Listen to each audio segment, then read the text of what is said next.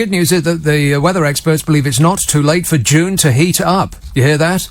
The bad news is we're running out of June. Forecaster James from Exacta Weather. Come on. Is there anything exact about weather forecasting? No. Exacta Weather. James said it was an abysmal start to the summer. Yeah, well, we know that. You can be exact when you're talking about things that have already happened. We're more interested in things that are gonna happen. He said, with better weather on the horizon in the coming weeks, a flaming June is still on the cards. You hear that? Flaming. We'll take it. The Met Office says there's an outside chance of temperatures hitting 77 degrees Fahrenheit in London and the South East on Sunday. Oh, it'll be as warm as February. 77 degrees. And for you kids who like that newfangled centigrade temperature, you double it and add 32 to get centigrade. So double 77 is, double 7 is 16. So double 77 is 16 and 16. So that's 1,616. And add 32, it's about 1,800? It's going to be 1,800 degrees centigrade on Sunday. Can you believe that? No. But there has been a little moisture in the air. Have you noticed? There's 17 flood warnings and 56 flood alerts issued by the Environment Agency. I don't know what you're thinking. What's the difference between a flood warning and a flood alert? Well, a flood alert sounds like this. Warning, warning. And a flood warning sounds like this. And that was after a week that brought double the normal amount of rain for the whole of June in just a few days. Pouring out the sky, all over our upturned faces it was. Heavy rain and flooding caused disruption to trains in the northwest. Rail services were disrupted in the East Midlands. Lincolnshire Fire and Rescue said nearly half of its call-outs overnight were related to the weather. In the Midlands, people needed rescuing from cars in floodwater. The Met Office said there's a chance that some communities could become cut off. Oh, no. They said conditions on the roads will be treacherous with surface water, flooding and intense rainfall, so they advise you speed up. Crank up the stereo to its maximum volume. Rock and roll! And tailgate the car ahead. Undertake whenever you can and fly over blind rises and around corners like you're in a film starring Vin Diesel. Nothing bad will ever happen to you because you're special. And now the good news. There are currently no Met Office warnings in place past today. So only another 2 hours to go. And then you can remove the sandbags from the front of your ass. Conditions are forecast to be drier. Can you remember drier? Conditions are forecast to be warmer and sunnier. But, and it's a huge, giant, wobbling, moist but, there is a risk of heavy and thundery showers in some places. Mostly over Glastonbury, I expect. It seems to be hitting the Isle of Wight. Wet, wet, wet got wet. I bet George Ezra will get wet. But, to be fair, George Ezra arrived wet. Correct. He was wet before he showed up. He's one of those blokes who sings through his nose, isn't he? God, there's so many of them about. Here's the 3-day weather outlook. Tonight, evening will be mostly dry except for Northern Ireland and parts of Scotland. I bet I know which part. Saturday, temperatures generally below average but a little sunnier, so that means it's sort of getting better-ish. Sunday and Monday. Wait a minute, this is not a 3-day weather outlook. This is a 3 or 4 day weather outlook. Incorrect. Inexact. It says on Sunday there's going to be a mix of sunny spells and scattered showers. Now, would you like to know the forecast for the rest of the month and into July? Well, it very much depends on what the forecast is like, I suppose you're thinking. Well, here it is. Get ready to grip onto something firm. Tuesday through Thursday, the 27th of June. So that is pretty much the rest of this month. Somewhat drier, although it would be going some to be somewhat wetter, wouldn't it? Somewhat drier and more settled. It's going to be warmer than of late with some sunshine. Southern areas may become very warm for a time. Well, that's a bit vague. What does that mean? Very warm. In the final week of June, there are signs of more widely settled and warm weather. Oh, But here's the forecast for almost the first 2 weeks of July, when it really, really, really needs to be super hot and warm. Otherwise, the summer's a washout. Another one of those. Again. You know, we had a year like last year, and we kid ourselves. The same thing happened at the beginning of this year. There was that one day in February, remember? Everybody went berserk and thought, wow, we can put our woolies away. No, you can't. Have we learned nothing all the time that we've been alive and living in this country? Have we learned nothing at all? Summer doesn't start at least until mid-July. So what's it going to be until mid-July? Well, it could be a continuation of mostly dry and warm weather for the southeast of the UK, along with light winds,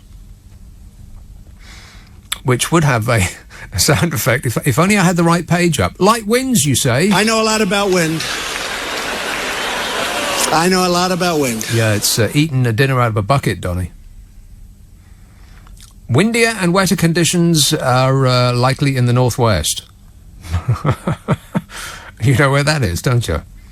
Into July, there's more chance of showers and longer spells of rain across the country generally, although the south and the southeast will still see the warmest and driest conditions, which is why it's more expensive to live there.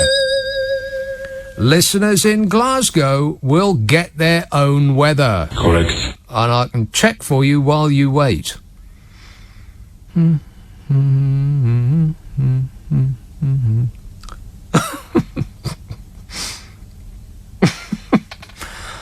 Okay, you want me to tell you? Raining tonight and raining tomorrow and raining on Sunday and raining on Monday. Cloudy on Tuesday and raining on Wednesday and raining on Thursday. Cloudy on Friday, Saturday, and then raining on Sunday and raining on Monday, and cloudy on Tuesday and raining on Wednesday and cloudy on Thursday.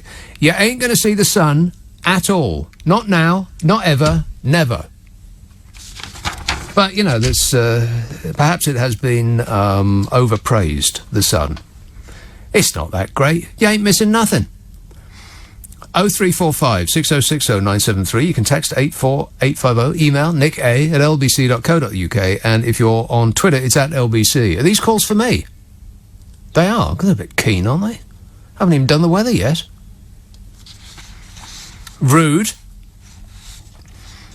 So there's a couple of festivals on at the moment, and the lineups sound just fantastic, don't they? No. Music aficionados braved a tornado on the Isle of Wight, while some festival goers abandoned a described mud bath at the Download Festival. And they're going to get more rain. The sodden conditions, it says in the Mail, did little to dampen the spirits of revellers arriving for the Island Festival, which is headlined by Noel Gallagher's High Flying Birds. Oh, they are fantastic. Boring. And George Ezra and the well-known spelling mistake, Biffy Clyro. Who is that? Who is Biffy Clyro? A good band. Well, that's not telling me anything. But you have made a tremendous contribution to this show so far. I just want to make that point quite clear. Biffy Clyro. It sounds like a country and western singer who decided on a name while drunk. Biffy. And then Clyro. It's a no from me. As though the weather isn't depressing enough, by the way. George Ezra is headlining the main Saturday night act stage thing. At Download, the annual heavy metal rock festival in Donington Park, some punters left before the music had even started. What? What? Come on. Come back, kids. It's a George Ezra free zone. He ain't going to be playing the Download Festival. Actually, I'd pay a bit of money to see that. Can you imagine the reception that he would receive? I mean, they've got Slash and Def Leppard and Whitesnake. I mean, just between them, you think there's enough hairspray to melt the ozone and burn that rain right out of the sky. They've also got bands called Lamb of God, a Behemoth, Godsmack, and Tool. None of which are names I made up. They also have Ooze and Mutilate and Gouge playing. And they are names that I made up, but someone should make them their own straight away.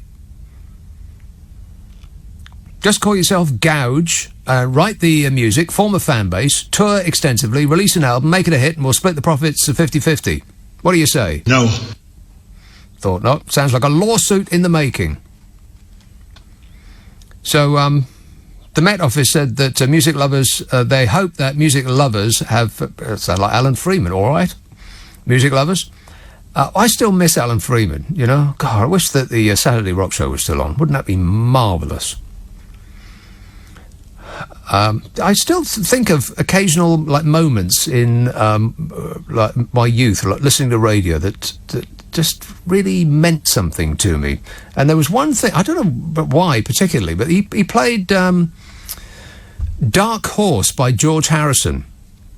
And there's a break about 3/4 of the way through, and I don't know why this stuck with me for what year is it? It's almost 50 years. I can still remember it vividly, as though I had heard it just yesterday.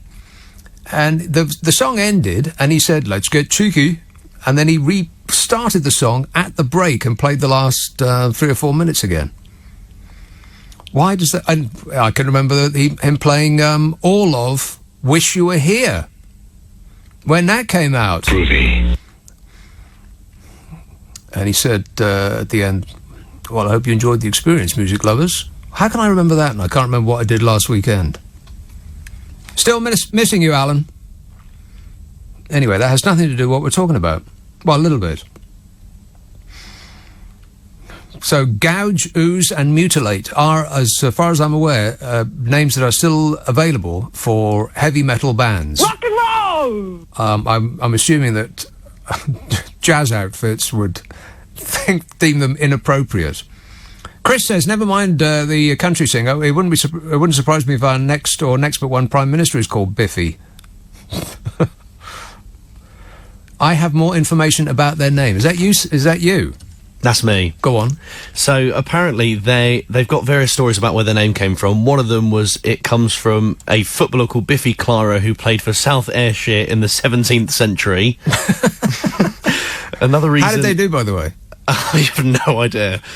Another story is Did they play Forfar? Very, very good. Another was that they were thinking of manufacturing Cliff Richard merchandise, and they thought about the Laszlo biro pen and thought of Cliffy Biro. There's a couple of others here. Oh my God, that's awful. It's also an acronym, apparently, for Big Imagination, for Feeling Young, 'cause life yearns real optimism. Wow, I hate them now even more than I did before. I have no idea who they are, but I really, really dislike them, if that's any help. I mean, I hate to be one to just leap to conclusions based on no information of any kind whatsoever. But we're all about feelings now, baby. 0345 6060 973. I've got plenty more I want to talk about there. Hey, if you've been to these festivals, then call me up and tell me what it was like. If you're at one right now and you're listening to this show, what the hell are you doing? You're out of your minds. Joseph tweets, you should spend a few minutes talking about the band Carcass again. Your discombobulation was a joy to behold. Well, you know, I did rack my brain trying to come up with names for heavy metal acts that don't already exist. And it's not easy, I can tell you. As far as I'm aware, there is no band called Ooze. There's also no band called Mutilate or Gouge. But to my knowledge, but it is possible that they do actually exist. I did think Gristle, but somebody's already got Throbbing Gristle, so that's actually one louder. So anyway, the Met Office said, hopefully music lovers have packed enough waterproofs and dry clothes, and warned of yet more weather to come overnight, and decidedly unsettled weather over the weekend ahead, with thundery outbreaks in places. And get this, and then the Daily Mail went and asked people, how'd you feel? One music fan said she spent £600 on the Download Festival, but left because of the weather. She said, we travelled home last night, got in at 4 a.m, gutted is an understatement for how I feel about leaving. Well, you shouldn't have left then. She said, we couldn't have afforded a hotel, we couldn't afford to drive home and then go back up the next day. We made a very difficult decision to leave, And to all those who have made the same decision, I am sorry you felt the same way. How un-rock and roll is that? Rock and roll! It's damp, so you're leaving? She said, we wanted to save ourselves, our clothes, our belongings before they got drenched and ruined. Ruined? Yes, you went to see a band called, and I'm not making this up, Municipal Waste. Exactly what kind of clothes did you take that would be ruined by moisture? Another woman said she left the heavy metal festival because of the mud. Others said they were planning to stay in a hotel instead of camping. What? I am stunned. Louise Booth said that she booked a hotel just 6 miles from the festival. Now, you might have noticed a trend here, and I thought that this is beginning to sound a bit suspicious.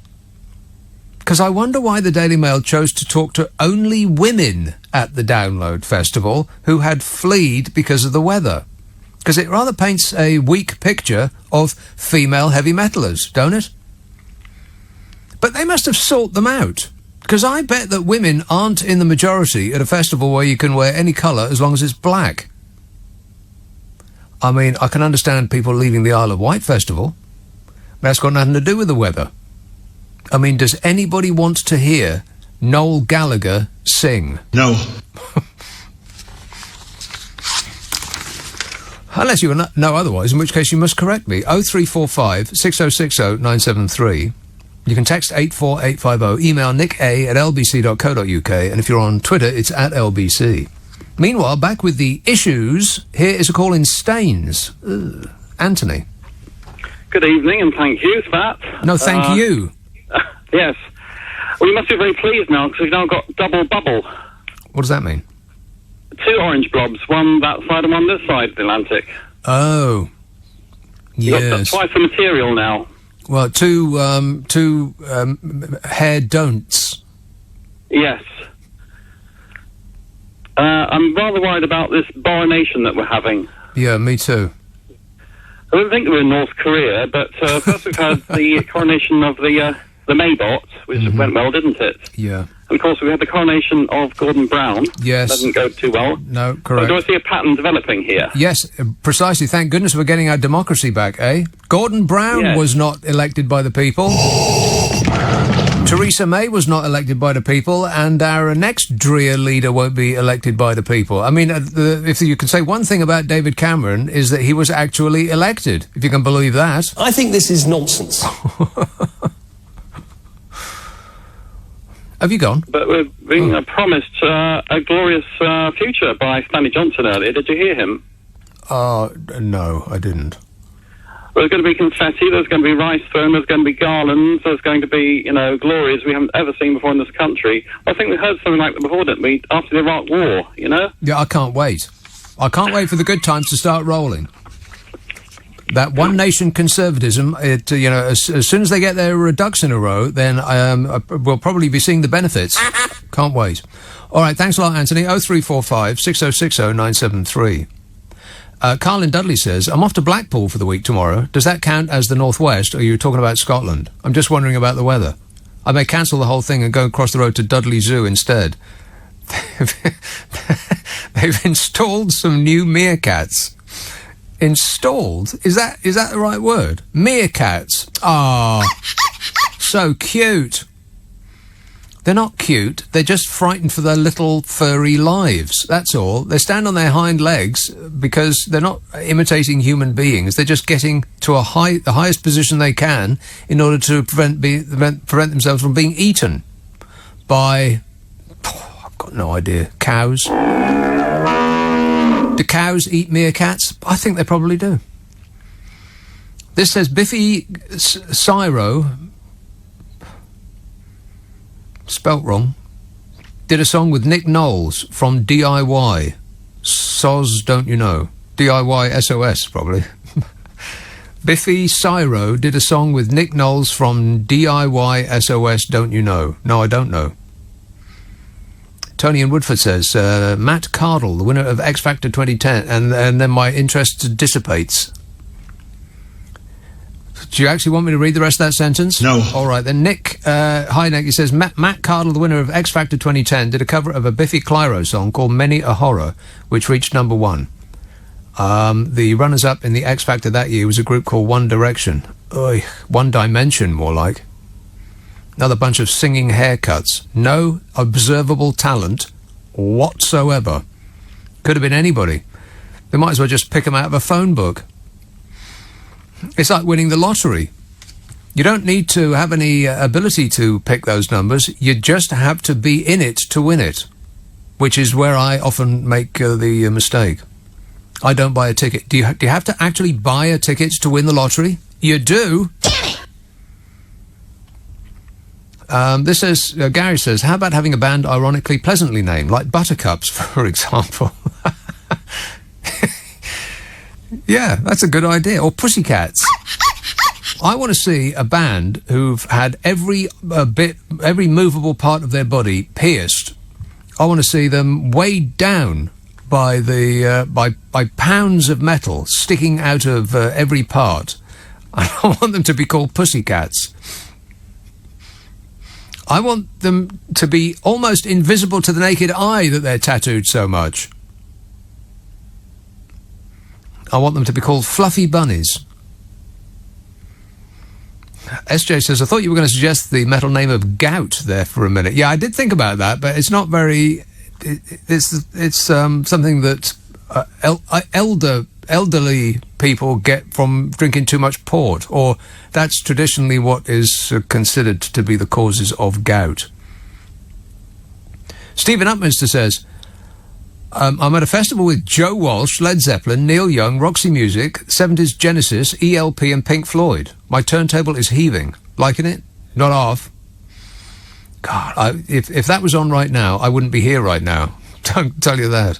I'd tell with the greatest respect, I would tell my bosses that the same thing that I told the boss at my very first job, the Tudor Rose restaurant in Edinburgh. I said, I'm not coming in next Saturday because I've got tickets to a thing called Who Put the Boot In at Celtic Park, which featured, in reverse order, see if I can get this right, Little Feat, The Outlaws, Chapman Whitney Streetwalkers, who were absolutely sensational, the sensational Alex Harvey band, who were beyond great, and an up-and-coming band called The Who. Rock and roll! And my boss at the time said, you're not going because Saturday's my busiest day. And that was the last day I worked there. And that news item about Joe Brand, by the way, she said it was crass and insensitive. Well, you got that right. You know, if it hadn't been for a slew of stories about people throwing acid over each other, which is just totally horrific, I don't even want to think about it, then it might not have been as bad as the reaction warranted. Does that make sense? A little bit. But it has brought me together mentally with a person I never thought I would agree with on anything. I can't believe I'm about to say this, but I agree with Richard Littlejohn. What? I am stunned. He says, no, I don't think Joe Brand should apologise or be sacked by the BBC for joking about throwing battery acid at Nigel Farage, or investigated by the old Bill. The clue is in the word joking. Brand is a comedian. She tells jokes for a living. Whether or not you find her funny is a matter of personal taste. Holy smoke, who's taken over Richard Littlejohn's mind? He says, if you don't like her politics or material, you don't have to listen to her. So spare us the faux outrage. Wow. That's a first. I'm going to cut out this article and frame it.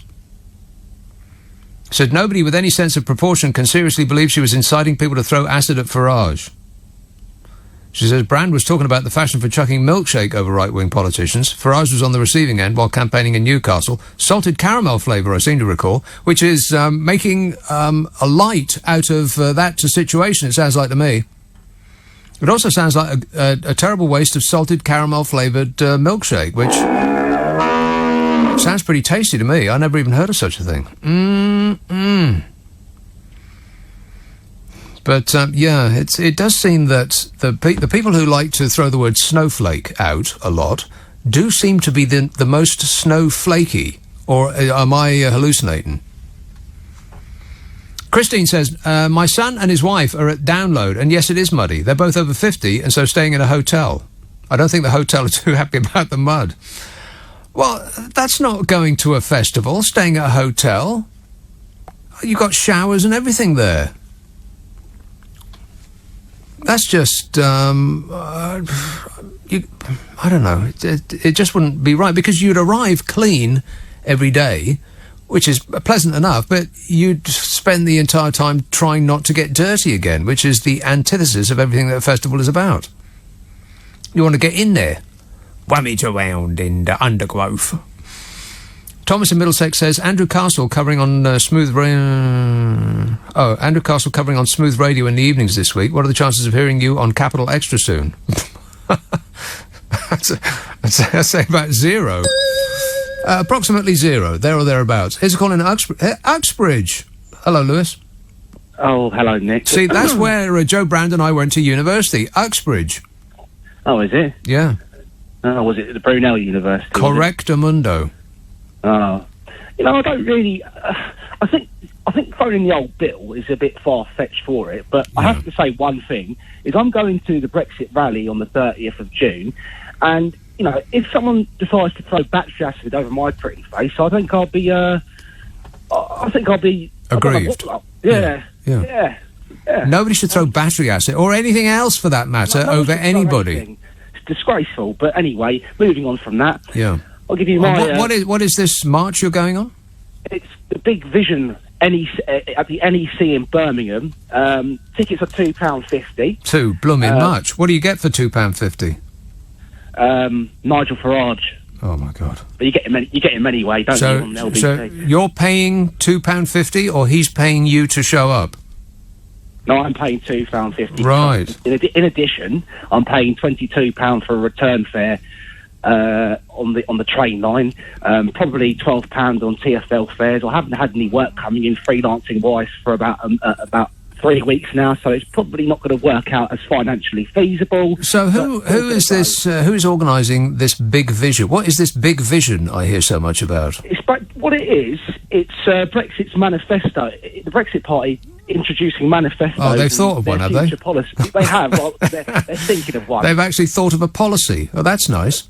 I don't know what it is yet, but that's why I'm attending to see what it's all about, because it sounds very interesting. You know, the festivals aren't really my cup of tea. Where all my mates are down there this weekend, I'm just listening to you. You're making me less miserable, because you always make me laugh. You and Steve Allen. I've got cracked open a few cans of Foster's. I may have gout, but probably IBS. I think gout is the constant. You have to. No, see, I don't know what I'm talking about now. You do not take medical advice from me, or any other kind of advice for that matter. Correct. But isn't gout the product of having a more concentrated alcohol? Well, I have every type of alcohol under the sun. Oh, right, okay. So you do not limit yourself only to beer. I don't take any drugs like some of the politicians once did once upon a time. Yeah, sure. Yeah, once upon a time. Yeah, they did it just once, and it was a mistake, and they regret it. They've regretted it every moment since. Oh, what's a load of cobblers, eh? What's a load of cobblers, eh? Honestly, he's taking toots of Richard Gere and Boris Johnson, who couldn't find Uxbridge with a sat-nav in my constituency, which is falling to pieces. See, I always wondered about that. How often does Boris Johnson actually show up in Uxbridge? Oh, well, I've never seen him there at all. I'm always in the Good Jar every other day. I'm in the Good Jar. When I get a moment spare, I go down and have a chat with the locals. I'm only 22. Where's the Good Jar? It's in the Uxbridge Good Jar, and it's one of the Wetherspoons. It's cheap and cheerful. It's on the high street, and it's full of old boys for the time 20. Yeah, I'm sure it is. I'm sure it is. Yeah. I worked in a pub for 5 years during the day, so I know exactly the kind of people that show up there. Well, people like me, miserable, whinging, whining and moaning. Yeah, that's about it. Stop whining. They sit at the end of the bar and nurse a bottle of stout for about 3 hours and complain and complain and complain. Whinging and whining and moaning. Yeah, that's about right. Yeah. I also have this little game I've got going on in the pub where who can cough the loudest. I don't know if you've ever heard of that before. That's a game? It's a game in my mind. Well, how does the game work? Well, someone starts off in the corner going, and then I might add my little bit. Yeah.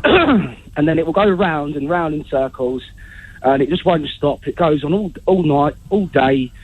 Happens all the time. Wow, that sounds like a fantastic game. Boring. Are you out of your mind? Brilliant. Oh, it's brilliant. It's brilliant when you're reading the paper as well. Yeah. When I was reading Andrew Pearce's column earlier on, just Coughing away. coughing away. Yeah, it's good fun. Oh, yeah, well, I think that redefines the word good and fun. All right, Lewis, I think I've got to go. 0345 6060 973. I've got a tickly throat. Don't start me off. Martin says, don't forget to wish Trump a happy birthday. That's right. The screaming Mimi's got a birthday today. I bet he's, having met the Queen, having bought off the Queen the other day, I bet, oh God, the lights have just gone out. Isn't that curious? I find that highly suspicious, actually, that the moment I start talking about Ancient Orange, the lights go out. Coincidence? I don't think so. But boring the ears off the Queen... Oh, wait a minute, I have to wave my arms in the air like I just don't care. Sitting here doing the disco dancing just to keep the blooming lights on. They should provide me with like a stationary bicycle. I mean, the lights go off in order to save the planet. We're just trying to do our bits to protect the environment. But I could sit here and do like a stationary bike. Or give me a treadmill or something. And we could actually make money out of this show. I could create enough electricity to put it back up the national grid. Think about it. 0345 6060 973. Paul says, did you know that Billy Ray Cyrus, featured on the biggest song in the world, is featured on the biggest song in the world right now? It's called Old Town Road. And it's by the US rapper country singer Lil Nas X. You're making this stuff up. Country rap. Now, if you were going to shorten that, because that's way too many syllables, that's 3 syllables, country rap, how would you shorten that? Let me think about that for a couple of minutes. He says, my ears bled when I heard it. George Ezra has 3 songs in the top 42. You are kidding me. Ed Sheeran has 2 in the top 5. Yeah, thanks a lot, Ed, but you have delighted us enough. He says, one with Justin Bieber and one with Chance the Rapper. What happened to Alan Freeman in the good old days of music? They're gone, long gone. Well, those days are gone, but the music's still here. Rock and roll! That ain't going nowhere. Fortunately, it's still here. And you don't have to wait for it. You don't have to wait for the next album by. You don't have to wait for the follow-up to Dark Side of the Moon. It's here already. Martin says, you have to pronounce this the right way, Roger Scott on Capitol in the 1970s. The DJ's DJ. He says, I hear it's raining in Glasgow now. Yeah, well, I think it probably is. Roger Scott is the DJ's DJ. Those of you who can remember back that far, and I certainly can, well, recall that he was the fellow that made every DJ for about the next 20 years pronounce the letter S as an SH. Yes. That was his fault, that was. He was also the first DJ to play more than 2 songs in a row without putting a jingle in the middle to alleviate any alarm in the listener that the DJ had died.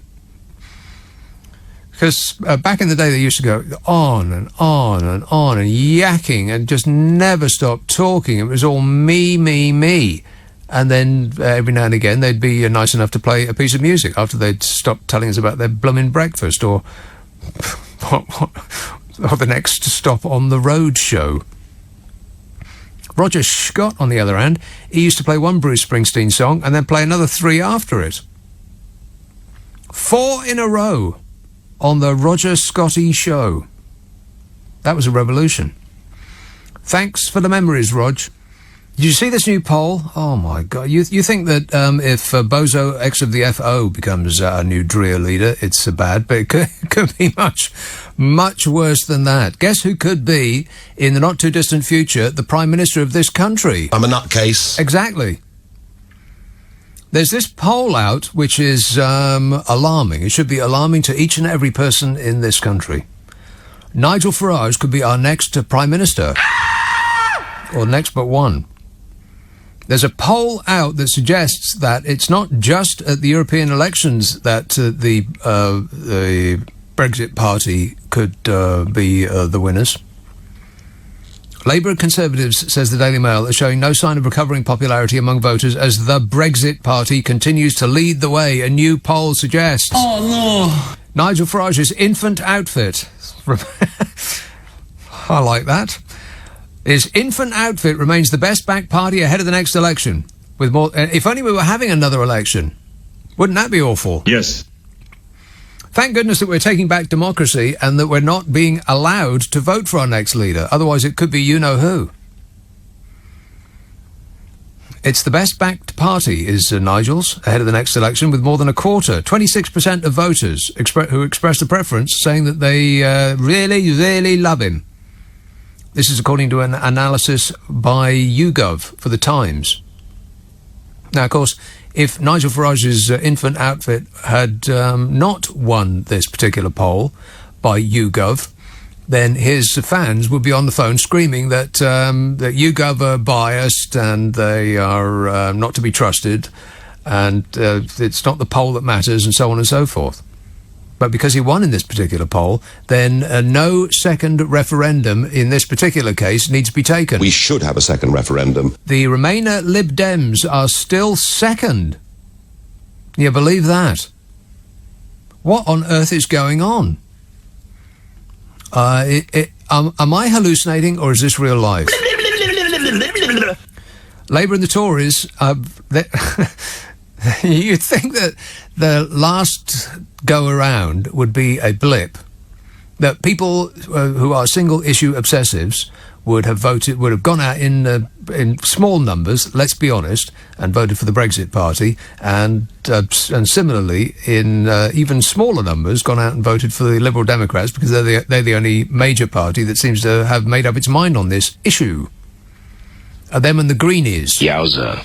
But apparently not, because the Tories and the Labour Party haven't gone up since the poll at the European elections. They've actually gone down. What? And there's a picture of Nigel. There's a picture of Nigel Farage with his mouth open as wide as the Mersey Tunnel. How does he do it? He's like those snakes that can unhinge their jaw in order to swallow buffalo. I challenge you to find a picture with Nigel Farage with his mouth closed. I bet you can't do it. A brand new car to the person who can find a picture of Nigel Farage with his mouth closed. This offer not available. Terms and conditions apply. Always read the label. So he was at number 10 Downing Street. And he was, I don't know who he was with. I should have done my research. I haven't done my research on this show. Can you believe that? Yes. But he was at number 10 Downing Street with a letter for Mrs. M, as though that poor lady hadn't suffered enough. Poor Mrs. M. How's being Prime Minister working out for you so far? Oh, fabulous. I bet she can't wait to kick off her clown shoes and put her feet up and relax. Take a break, Mrs. M, you deserve it. So he was at number 10 and he was handing in a missive, and he was he was carrying a brolly, and so was the fellow beside him. And I was curious about that, because did you notice that they were both using the same umbrella? And so I actually looked it up. I had to stop the video in order to examine the logo on the side of the umbrella, because I thought, are they advertising somewhere? Why would two men who are not living together leave the house with the exact same umbrella, I thought? Am I the only person who thinks about this kind of stuff? And so I looked it up. So I paused the video and I looked it up, and it was from a hotel. And I know what you're thinking. What kind of a hotel gives out umbrellas? A very, very expensive one. That's what kind. It was the Renaissance Hotel in King's Cross. I've investigated this fully. It is a magnificent-looking place. But if you have to ask how much the room is, you can't afford it. The Renaissance Hotel in King's Cross, just by the Eurotunnel train station. So easy access to get to the European Parliament, where he won't show up for a vote. What does he do there? I mean, apart from blow in, record a YouTube video, and then blow back out again. It's one of the most impressive five-star hotels in London, and therefore the world. A steak costs you £42. What? Chips are extra. Even the most basic rooms are over 300 quid a night, and they go up to £2,000. That doesn't even include breakfast. So let's assume that Uncle Nige does not bother himself with the most basic room and indulges himself with a suite. All the better to burnish those man-of-the-people credentials. I just hit the wrong one. Well, it's groovy. Begins with G, which is where groovy and goofy. I keep doing that because they both look the same. They share almost all the same letters, bar one. I should separate those buttons. Never mind, it's too late to play it now. Anyway, he was taken to task, was our Nige. See, now, don't you find that a little bit odd? Maybe they were staying in the same hotel and they came out in a period of enormous precipitation. It's not like the rain took them by surprise. It's been raining for absolutely ages.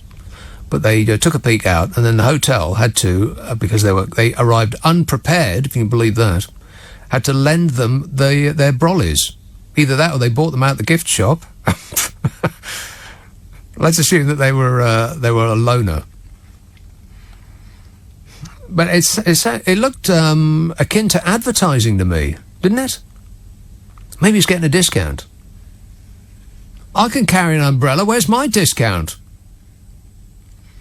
Anyway, he was taken to task, was Uncle Nige, and he was told by a highly placed person of some repute that you, Nigel, do not speak for the people of this country. Guess who said that?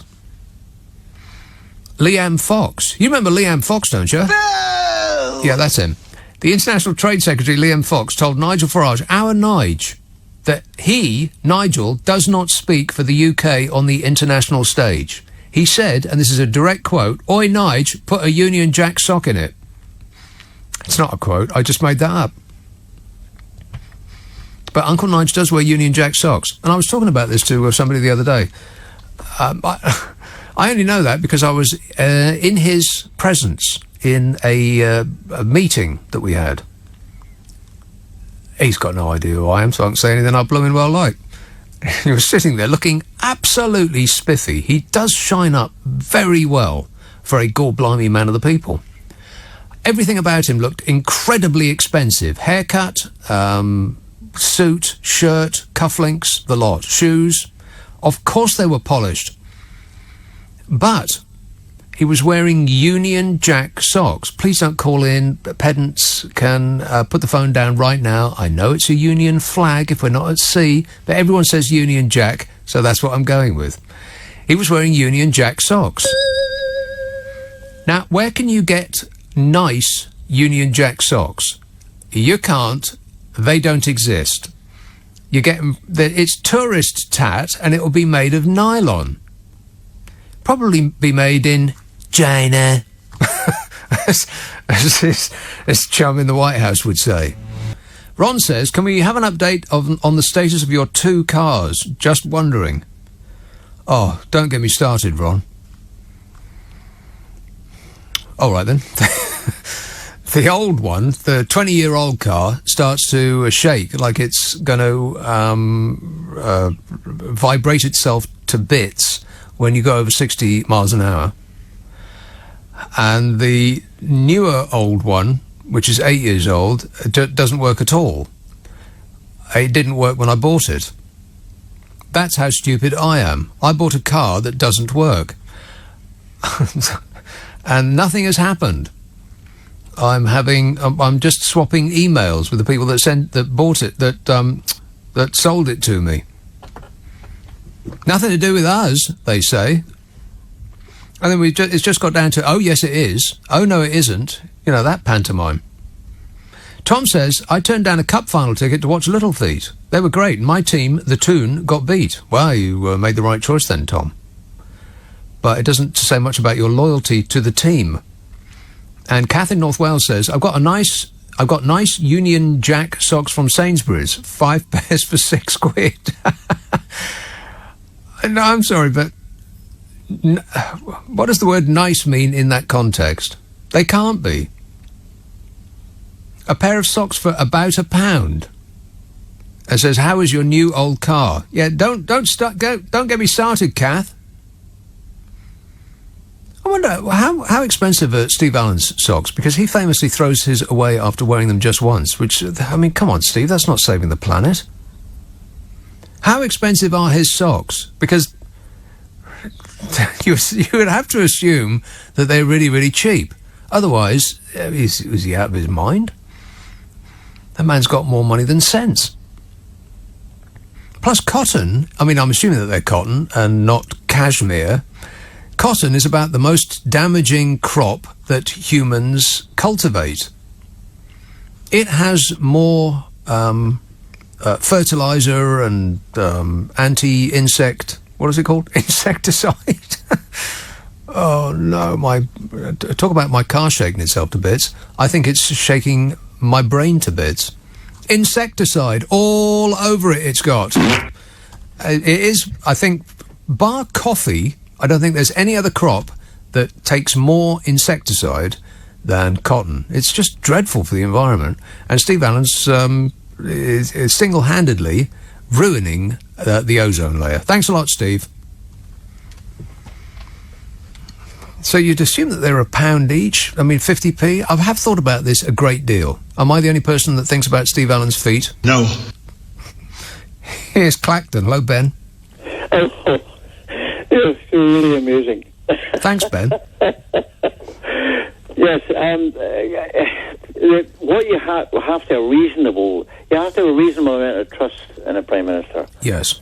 Now, if Boris Johnson said it was raining outside, I would have to look out the window. Mm. And that's the type of person you're putting in power in this country. And you can have a litany of bent bananas and blowing up balloons and kids being endangered and standardised coffins and all that sort of stuff. And he said all of them, and we still, I just don't understand how people think in this country. If Boris Johnson told you that there's a heat wave outside, Ben, you want to pack your hat, coat, scarf and gloves. That's right. And the problem is it gets very serious when a person like that is in charge. And he's voted for I mean, if you look at most MPs, there are sites on the internet that looks at what they actually vote for. Yes. And he's voted for every austerity measure the government's actually put forward, which is, according to the latest reports, has killed unnecessarily over a period unnecessary deaths of people because of the cuts. Well, as opposed to necessary deaths. Well, you know what I mean. Preventable. I use preventable. Yes. Deaths. I know. Actions have consequences. If you drain money out of the system, then it has consequences for actual real life people. It does. Of course, nobody that he knows wouldn't have any consequences for anybody that he personally knows, but I'm sure that some of his constituents may be adversely affected. Well, those poor poverty-stricken £50,000 a year people, you know, I really feel... I was crying yesterday because I felt so sorry for them. They're going to give them another tax hike, like they've done for the last 10 years. Not tax hike, tax cut. That's what you meant, though, right? Yes. Yeah. Well, this is Boris Johnson's big idea. It's another one of these. It's the George Bush mantra. You remember George Bush, don't you? Absolutely. Yeah, he said that he was a proponent of trickle-down economics. Ain't no such thing. Trickle-up economics exists, but not trickle-down. And that's been proven over and over and over again. If you give a tax cut to the rich, or in this case, the super rich, it does not flow back down all over the upturned, expectant faces of the poor and the needy. That's the opposite of what happens. People just buy shares in their own companies to increase the share price of that company, and then by that method they increase the likelihood of getting a super soar-away bonus. That's what people. That's what companies did with the tax cuts that Donald Trump gave them in America, thereby increasing America's national debt by $1 trillion. I'm not making it up. That actually happened. That's a number so big I don't even know what it is. $1 trillion. I make $400 million a year, so what difference does it make? He only made $400 million one year, by the way, and that was the year his daddy gave it to him. But Boris is a sort of doppelganger on a smaller scale as Donald Trump. And that's the big problem we have, and we're going to be stuck with this fella. Exactly. I think they're cut from the same cloth. I think that there has been a realization around the world since Donald Trump became the President of the United States of America. I'm president! Can you believe it? No, we're still stunned. There has been a realization among politicians that you don't really have to know anything. You don't have to research anything. You don't have to have facts at your fingertips because, and to quote the fellow that was sitting next to Aaron Banks when they larked about at that inquisition in front of the Select Committee, nobody's interested in facts anymore. I mean, I'm paraphrasing. He said, it's all about feelings now. I think the very phrase was, don't try to argue with facts because it's just white noise to people. And that's about right. Just tell people that everything is going to be super and tremendous and great. Vote for me. And if you do that, then it's quite likely that a third of the population will say, hey, you know what? Why hasn't anybody told me that before? I would like things to be super and tremendous and great. I'm going to vote for that genius. Well, the most entertaining thing I've watched over the last few years is Boris's performance at the Finance Select Committee, where his friend, he's a good friend of Boris, was chairing that committee. And he said, the words were, come, Boris, we know all that is not true. And of course, if you ever get a chance to watch that, it's really entertaining. Right, okay. I'll look it up on the internet. It's probably under the title... A big sack of monkey nuts. All right, thanks a lot, Ben. 0345 6060 973. What do you think, Boris? Here we go. Boris Johnson has promised to cut taxes for around 3 million higher earners by raising the 40p threshold from £50,000 to £80,000 if he becomes Prime Minister. He used the Telegraph, who pays him... How much is it? Like £250,000 a year or more. I think it's more because he stopped doing it for a while, so he almost certainly renegotiated, earning way more than that now. But let's assume it's £250,000 a year for dashing off 1,000 words a week, which, by the way, you remember this well, he called chicken feed. He said, if they're willing to pay me that, then that's their lookout, isn't it? So he used the Telegraph to make the case for the cut, raising the 40p threshold of tax from £50,000 to £80,000. He said, we should be raising the threshold of income tax so that we can help the huge numbers that have been captured in the higher rate by fiscal drag. Well, first of all, there's not huge numbers of people earning over £50,000 a year. That's double the national average. Well, they say that it's double the national average. I mean, you will hear that number quoted, £25,000 a year is the national average. But I wonder what kind of average they're using. I mean, can anybody remember their statistics lessons? Boring! Were you awake during your statistic lessons? Negative. Well, you would have learned that there's 3 averages. There's the mode, the median, and the other one that I can't remember. And people usually take the worst of those averages, the least representative, the least average, if you like, of those averages. They just add up the total and then divide it by the number of people represented. But that doesn't actually give you a clear picture of the situation. And I'll give you an example. Would you like me to give you an example? No. If there's a pub in, I don't know, pick somewhere horrible. Hull. And I mean this in the nicest possible way, I do. If there's a pub in Hull, then you'd imagine that the people in that pub would be on somewhat less than what we now think of as the national average. Let's assume that let's be generous and say 20 grand. That most people in there earn about £20,000 a year. Now, in the unlikely event that Bill Gates walks in, if you now add up how much all of those people in that pub earn and divide it by the number of people in that pub, everyone in there is a billionaire. But they're not. But that's the actual average. They're all billionaires, on average. See, you've got to be very careful about averages, and I very much doubt that the most common figure for people to earn in this country is about 25 grand. I think it's probably much less than that. But anyway, let's not nitpick. So he said we're going to raise the threshold for paying 40p tax from 50,000 as it is now to 80,000 and above. He said the move would cost £9.6 billion a year, which would be paid for partly, he said, from savings in Brexit no-deal preparations. Does that make sense? No. That must be that £350 million a week that we would have been spending on the NHS, if that money had actually existed. Now the money that doesn't exist will be used to give bonuses to the already comfortably off. Well, that certainly sounds like the leader of the Conservative Party talking. The former Foreign Secretary, Bozo of the FO, argued in his column that we should be cutting business taxes as well. This is despite this country having already one of the lowest corporation taxes among the developed world. Among the developed world. Among developed economies. That'd be a better way of putting it, wouldn't it? Correct. It's 19% now. Hey, Boris, do you have any policies that don't involve cutting taxes? Yeah. Wait a minute. Think about it. Jeremy Hunt, the Foreign Secretary, has pledged to use the no-deal fiscal headroom to slash corporation tax from 19% to 12.5%. Dominic Raab, another leadership contender, has previously said that the top rate of tax for those earning more than 150,000 should be scrapped altogether, and that the higher rate of tax should be cut to 35p.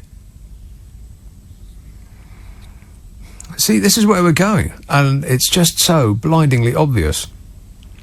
I wind the tape back. I do believe I've said this over and over again. We're going to be racing to the bottom of the barrel to give tax cuts to millionaires, the people who need it the least. And the justification will be that they'll flick us 10 pence once in a while, for which we Colchester says mode, median and range, Nick, all of which mean average in an average mathematics of maths. What? Does that make sense? Mode, median and range, which all mean average in an average mathematics of maths.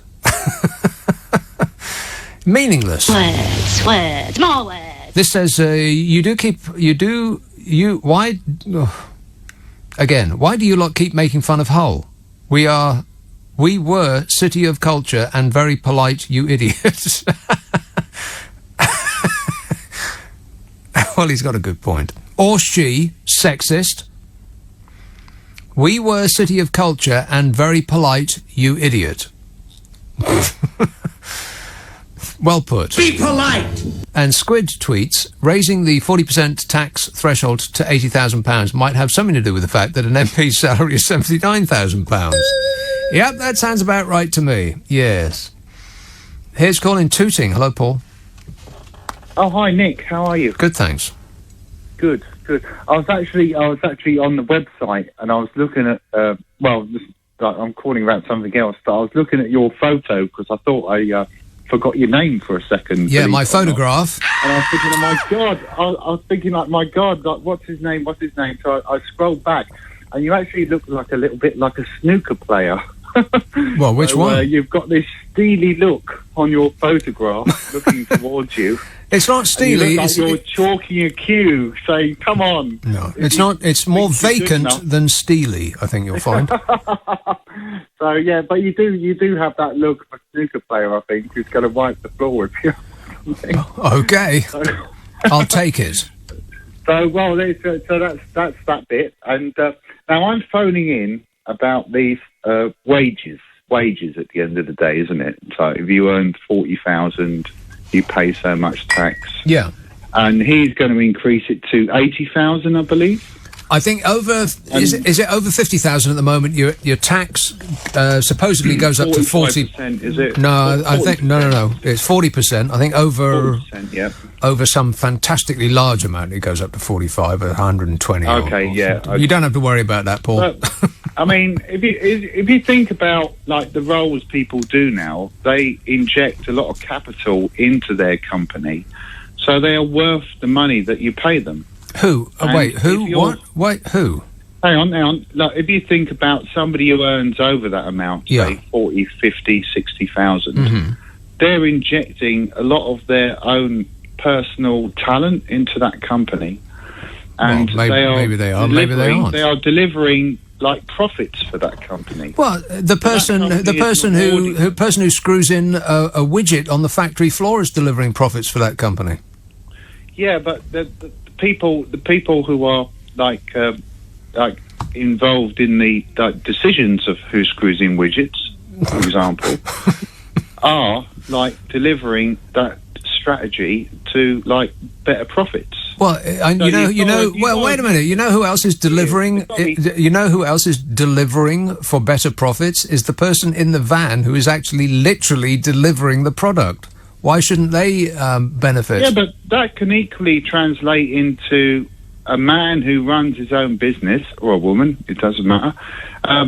Someone who runs their own business can be caught in that trap because they're earning a certain amount more than what the government says they're allowed to before they start taxing them at a higher rate. Yeah. But they're introducing their talent and vision into an organisation, company, whether they own it or not, or they're just employed and things. And it's their sort of vision that brings up that company and they make more money. So that should be fair, that the person who has come up with those ideas should be recompensed and things. And well, they are recompensed, Paul. No. Recompensated, or they're recompensated up to their eyeballs. Are you kidding me? They pay the same amount of tax as somebody who earns 25,000 on the first 25,000 that they earn. So there's equivalence there, and the same up to 50 when it changes. Yeah, but I think once you get into that higher management level, you get to this point where you've got a crossover from paying basic tax to higher tax. Right. So there is a little bit of a grey zone, because if someone offers you a pay rise, you're basically going to say, well, you know what, if you give me that pay rise, I'm going to be paying 40% tax on that pay rise. Yeah. So it's not exactly the pay rise which you're offering me.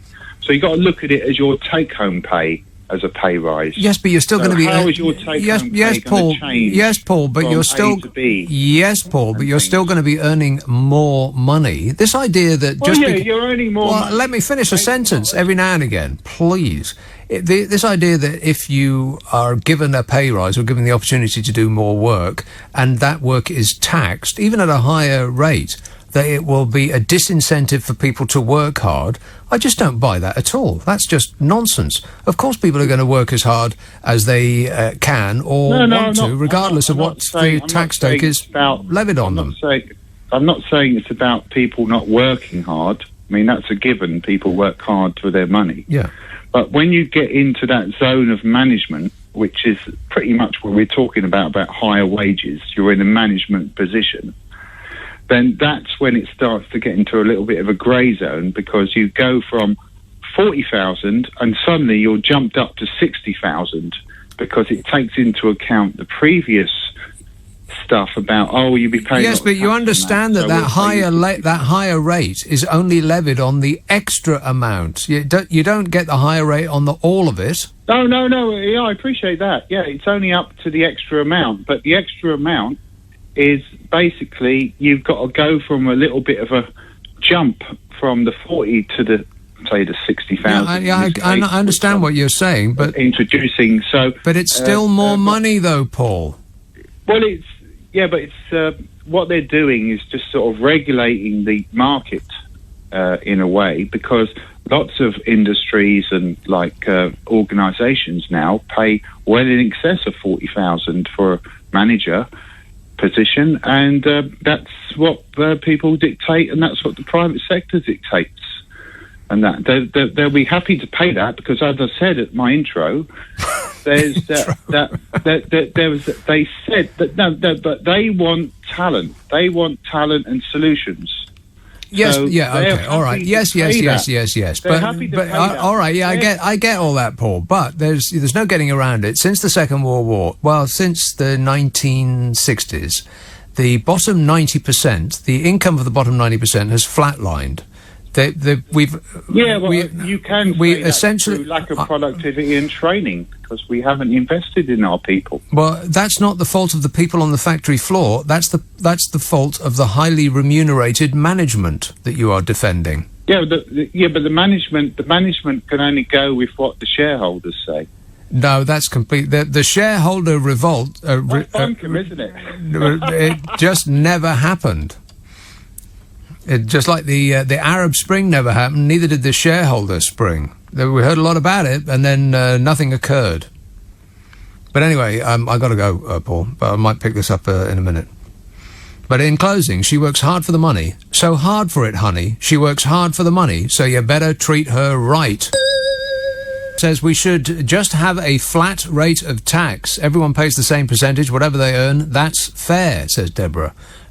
No, Deborah. You got that wrong. It's not fair.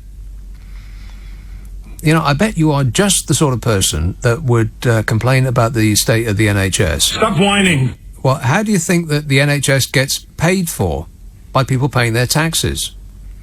Now, if we don't have enough to prop up the NHS in its current dilapidated state, then we certainly wouldn't have enough to prop it up if we decrease the amount of tax that we take off those who are earning the most. That makes no sense at all. John in Wimbledon says, you are responsible for me calling Barack Obama in a meeting today. He says, luckily no one listens to me anyway, so no one noticed. Well, I'm glad to hear it, Joe. Obama. You remember Obama, don't you? Back when the world made sense? Before our dear leader was Ancient Orange? That idiot. Trust me, I'm like a smart person. Kath says, do you have any holiday plans for this year? Have you been to Onga yet? Spelled O-N-G-A. Close. Says, I've just finished watching The Wire and I loved it. Thank you so much for the recommendation. What should I watch next? Well, on that subject of The Wire, I can't remember what the character's name was. But there was one character... it was a female character, but she spoke with such a thick accent that even I, who would demur from putting on the subtitles, every now and again I had to stop, pause, and rewind, and just put on the subtitles to figure out what it was that she just said. But if you like The Wire, then of course you must watch The Sopranos. I'll assume that you've watched The Sopranos. Absolutely. Then try Justified. That's an excellent show with, what's his name? The fella from The Thing? Oh, he is great. Breaking Bad. Just pick any American series off HBO and you'll probably do just fine. Steer clear of any British series because you'll almost certainly be wasting your time. David says, one of the best football chants I ever heard was when Quees... Oh, well, I better read ahead in silence because, football chants. Uh-oh, here we go.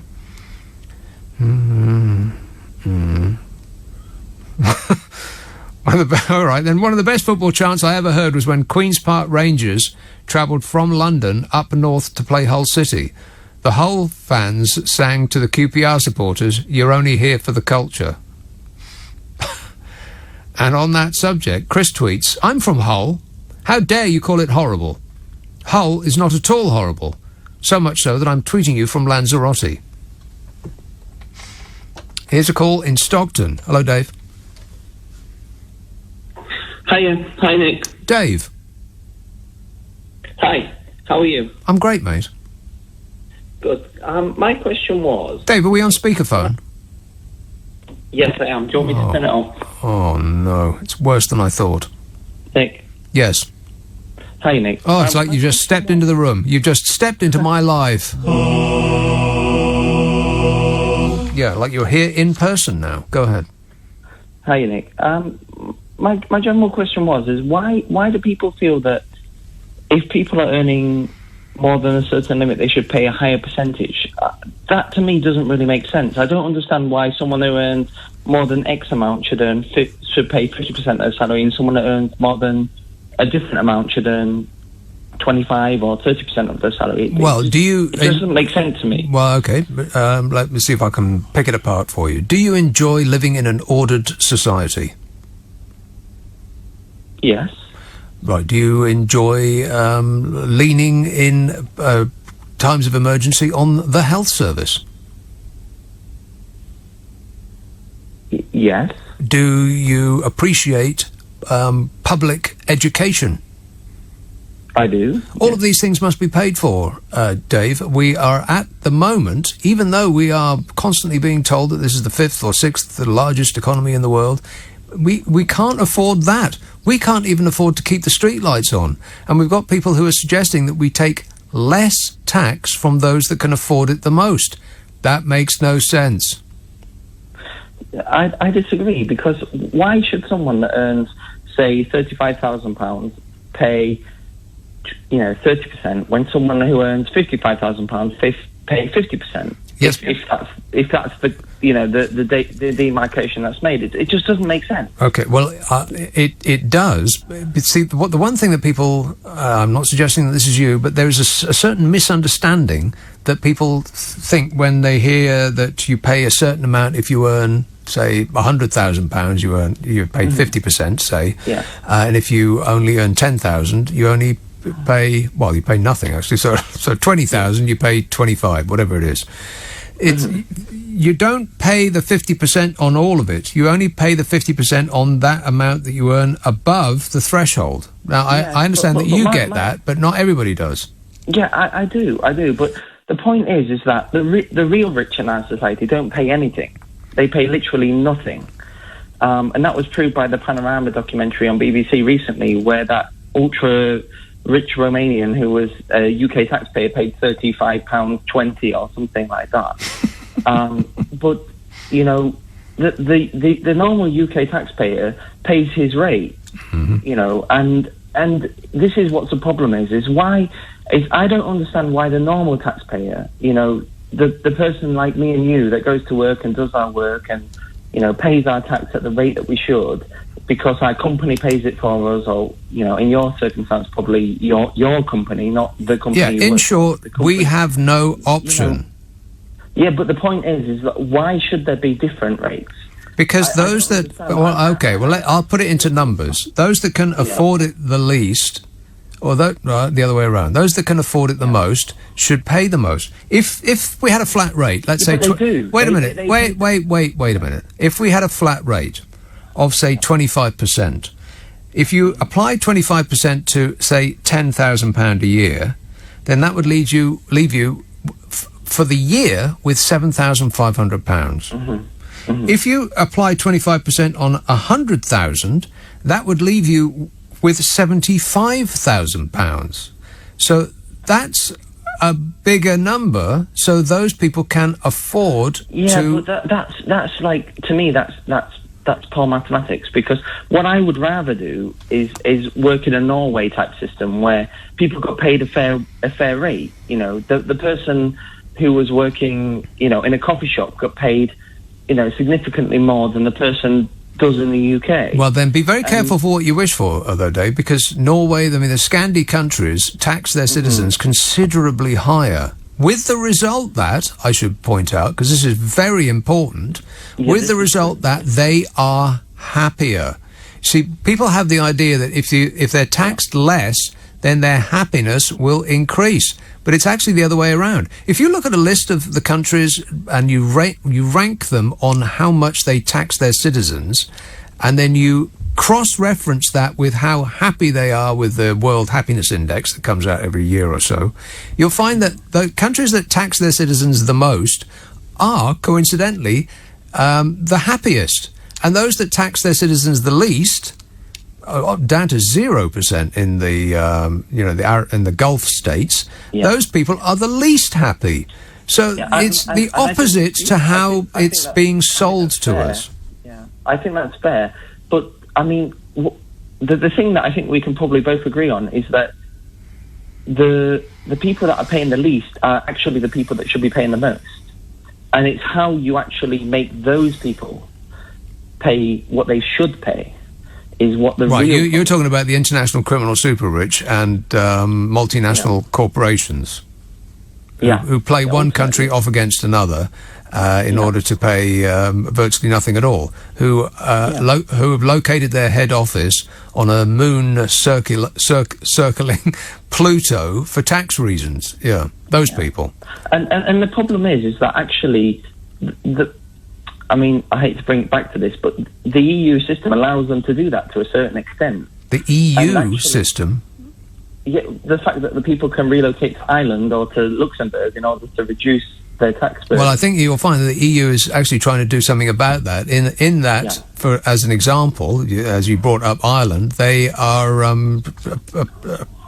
punishing Ireland, so it looks, through Ireland's reaction, by insisting that Apple actually pay their blooming taxes there. And the Irish authorities, meanwhile, are saying, no, we don't want their money. And the EU are insisting that they take it. So I think that if it was a toss-up between a future, let's say, conservative government in this country versus the European Union Rainbow Coalition, then I would guess that the EU is going to collect more taxes and be in a position to force corporations to pay more taxes than the future leader of this country, who will probably be crawling across the carpet begging corporations to come here in our post-Brexit desperation.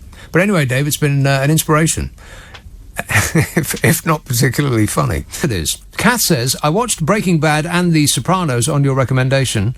Thank you. You're welcome. What did you think of Better Call Saul? Actually, I'm watching it right now. It's I was surprised, actually, because I won't give you any spoilers, but at the end of during Breaking Bad, they introduced this character called Saul, and he was like the comic relief. But then they did a follow-up series, like a spin-off series about this character, but it was a prequel, so he hadn't become the character yet, and his character in this spin-off series wasn't at all like the comic character that we came to love in Breaking Bad. I can't think of any other spin-off where they've taken a well-loved character but then completely changed the character for the spin-off, because anybody that thought, oh yeah, I really like that guy, I'm going to watch that other series, would have been sorely disappointed, because it really had nothing to do with it. Very, very bizarre choice, I thought. But good. This says Snoop. Her name was Snoop in The Wire. That's right. Couldn't understand a word she said. But I wouldn't I wouldn't complain to her directly. Joseph says, any chance of that fabulous book being released as an audiobook read by your fine self? It would really add to its wonderment. Let me think about that. No. No. God, everybody wants me to do their homework for them. Yeah, I've got a book out. Well, I've got many out. They're collected columns in book form. They're available on as an ebook for those who love the planet. Groovy. And those who hate trees can buy it in paperback. Well, I'm not going to read it to you. God, I've written it. You want me to do everything? East Sheen. Hello, Andre. Good evening, Nick. Long time no speak. How are you? I am super. Thanks for asking. Can I talk about tax? Yes. As a person that comes from Jersey and the Channel Islands, I know exactly how to avoid it. Yes. Live on Jersey. No, that's not fair. I think the UK has got the most sort of, what's the word? Sort of, I can't think what the word is. What, good, bad, indifferent? Progressive? Unfair. Unfair. Unfair system. In what way? Unfair to whom? Well, unfortunately, there's people that pay it and people that don't pay it. Yes. Mm-hmm. So I thought, you sort of stuff your money away in offshore islands and things like that you don't pay the tax. That's right. And there's the poor sort of people that are just paying the tax and sort of just have to pay it, and the people with the big money are the ones who are not paying the tax. Yes. And here's the reason why a flat tax won't work. Because the amount of times that you hear, if we just tax the super rich at a flat rate of 10%, some economists will come up with this ridiculous number. Let's just assume 10% would prevent, in their eyes, somebody who was earning, let's say, £100 million a year from squirreling their money away in some benighted offshore island and leaving the country in order not to pay any tax. It wouldn't happen. Here's why. Even at 10%, if you were earning £100 million a year and you had to pay tax at 10%, well, the actual percentage number is pretty attractive. 10%. Who wouldn't want to pay tax at a flat 10%? That sounds great, doesn't it, Andre? Yeah, but it's Russian roulette, though, isn't it? You push it from one island to another island to somewhere else, so they never catch up with you, do they? Yes, that's what they do. But here's why a flat rate won't work. It's because it's not the percentage that's the issue. It's the amount that the percentage is levied on that's the thing. Because if you tax somebody's £100 million income at 10%, that's a cheque for £10 million they're going to have to write. What? Nobody's going to want to do that. Even if you're only, he said, waggling his fingers in the air to denote inverted commas, only earning £10 million a year. If you get taxed at a flat 10% rate, you're still going to have to give up £1 million. Who's going to do that if they don't have to? And so it's got nothing to do with what the percentage rate is. It's the amount that it's levied on that's the thing. All right, then. I'll just come back to the UK and be a pauper then. Okay. All right. I'll see you at Dover. I'll flick you 10 pence if that's any help. Sue in Worcester says, Better Call Saul is so good. Stick with it. Lots of characters pop up from Breaking Bad. Yeah, I know they do. But it's not. It's the opposite of Breaking Bad, though, isn't it? It's just not the same at all. It's just really odd. I mean, Frasier was a spin-off from Cheers, but the character was exactly the same. It's the same with anything. Anything that's a spin-off or a sequel, it's... You see this with films. What do people... The producers think, what do people like about that film or that sitcom? Let's just give them that again, but change it ever so slightly. But with Better Call Saul, they changed it 100%. They've completely, utterly changed the character that would have drawn people to watch that programme. It's a very odd decision on their part, but I do like it. Georgina says, Charles Turwitt sell nice Union Jack socks. Do they? She says, I would recommend them, and you can get them at a bargain price at Bicester Village. Huh.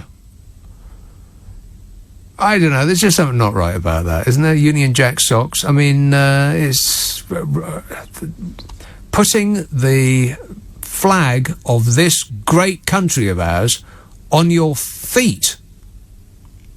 That's just rude. Jim says Scandinavian countries also have small populations in comparison with us, which makes spreading money around so much easier. No, it doesn't. Therefore, individually better off. The richest countries in Europe per capita are the smallest in population terms. What, are you talking about Luxembourg? There's a good reason why Luxembourg is the richest country in Europe, and it's got nothing to do with a small population. It's because the entire country is one great big bank. And not like a bank like we know in this I know everything there is to know about Luxembourg. Nobody knows Luxembourg more than me. I know a lot about wind. I know a lot about wind. I mean, that's apparently the way you denote expertise these days. You just say that you know more about a subject than anybody else, and it becomes true. Affirmative.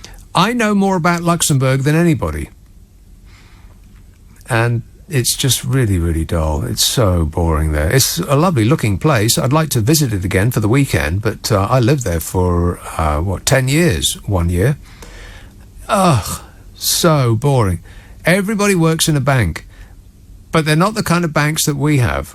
You know, you walk into a bank these days and it looks like... These days they look like the airport lounge in a small town. In a small town that you wouldn't think would have an airport, it looks like the airport lounge there. Like Southend Airport VIP lounge. You go into the bank and you think, where's the bank? You go into a bank in Luxembourg and, they got all the marble that's not currently residing in the Vatican. It is just incredible. They are palaces to money in Luxembourg. They know how to do bank. Don't you worry about that. That's why Luxembourg's so rich, is because all they do is move money about, move other people's money about on a screen. But that has very little to do with the quality of life there, which, believe me, if you're thinking of going and living there, stop right there. Let me save you the pain. Just say no. Just say no, thank you. I mean, good manners don't cost nothing, do they? Be polite! Joseph says, any chance... Oh, no, I've read that. Peter says, why is there this belief that it's the people at the top who create the wealth, when in reality it's the workers that create the wealth? Without workers, there are no companies or public services. I am amazed at how greedy some people are who want low taxes. Taxation is the price of civilization, says Peter. Well, that sounds about right. For a communist... John MacDonald, the Shadow Chancellor, said pretty much exactly that. He said, just as I predicted, the Tory leadership race is degenerating into a race to the bottom in tax cuts. When there's 4.5 million children in poverty, 1 million elderly in severe poverty, the schools' budgets and our police service stretched to breaking point. This is the Tory priority, he said. Sam says, have you watched Lucifer yet? If not, I would strongly recommend it. No, I have not, Sam. And I don't want to, and you can't make me. Kenny says, I found a picture of Nigel with his mouth shut. It was after the recent election result.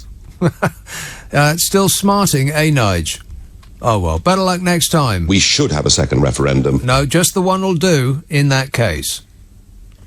Dylan says, I can't wait till Boris is PM so we can start buying things with sovereignty and independence. That's right. I can't wait till our next leader is an unelected Prime Minister who answers to an unelected head of state and is overseen by an unelected upper house. Finally, we'll have brought democracy back to this country. Surbiton, hello, Diana. Hello. Diana. You said that the NHS is paid by tax.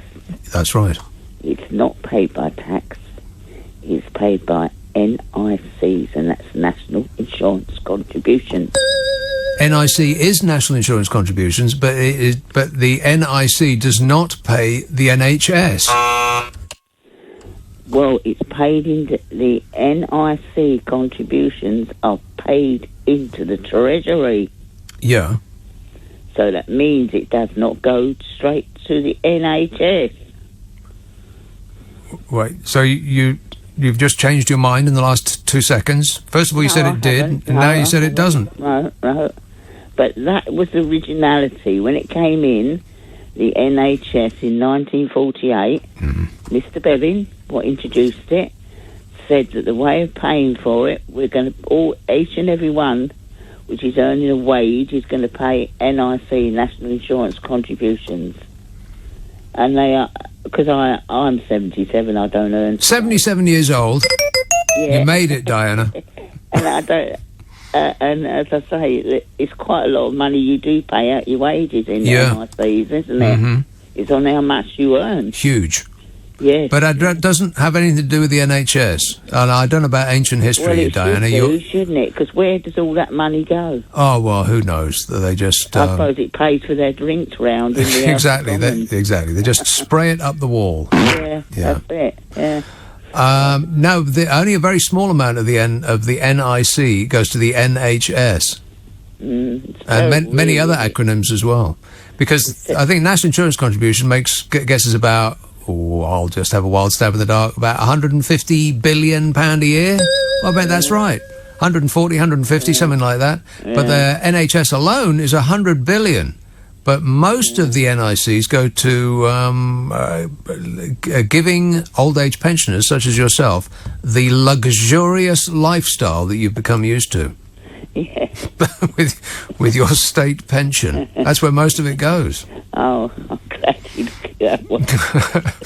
So now you know. All right, thanks a lot, Diana. Here, isn't Donny 77 years old? Isn't he actually 77 years old? Isn't it his birthday today? Isn't he 77 years old? I think he is today. Yeah, I know it's his birthday today. And I know what he's given the American people. The American dream is dead. Yeah, happy birthday. Dylan says, I read that. Tony says, Steve Allen once said he buys multiple packs of Pringle socks. And Kim says, Steve Allen wears sandals. No. Not with socks, surely. Simon says there aren't three averages in statistics. Only the mean is an average. The mode is the figure amongst the data captured, which occurs most often, and the median is the figure which is in the middle when put in rising order. Gosh, that's interesting, isn't it? No. Statistics. I love statistics. Boring. I'm sitting here looking out the window, just yearning for double geography. People start talking to me about statistics. Anyway, there's more. Do you want to hear more? No. He says, in terms of earnings, I believe £27,800 per annum is the mean or average, with £23,000 as the mode and also the median. Yeah, all of which is incorrect information, I bet you. I bet that most people do not earn anything close to £27,000 a year in this country. Or 23,000. Just get out of your bubble, Simon. Donald Trump is 73 years old today. 73 years old.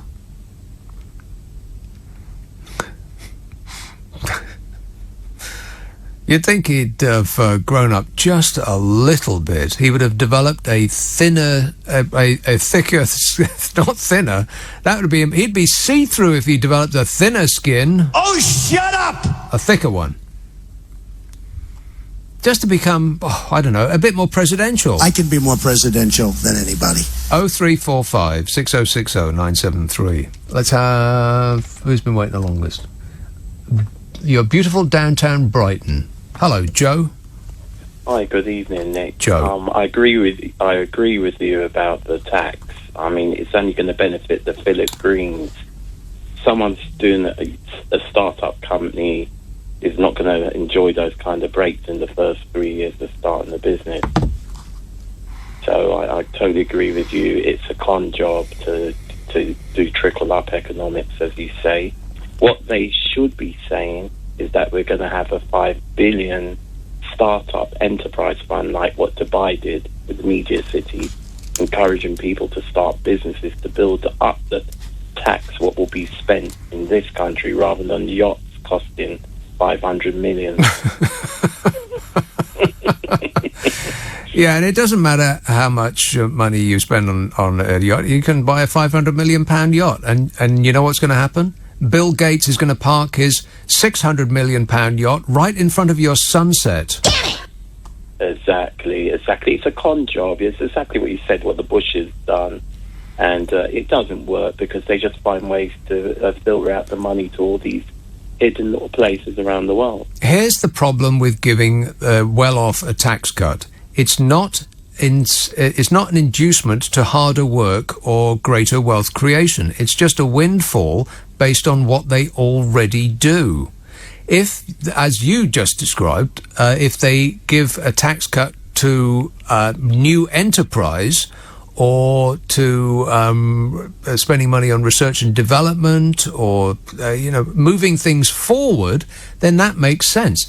Extra effort and extra wealth creation should perhaps, you could argue, come with some sort of a benefit or bonus from the government in terms of reducing tax. But if it's just you pay 40% on 50,000 on above 50,000 now, and we're going to give you a windfall so that you only pay 40% on over 80,000. Well, that's just giving people a bonus for not actually doing anything extra. Yeah, I agree with you.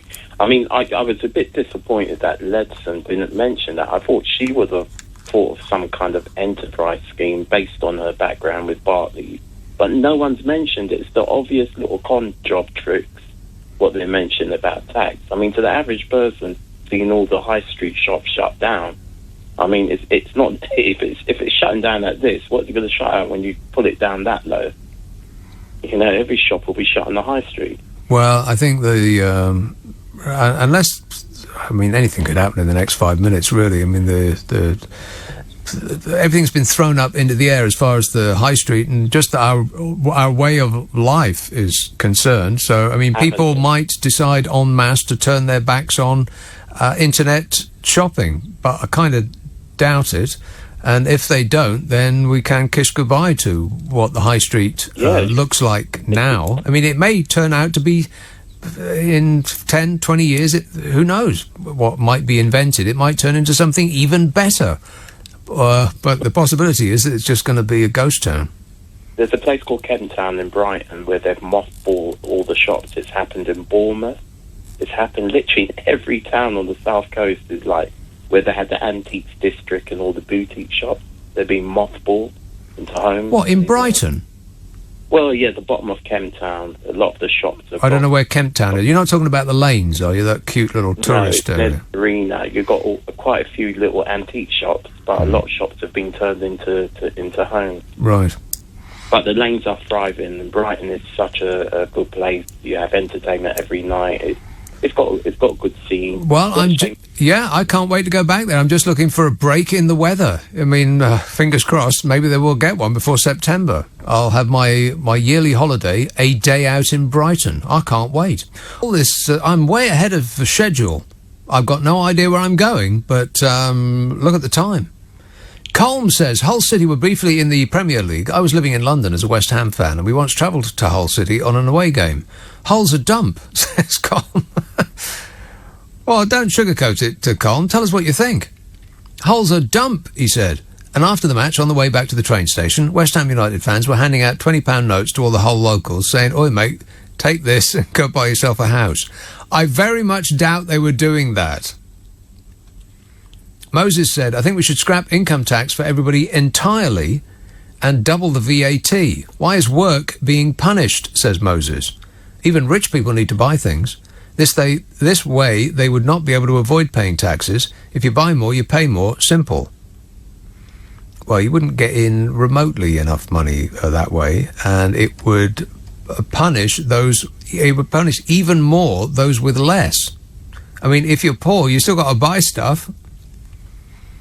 So that makes no sense. If you just thought about that for, I don't know, a couple of seconds, 3 seconds, you'd have figured that out yourself. Paul says, "I know what film Brexit reminds me of. The Wizard of Oz. He says, if anyone doesn't know the plot, a girl named Dorothy wakes up in a strange land, lost, and wants to go home. Some jokers tell her the great and powerful Oz will send her home. She and her friends set out to locate the Great Wizard of Oz in Emerald City, but when they get there, they discover that he's a charlatan. He hasn't any magical powers, but he tells Dorothy that she always had the means to get what she wanted if she just looked within herself.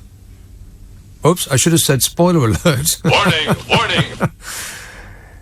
Well, don't tell us. Oh, and right at the end, Bambi's mother gets shot. Thanks a lot, mate. And Lawrence says, what's that song you always hum while listeners in Glasgow wait while you check their weather? Oh, I made it up. What, the one that goes... Yeah, I made that up. That's mine, that is. Fulham, hello, Paul. Hello, Nick. Paul. Brilliant to speak to you. Oh, thanks. Yeah, I'm a high rate taxpayer. Yes, high rate taxpayer. Yes. Thanks to my Brunel degree in engineering. Really? And I can't believe what Boris Johnson is coming out with, because the fact of the matter is, if they give you a tax cut on what you take home, it hits you more in the pocket in other ways. So your insurance goes up, or local services go down the pan. Yeah. And we're just it's so much better to pay a bit of tax and get the public services we need. Precisely. And it also means that, you know, I'm the chair of my local residents association on a small council estate, and some of the people there are really, really hard up, and you know they're so reliant on a bit of state support. Why are you? Why? Just curious. Are you a higher rate taxpayer, but you live on a council estate? Well, it's just I lived on a council estate, and I then went to university, got my degree, got married. My wife, funny enough, she was a graduate from Brunel as well. Unfortunately, she died, so kind of like here I am in the same place. I did, hand on heart, I bought my own council place so I could do it up, because the council haven't got any money to do it up, and that's where I am. I was born in Fulham. So was my parents and my grandparents were here after the First World War. So your position is that people should pay more tax in order to avoid the necessity of buying their own health insurance, for instance? Oh, definitely. Okay. Well, I can't pick a hole in that argument. Sorry, mate. No. Because if you look at the American system, and one of my sisters, she lives in the United States now, so she's giving me a good rundown on it. So it's all well and good, the insurance, and you do get really good healthcare there. But say you need a heart bypass or something like that, so you have it. But if you don't go for a quadruple bypass, you're going to be in serious problems later on, because it will then be an existing condition and you won't be insured. So you just got it's a bit of a one-trick pony policy. Yeah, life is a pre-existing condition, I think you'll find. But it's the American system is often held up as the alternative to the system that we have, but that's not true. Nobody in their right mind, even the Americans, if they started at zero, would not create the American system. So there's other much better systems that are much closer to us, like Germany and France and Spain and Italy and the Scandi countries and all of these other places which have a supposedly better system with better results and more impressive outcomes for a wide range of conditions than we have in our country.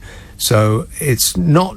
The alternative to the NHS, the way it's run, free at the point of use, is not necessarily the American system, where people, even you would think comfortably well-off middle-class people, are cutting their pills in half, or just not going to the doctor at all because they know that they can't afford it. That's a terrible system that they have over there, but there are much, much better alternatives.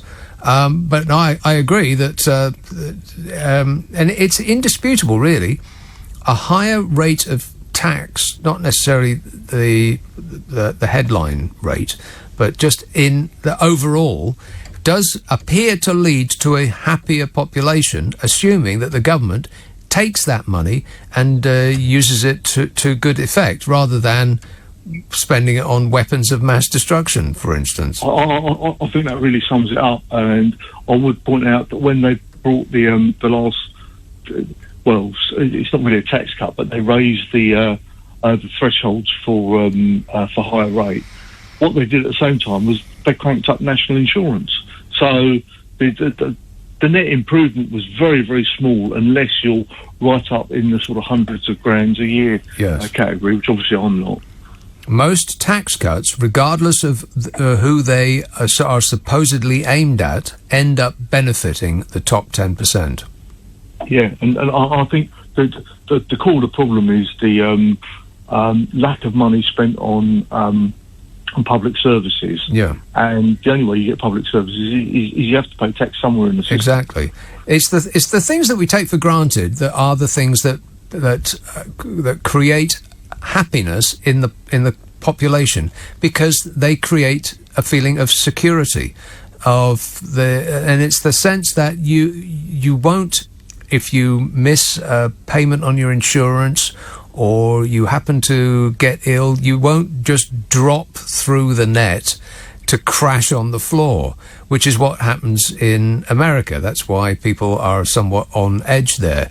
You know, I can't think of any other reason why people would be on edge there. I'm president. Can you believe it? So it must have something to do with the health service. But that's so right, because I got with my first wife and I, we got caught out in the recession in the early 90s. And if it wasn't for the social system, we really just been written off. Yeah, and the stuff that we take for granted is the most important things, and you only realise how important they are when they're either gone or you're in danger of losing them. Paul, I've got to go, but thanks for that. 0345 6060 973. Josh tweets, that song you sing is The Girl from Ipanema, you idiot. What? That is so rude. Be polite! Chris says, that tune that you sing sounds like The Girl from Ipanema. Anne says, it's not your song, it's the beautiful and haunting Girl from Ipanema. No, you're all wrong. It's my song. I'm going to get a cheque so big through the post you wouldn't believe it.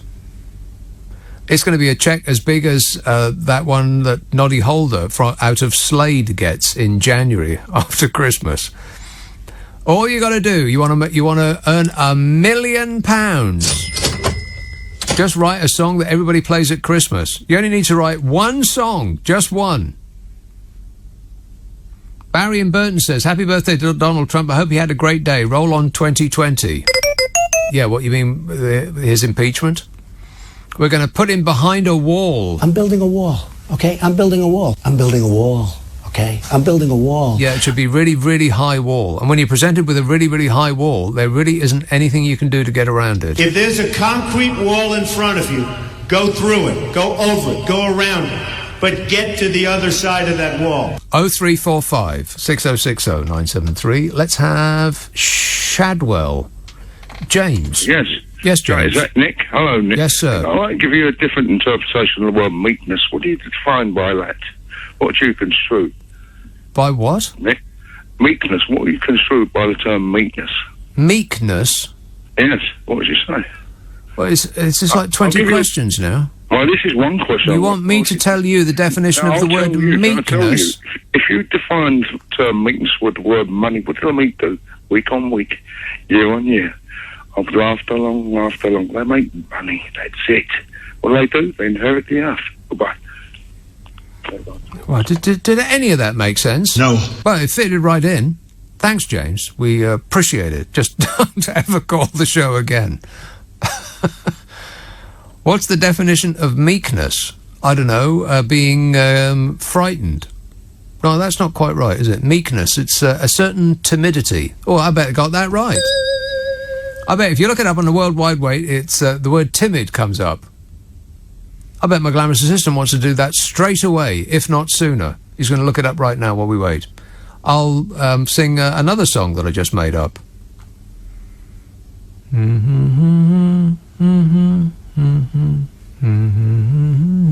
I'm just coming up with this stuff off the top of my head. I must be some sort of musical genius. Timid, showing a lack of courage or confidence, easily frightened. I was too timid to ask what I wanted, see? Completely correct in every respect. Jen says, years ago I lived in Luxembourg by the Pont Adolphe in the capital city, and the only law enforcement I ever saw was when police cautioned people who put their washing out on a Sunday, or who... That's about right.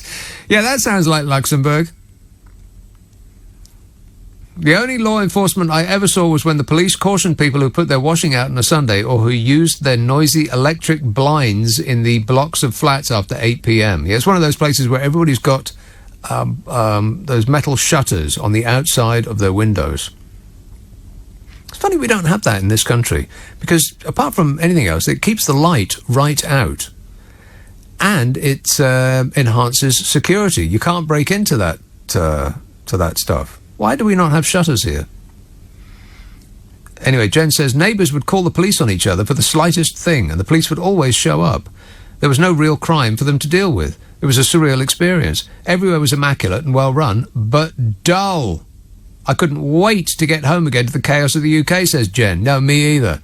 I lived there for 6 months. Plenty enough. Enough time to know that I'd like to go back to visit just for the weekend, but I just couldn't live there. So boring. Oddly, though, now I don't know if this is still true, but if you look up the statistics, you'll find that Luxembourg actually jails more, above the highest rate of its population of any country in Europe. I think that that's actually true. Did I get that right? Yes. Well, perhaps. I don't know who they are. Maybe they're those Sunday laundry criminals. I'd say that the death penalty is probably, that's going too light on them. At the very least, the people who do their laundry and put it out on a Sunday should... go into the corner to think about what they've done, and they should take this with them. 0345 60. It's not a Chinese laundry, you know. As my neighbour downstairs once yelled at me for putting my laundry in the window upstairs, because the sun came in the window, so I put the laundry in the window to dry. And she was a very posh lady. She said, "It's not a Chinese laundry, you know." Paul says, when Boris becomes PM, he's going to be expected to deliver on all these promises that he made before the referendum. 350 million for the NHS, and we can have our cake and eat it, to name but two. Becoming PM is something he might end up regretting. Honestly, I can't imagine why anybody would want to do that now. I mean, now of all times. I couldn't understand why Mrs. M seemed so keen to take it over when she did. But now is really, really a bad time to do it. I mean, why would anybody want to do that? You'd have to be off your chump, which is very worrying for all of us, because our next Prime Minister may be off his or her head. And I don't mean that in a... Want to score some pot? ...kind of way. Although that's possible too, after the recent revelations, which surprised us all, didn't it? No. Not really. Bloomsbury. Hello, Sophia. Good evening, Nick. Sophia.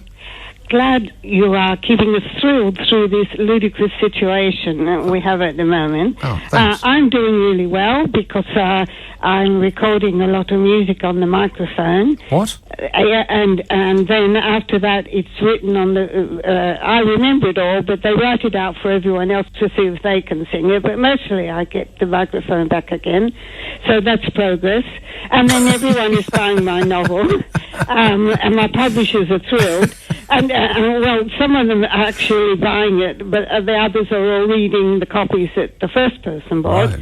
But there is a bit of progress coming along. Well, you're making... At least a million. Yeah, you're making a lot of sense, Sophia. Thank you. I usually have to. They say I'm a brain box these days. Who says that? A lady that I know that is trying to run a company, and I think she doesn't do too badly, but there you go. I just want to say that... There's more? we want to know why we've got this pantomime. Well, the population, us, I mean, we're not interested in the private life of the MPs or why the MPs are taking over the media all the time and why are they disclosing these events from their past. What's that got to do with us? How is that going to improve our lives? Well, it might not be in the public interest, but the public are interested in it. That's the problem, but I mean, if they didn't lock away some of my CDs I made and they were put forward a bit more readily without having to go through this torturous progress, then the public could listen to them rather than what happened 20 years ago for MPs, because that is not tactically clever. I mean, if you want to understand how to run things, you use good tactics and you don't just come off with off-the-cuff revelations of what they did 20 years ago. I don't really want to know. I mean, I was doing a psychology degree to begin with, but... Wait a minute, back up, Nellie. You did a psychology degree? Honest psychology degree, yes. Right, well, I think that answers a lot of questions that we Yes, I know, it's quite a problem, but I still think that what's happened in the past should disqualify them altogether, and I think there's nothing wrong with hearing that lovely lady talking for a change, and without going into the private life of who might be in number 10 and why, and he had this ambition for at least 10 years anyway. And anyway, why can't people maintain their own bicycles without having it served up to them? They can pick them up that from a hangar somewhere. That doesn't guarantee that he's got any competence in running anything. Well, you certainly are making a lot of sense, Sophia. So you did a psychology degree, you say? Now, is that the same phenomenon that a hairdresser will have the worst hair of anybody that you've seen that day? Is it more or less the same kind of thing? Yes. Yeah. But thanks a lot, Sophia. You've given us a lot to think about. Paul says...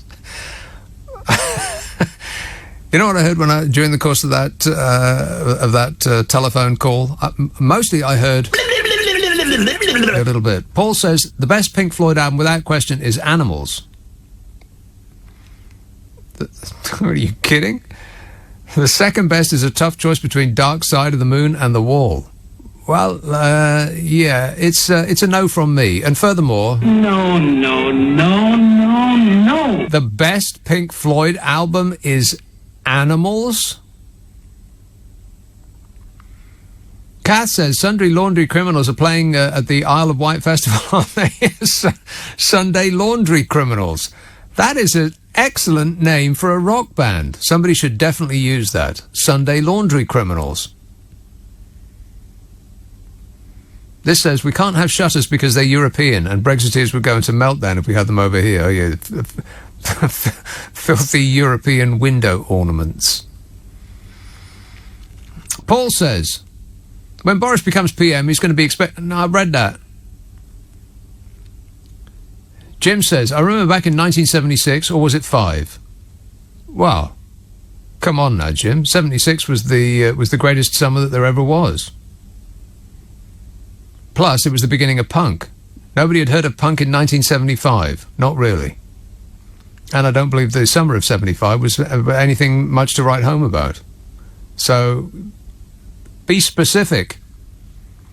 Anyway, he says, I remember it was 76 or 75, and I was working and listening to Kenny Everett. And he played a track from ELO's new album, Out of the Blue. A double album. Was it? Out of the Blue was a double album. Is that true? Was that the one with Don't Bring Me Down... Osh? Love that track. Anyway, he said at the time he loved the album so much, Kenny Everett loved the album so much, he said, I'm going to play all of it. And he did.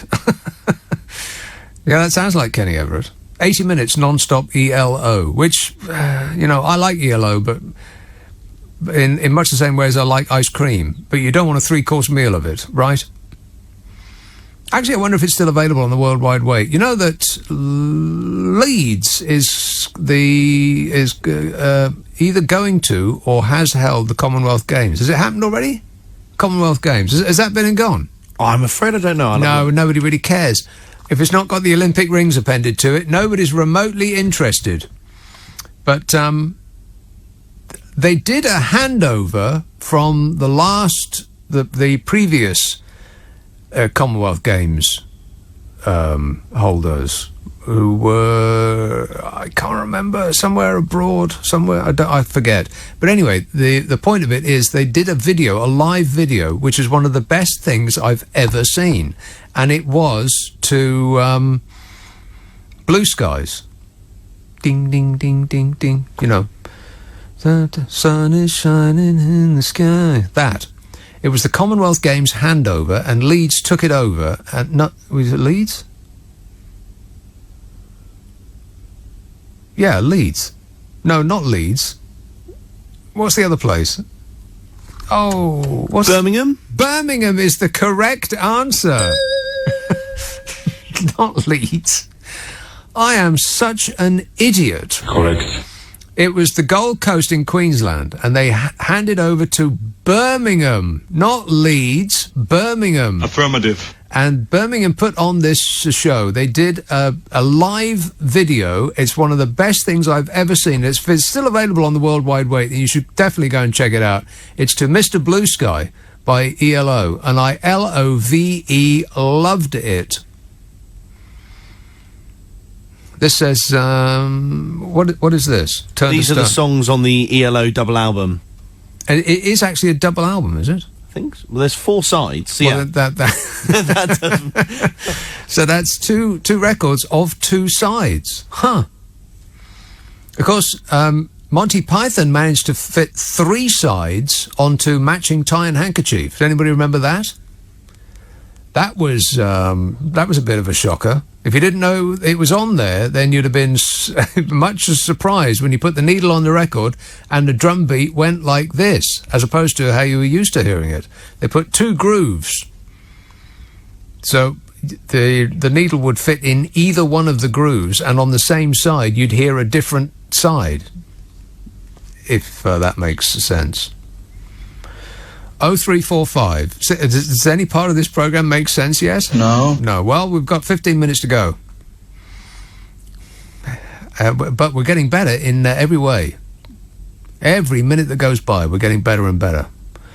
0345 6060 973. You can text 84850. Email nick@lbc.co.uk. And if you're on Twitter, it's @LBC. Let's have a call in Newcastle. Ken. Good morning, Nicholas, the Chief Abbot of LBC. How are you this morning, my friend? Super duper. Thanks for asking. That's wonderful. I'm glad to hear that. Now, I'd like to explain to you what the meek actually means. There's a gentleman called to you to explain what meek actually means. You didn't do that. Whether you cut him off or he just left, I don't know.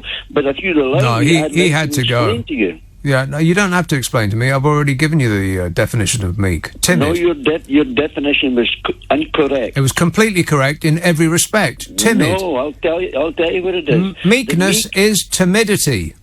No, it's not. I believe it is. Look it up in a dictionary, Ken. I'm going to send you the good book through the post. Listen, the meek are those who are humble and submissive to God. Timid. No. Yeah. That doesn't. No. It's timidity. The meek are actually very courageous people. The meek are those who depend on God. It's the opposite of that.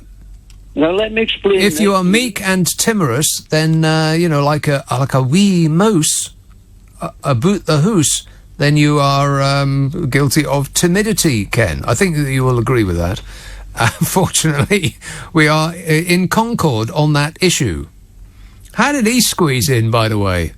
I didn't even know who I was talking about for a minute there. Nick, have you heard the word of the Lord? Have you brought Jesus into your life, Nick? That guy. Chronic caller every single week, and it's always the same call. Ugh. But anyway, it's been a delight to talk to you, Ken, and keep on keeping on. Apparently he's still talking. The meek? Yes, he's still talking. Wouldn't it be great if you could do this in real life? If some bore cornered you in a social function and he could just mute them, wouldn't that be marvellous? Let's allow some free speech, Nick. Yeah, okay. Well, you can speak as long as you like, Ken, just not on this show. I still haven't got around to the Liam Fox versus Nigel Farage Farrago. Maybe I'll do that tomorrow. Liam Fox is having a right go. So, in the meantime, here's a call which I must take straight away. I believe it's a very important missive from Paddington. Hello, Richard. Good morning. How are you? Good, thanks. Thank you. You're welcome. Tax. Everybody hates it. Yes. But without it, you'd have a very, very bad society. Correct. In so much as where you have countries where you have a political upheaval, it's usually caused because the rich are getting away with a lot more than the poor, or taking a lot more from the poor, and this has gone right through history. If you go through if you go further back to the Roman times... Oh, my God, this isn't going to be a history lesson, is it? No, it's not, but it was the one thing that the Romans feared, and every empire feared, is inflation. And inflation was caused by devaluing the money, and the rich class, the patrician class, taking more out of the system than they were putting in. And unfortunately, when people... I don't know, is that economically true? Well, yeah, well, historians say that, it's not just me. Oh, well, experts, you mean? Yeah, kind of, yeah. But if you look through society, every time you look for the basis of a society, it's always formed around tax. If you go to Mesopotamia, if you go to the ancient Greeks, the Persians even, there's never been a taxless society. The only reason why it gets taxless is when the upper echelon start contributing a lot less than they should do and get all the rewards. Now, when people talk about turning the society and changing society, I say, no, you don't need that. You've got a tool already there. It's called taxation. If the rich have too much power, they take too much power for themselves. If the poor have too much power, they take power for yourself. Right, wait. Back up. When did the poor ever have enough? Never mind about too much power. No, what? So what? Okay, I'll rephrase that. When you got a situation like at the Soviet Union, when you got lumpen gangsters take over a whole state and an empire. Yeah. Which is basically what... But that's not socialism, though. That's not communism, and it's not socialism. That's no, of course it's not. It's definitely not, neither. Kleptocracy. But what you said about the Scandinavian countries is correct. If you look at the highest, happiest countries in the world, the best countries to live in, they're all high-taxed Scandinavian countries. Yeah. And the people they're all high tax, and they take care of their citizens with the tax money that they spend. What they don't seem to spend it on is what our priorities are, which are buying weapons of mass destruction. That seems to be our number one priority. There's no end of money to pour all over the methods of killing people in large numbers. But there does seem to be a budget when it comes to taking care of people. Correct, and the arms business, the arms industry, it has to be one, if not the biggest industry in the world, and the reason that we put money into to defence. Now, anybody would say, well, of course that's a no-brainer, but when you have a situation like the United States where they have no universal health care, they've got a very bad fundamental education system, the infrastructure is falling apart, but yet they spend $600 billion a year. No, it's more than that. They spend more than the next 10 highest spending countries put together. It is staggering how much the America spends on, well, they call it defence, but it's actually attack. And this idea that Donald Trump has been putting out, that other countries are stiffing America by not paying their fair share. The fair share part, America spends more, but they don't spend more in order to protect us. They spend more because the American economy seems to be a method to take money from the people and give it to the military machine. And the method by which they do that is the almost constant state of war that they're in. They're always picking a fight with someone. I'll bring us into war. And the next ones, of course, they're being set up like mugs, are Iran. Exactly, and you can see exactly what's going on today with the so-called tanker thing. The Bay of Tonkin, which started off the Vietnam War, it's a similar situation, and he's biting at the bit to start a war. Well, so he says he isn't, but I think that whether or not he is, I doubt very much that Donald Trump is actually in what would appear to be control of major issues like who they go to war with. I think that those decisions are being taken above his pay grade, above his level of understanding. Even though he is a very smart person. Trust me, I'm like a smart person. As he would be first to tell you. But it does seem a bit curious that at this point that America is chiding the rest of the world for its lack of spend on defense, which seems to be, we're spending quite a lot. I mean, let's face it, hundreds of billions of pounds on weapons that we'll never use, that we'd have to be insane to actually press the button on. What are they for? And why do we, a tiny, and I know you're not going to like this, but relatively insignificant island off the coast of Europe, why do we need to spend that much money on so many weapons? It would be like your local branch of your high street bank having a machine gun mounted on the counter. It's overkill. It's completely unnecessary. Unless it's not actually about defence at all. Unless what's actually happening here is a transfer of wealth from all of us to a very small and highly profitable business called the privately owned military machine. Or the industrial military complex. Yeah, the complex, exactly right. Well, that's about the same situation that happened in the 3rd century AD in Rome. They kept on having too many wars. So, my God, this is like a history lesson. Boring! All right, thanks a lot, Richard. I'll read the book later. In fact, I'll wait till it comes out as a video. How's that sound? Paul tweets, why is everyone called Paul tonight? That's a good question, Paul. Leave it with me and I'll look into it. Val in Surrey says, the meek shall inherit the earth. That's if it's all right with everyone else. Oh, no. Listeners with material. I'll make an exception for you, Val, in this one case and one case only. Dowlin Hove says, I think the meek are those who are easily frightened by naked cyclists. Well, that'd be me then. Just the thought of it. I mean, I hope that they all use their own cycles. Or, at the very least, they all use their own saddles. This says, ELO did a track called Fire on High. I'm sure you remember it. No, I don't. Back in the old days of vinyl records, if you stopped the turntable and spun the record the opposite way, the lyrics said, the record is reversible, but time is not. Turn back, turn back, turn back. Of course, you needed a proper needle to be able to do that. Don't do it with an ordinary needle and an ordinary turntable. You need some Technics turntables and a proper needle. All that scratching is making me itch. Put the needle on the record and the drum beat goes like this. Mark in Harrow says, the best Pink Floyd album is Wish You Were Here. Well, let's not pick fights between Wish You Were Here and Dark Side of the Moon. I mean, they're both in the top 10 best albums of all time, so let's just not argue about it, eh? Eric said, I heard you mention that hideous country rap song. It's true, my son showed it to me as part of a meme. It's horrific. I used to like Billy Ray Cyrus' Achy Breaky Heart, best song of all time, says Eric, who is clearly one sandwich short of a picnic, as in Achy Breaky Heart is the best song of all time? I am stunned. How can anybody think that? What do you think, Kanye? Whoop-dee-dee-scoop poop. Exactly. Disaster.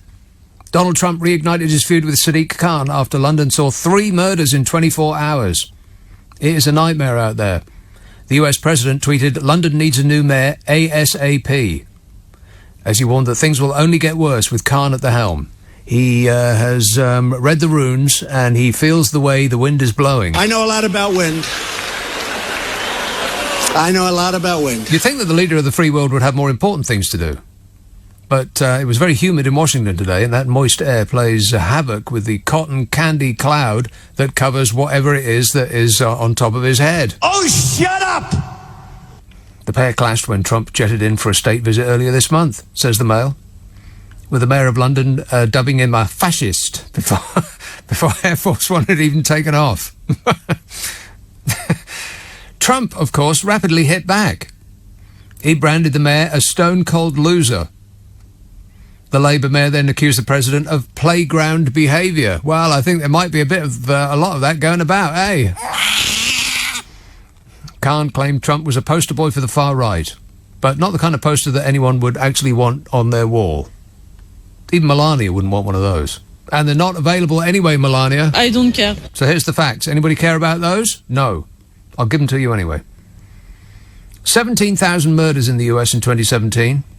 And that is the first year that our glorious bright orange powder-coated leader lurched onto the world stage. 17,000 murders in the US in 1 year.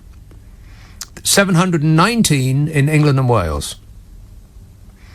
So if you do the statistics, you'll find that the US kills its own citizens with the frequency of about 4 times that which we do in this country, which I would have expected it to be worse than that. I mean, in America, worse than that. But it's about 4 times. Trust me, I've added it up and divided it and multiplied it by 100. There were 100 murders in London last year, approx. In Philadelphia alone, 315. Philadelphia's a city of just 1.5 million people. 315 in Philadelphia last year alone. 100 in London. Now, if we had the same number of murders in London as they have per head of population in Philadelphia alone, we'd have had 2,000 murders, but we had 100. So, I don't know. Maybe Fat Donny should... Oh, shut up! Exactly. Try sorting out your own country. He was berserk on Twitter today. It's like every second on the social media site. There's nothing social about it. That anti-social media site, he was tweeting something else. Mostly conspiracy theories and stories about how fantastic and huge he is. Huge and tremendous. And orange, curiously. Connie from Stockwell says, have you seen the ticket prices for next year's Madonna concert at the Palladium? The words for it, shocking, unbelievable, and disgusting. Check it out. Well, how much? Let me guess. The Palladium. That's a bit of a small concert, a small venue for her. I mean, I think that's playing it safe, Madonna. Playing it a little bit safe, Madonna. Not too many tickets to sell at the Palladium. A couple of thousand, something like that. Or you didn't fancy trying to sell out Wembley. It's extraordinary that she's still doing it. And I was thinking about this because she's all over the media with that silly eye patch, which, you know, I suppose it gets people interested. She's always coming up with some new thing, right? She looks like one of the killers in... I knew I wouldn't be able to come up with the name of this thing right off the top of my head. The yellow thing with Uma Thurman in it, directed by Quentin Tarantino. You know, the yellow thing. I bet you know what I'm talking about. It was in 2 parts. Now. Yeah, it was in 2 parts. Part 1 and then part 2. I think you'll find that's right. Kill Bill, that's it. Looks like one of the killers in Kill Bill. I think that's where you took it from. Or maybe a bit of Marlene Dietrich in there as well. What does that new music sound like? Is it a bit like this? I can't wait. Well, I can. The Palladium. I bet the tickets are... I bet the cheapest ticket is £100. Is that approximately right? I have no idea. And I could care less. But if somebody's got a couple of freebies, I'd love to go. James from Wolverhampton says, I'm a big fan of George Ezra. What, the guy who sings through his nose? But according to you, he's wet and sings through his nose.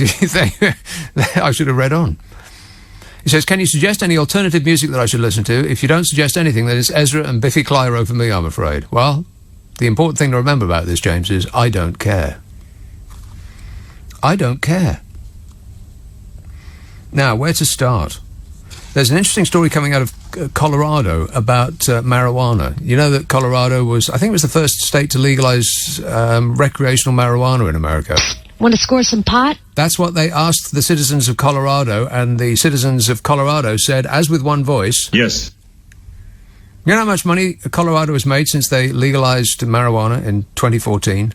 $1 billion. Not a million, $1 billion in tax. That's a lot of green. Total marijuana sales within Colorado have passed $6.5 billion since legalization 5 years ago. And the state has collected more than $1.02 billion in taxes, licenses, and fees. I ain't making this stuff up. That's according to the Department of Revenue.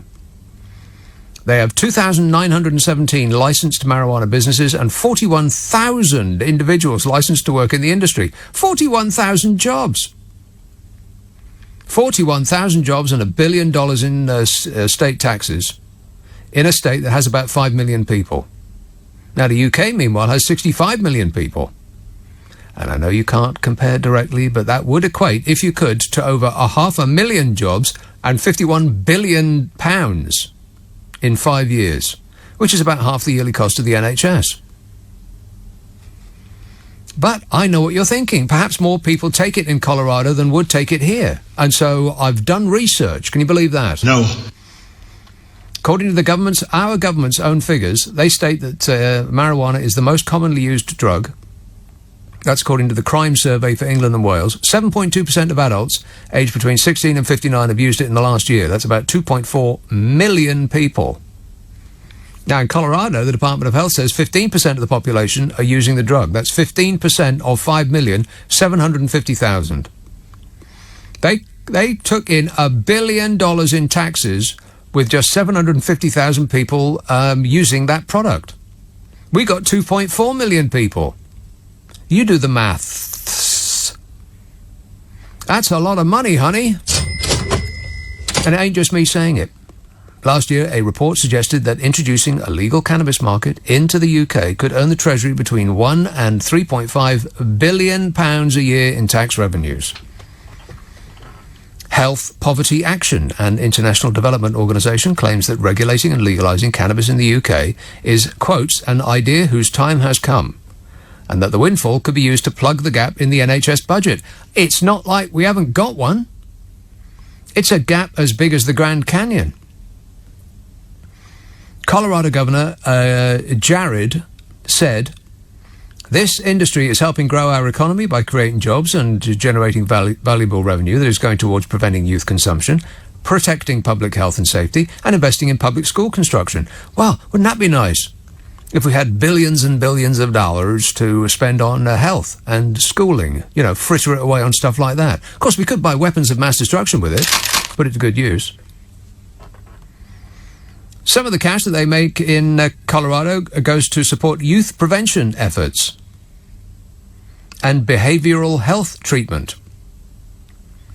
And what happened after Colorado legalized recreational marijuana? They saw a 6% drop in opioid overdose deaths. It's a terrible situation they got in America now, opioid deaths. Prescription drugs is what's going to kill you. And as is usual, if it happens in America 1 year, it's going to happen here in 5 years following. And since weed, it says here, was legalised for weed, I think this is some of this was taken from the Daily Mail, which is it's a bit like your granddad trying to kid on that he's hip and groovy. Oh yeah, I know all about this newfangled music. It's Lonnie Donegan. Is he still in the charts? Since weed was legalised for recreational use in 2014, teens have actually been drinking less alcohol and using other drugs less, and even using cannabis at the lowest rates in over 10 years in that state, which kind of goes against what you would think, don't it? Meanwhile, in this country, we don't reap the reward of all that trade. You know, the Lib Dems, as in the Liberal Democrats, they did their own research last year. They suggested that 1 million hours of police time is being wasted every year on policing the ban on smoking cannabis. 1 million hours. That's why the police can't come over your place if your car is being nicked right from underneath your bottom. They won't arrive because they're too busy with this. The Lib Dems said in 2017, 87,000 odd police caseloads relating to the drug were opened in the year before, with the average cost to the taxpayer per case estimated at £2,256. Add it up, that's 31 million quid. And over 1 million police hours. And if you think that people aren't arrested by the law and put into jail for this anymore, think again. 30,000 times in the 5 years to 2017, people were put into custody for marijuana. So if anybody ever says... Want to score some pot? Just say no. In fact, just say no thank you. I mean, good manners don't cost nothing, do they? Be polite! 0345 6060 973. You can text 84850. Email nick@lbc.co.uk. And if you are on Twitter, it's at LBC. Friday and Saturday night at 10. Nick Abbott, LBC. This is LBC. Food freedom isn't just about knowing exactly what your favourite curry in London is. It's about pretending that tonight's the night you will finally try something different on the menu. Maybe that one your mate said was good. And repeating to yourself that variety is the spice of life and you can definitely be the kind of person who likes more than just one curry before bottling it at the last minute and ordering the one you always get. Go on then. Because deep down you know exactly what your favourite curry is. Fire up the Deliveroo app and find your food freedom in London today. A big part of going on holiday is that holiday feeling. So get your holiday off to a stress-free start with official Heathrow Meet and Greet. Because we'll do the parking so you can relax sooner. Simply leave your car with our Meet and Greet team and your car will be back there again, safely waiting on your return. Heathrow Meet and Greet, the key to stress-free travel. Book now at heathrow.com/parking. This is the sound of progress. From footsteps to horsepower to steam power to a different kind of horsepower to jet power to the all-electric Jaguar I-Pace, winner of World Car of the Year, World Car Design of the Year and World Green Car of the Year. To experience what progress sounds like, book a test drive. Search Lancaster Jaguar Slough.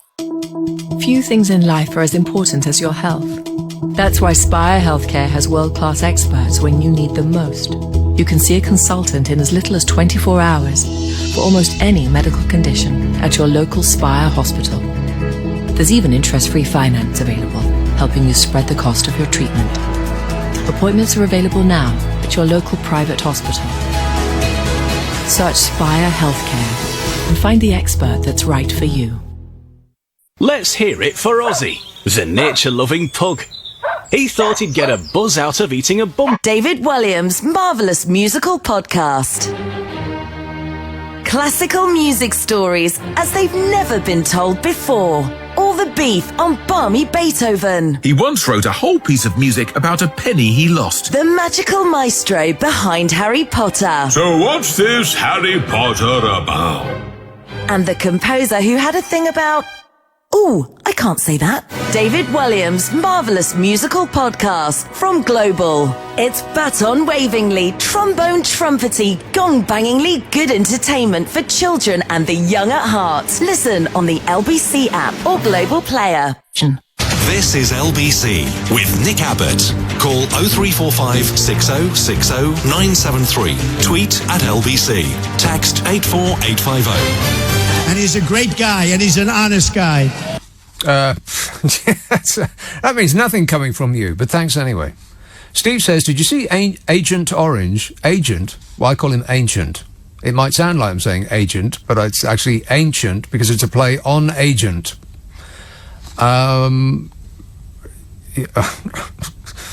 Completely, I don't know why I bother. Ancient, as in... Did you see Ancient Orange tweeting about the meeting of the Prince of Wales, as in W-H-A-L-E-S? You'd have thought his children, Orangina and Fanta, would have explained the difference between a mammal and a country. He says, I presume that Melania don't care. Is that true, Melania? I don't care. Yeah, spot on. Donald says meek equals quiet and obedient, not protesting. Well, timid, as I said yesterday. In fact, that was yesterday's issue. We talked about the meaning of meek for about 3 hours. Can you believe that? No. Yeah, but that was yesterday's show. Can we do yesterday's show yesterday? And today's show today? Would that be okay? Charlie in Salisbury says, you don't like George Ezra or Ed Sheeran, so I'm guessing you don't get on with Tom Swarbrick, because he tweeted about how George Ezra is a powerful songwriter and how his music is really addictive, and he said the same about Sheeran. I don't believe you. Prove it. He says, I think we need to time down and force some Boy George on him. I don't really know what that means, but it does give me an awful mental image. And Sam in Redhill says, okay, now grip onto something firm, because this is a shocker. Sam in Redhill says, tickets to see Madge at the Palladium. Now, have we checked that this is true?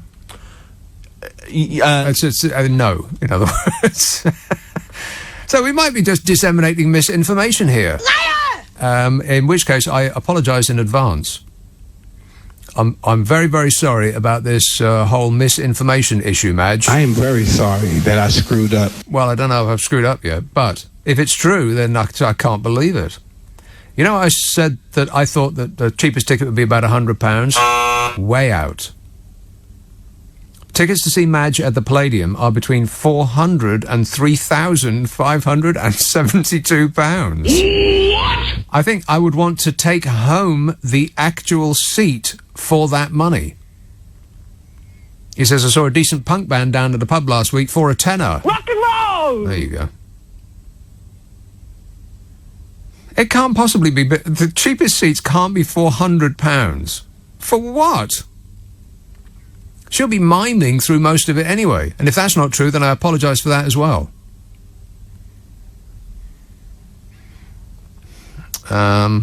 And Ron says, when did you say that summer was starting? Flaming June. Is that June 2020? Yeah. Well, it just seems to get worse. I thought that the weather was supposed to be getting better. I did the weather in depth yesterday, so I'll do you a brief summary. Oh, well, you know what? It's just not good enough. I'm not completely satisfied. 51 degrees tonight. 68 tomorrow. This is London, so this is as good as it's going to get, folks. 68 on Monday. Then we have a brief dalliance in the low 70s, and then we're back down into the 60s. And then by middle of next week, 75. 75 degrees, and it's getting towards the end of June. Oh, fabulous. This is rubbish. Let's have a call in Camden. Hello, Lawrence. Hi, how you doing, man? Good, thanks. Do you know what? It's one of the honors of my life to talk to you. I think you're a genius, man. Wow. Yeah. No, honestly, I know all the greats, man, but you're something special. Anyway, forget about that. Well, that's very nice of you, Lawrence. But I think you're off by many degrees there. A genius. What? Me and Albert Einstein. Well, no, you and Lenny Bruce. Anyway, look, I went to the cinema yesterday. Oh yeah. And I saw this movie, Maradona. Maradona. You know, not Madonna, Maradona. Yeah, man, Diego Maradona. And if you haven't seen it, go see it. It's just like the guy was something special. And the thing was, he was in Napoli. Yeah. And, Napoli was nothing when he got there. But then over a few years, he started to build it up there, man, and the cartels got hold of him, and that was it. It was like, listen... Well, don't tell us the plot of the film. Well, everybody knows. He turned out to be a cokehead. I mean, that was it. Well, he had his issues, yeah. The thing about Maradona, not that I know anything about football or any other subjects. No, neither do I, but the thing is, this is the whole point. Yes. I'm not a football fan, but the fact is, this man was something else. Yeah. Did you see that? You know what I mean? Okay. Right. Well, I've heard that it's supposed to be very, very good. I mean, every now and again... it's brilliant. You know how good it is? It's so good. It's so good that you wanted it to last a little longer. Huh. How long does it last? Like an hour and a half. An hour and a half? Well, that's plenty long enough for a film, for a documentary. No, but this is so good, you'd like it to go on another half an hour, maybe. Right. Okay. Well, I'll wait till it comes out. You were going to ask me a question. Oh, I've forgotten. I'll wait till it comes out on TV because I just don't like going to the cinema. Well, let me ask you this. Well, no, the whole thing about like Maradona and like because he was hated by the Italians in the end. He was hated by the English. Now he was hated by the English because he railroaded his way through, like, to getting them out of the World Cup and the hand of God. Now, the thing is... He was very, very short, wasn't he? Very low centre of gravity. This is what I was going to say. This is exactly what I was going to say. This man was about 5 foot nothing. Now, Peter Shorten was about 10 foot.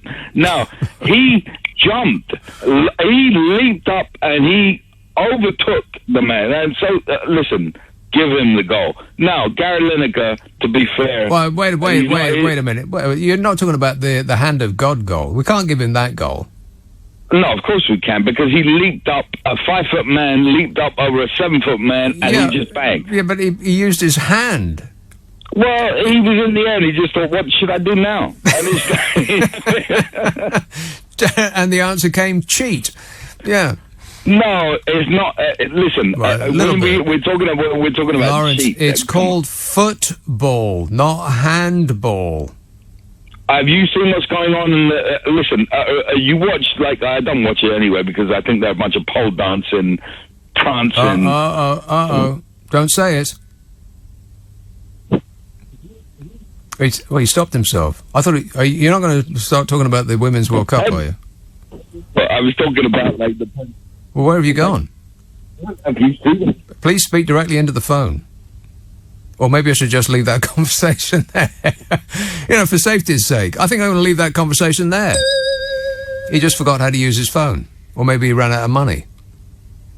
Do people still run out of money on their phone? I think they probably do, but it almost certainly doesn't sound like that. Maybe he was being mugged. Maybe Maradona came up unbeknownst to him and swiped that phone right out of his hand. Yeah, I'll wait till it comes out on television. I just don't like going to the cinema at all. People are there. I've met people, and I'm not keen. They just can't. They just can't shut up. Going on, and they're tweeting on their phones, and they're holding their phones up to take a picture of it, like anybody would want to see that on social media. Just desperate to get likes. It's pathetic. It says reports on Twitter suggested the cheapest Madonna tickets are £455.40. Well, where did they get the 40p from? What, because £455 isn't enough, so they have to tack 40p on the end? Just make some extra pounds? Says some people are paying over £2,000 for VIP seats. I bet every stitch of clothing that I'm wearing right now, I will run into Leicester Square utterly naked. Disgusting. If the VIP seats aren't mostly empty. Every time I go, I used to work at a music station. Rock and roll! We used to get tickets to go and see concerts. And you'd always be sitting in the VIP area, which didn't actually look like a VIP area. It was just, a decent row of seats. And I would always be the only person in that row. It was, like, deeply embarrassing. Other people would be queuing outside to try and get in. And the entire row that I'd be sitting on would be utterly vacant apart from me. Because they were all freebies. And people who get freebies tend not to go. Shocking. And it was not small gigs either. I mean, big acts. Pink Floyd, stuff like that. Be empty seats on either side of me, which is fine. You can spread out. But wouldn't it be nice if the people who got free seats to excellent shows actually could be bothered to show up? Just don't ask for them if you're not going to go. Connor says, did you see Phil Collins brought out Mike Rutherford during his Europe tour recently? Magical. They covered Follow You, Follow Me. Oh, Follow You, Follow Me. Boring! Actually, let's not make this about music all night long, but I do prefer Phil... Now, this is... I know you're not going to like this, but I prefer Phil Collins' Genesis. There, I've said it. What? Yep, I don't have much time for... what's his name? Peter Gabriel. I don't have much time for Peter Gabriel Genesis. I prefer Phil Collins' Genesis. Duke is a superb album. You know that that's true. And D tweets, you forgot Widowmaker. What does that mean? Is this from yesterday? Yeah. We just We're just doing yesterday's business today. We're wiping up yesterday's mess now. You forgot Widowmakers featuring Steve Ellis and Luther Grosvenor. It was a great gig. I've got no idea what you're talking about. Steve says Chapman and Whitney Streetwalkers, great band. Pity families aren't still together. Well, like most families, they just didn't get along. And Jimmy in Colchester says, why are we allowed to elect useless people like our MPs, but not allowed to elect people like our Prime Minister? Well, that is something that I would like to get into. And yesterday, I trailed ahead, but never got around to it. This fight between Liam Fox and Nigel Farage. Did you hear about this? Nigel Farage got slapped down by Liam Fox, if you can believe that. There's a fight that you wouldn't pay £440.40p to go and see. Mick on the Isle of Wight. Hello, Mick. Oh, man, do you know what? This is a pleasure and an honour to speak to you. I haven't heard you on the airwaves for many, many, many years. Yeah. Why? How come I've only just found this out that you're on LBC? Well, I don't know. Have you been away? No, I listen to LBC quite regular, but only during the daytimes. Right. But, no, I mean, I love you. You're kind of a little bit Tommy Boyd-ish with your conversation, like you're a bit all over the place, which is a good thing, by the way. No, I'm not taking a mickey, but no, it's a great thing. All over the place. Yeah. Thanks for the compliment, I think. But no, I'll say you're quite clued up on music, as like obviously you used to work for a station that begins with. Yeah. No, I don't know anything about music. I know what I like. Well, you do. You've done pretty good on that station.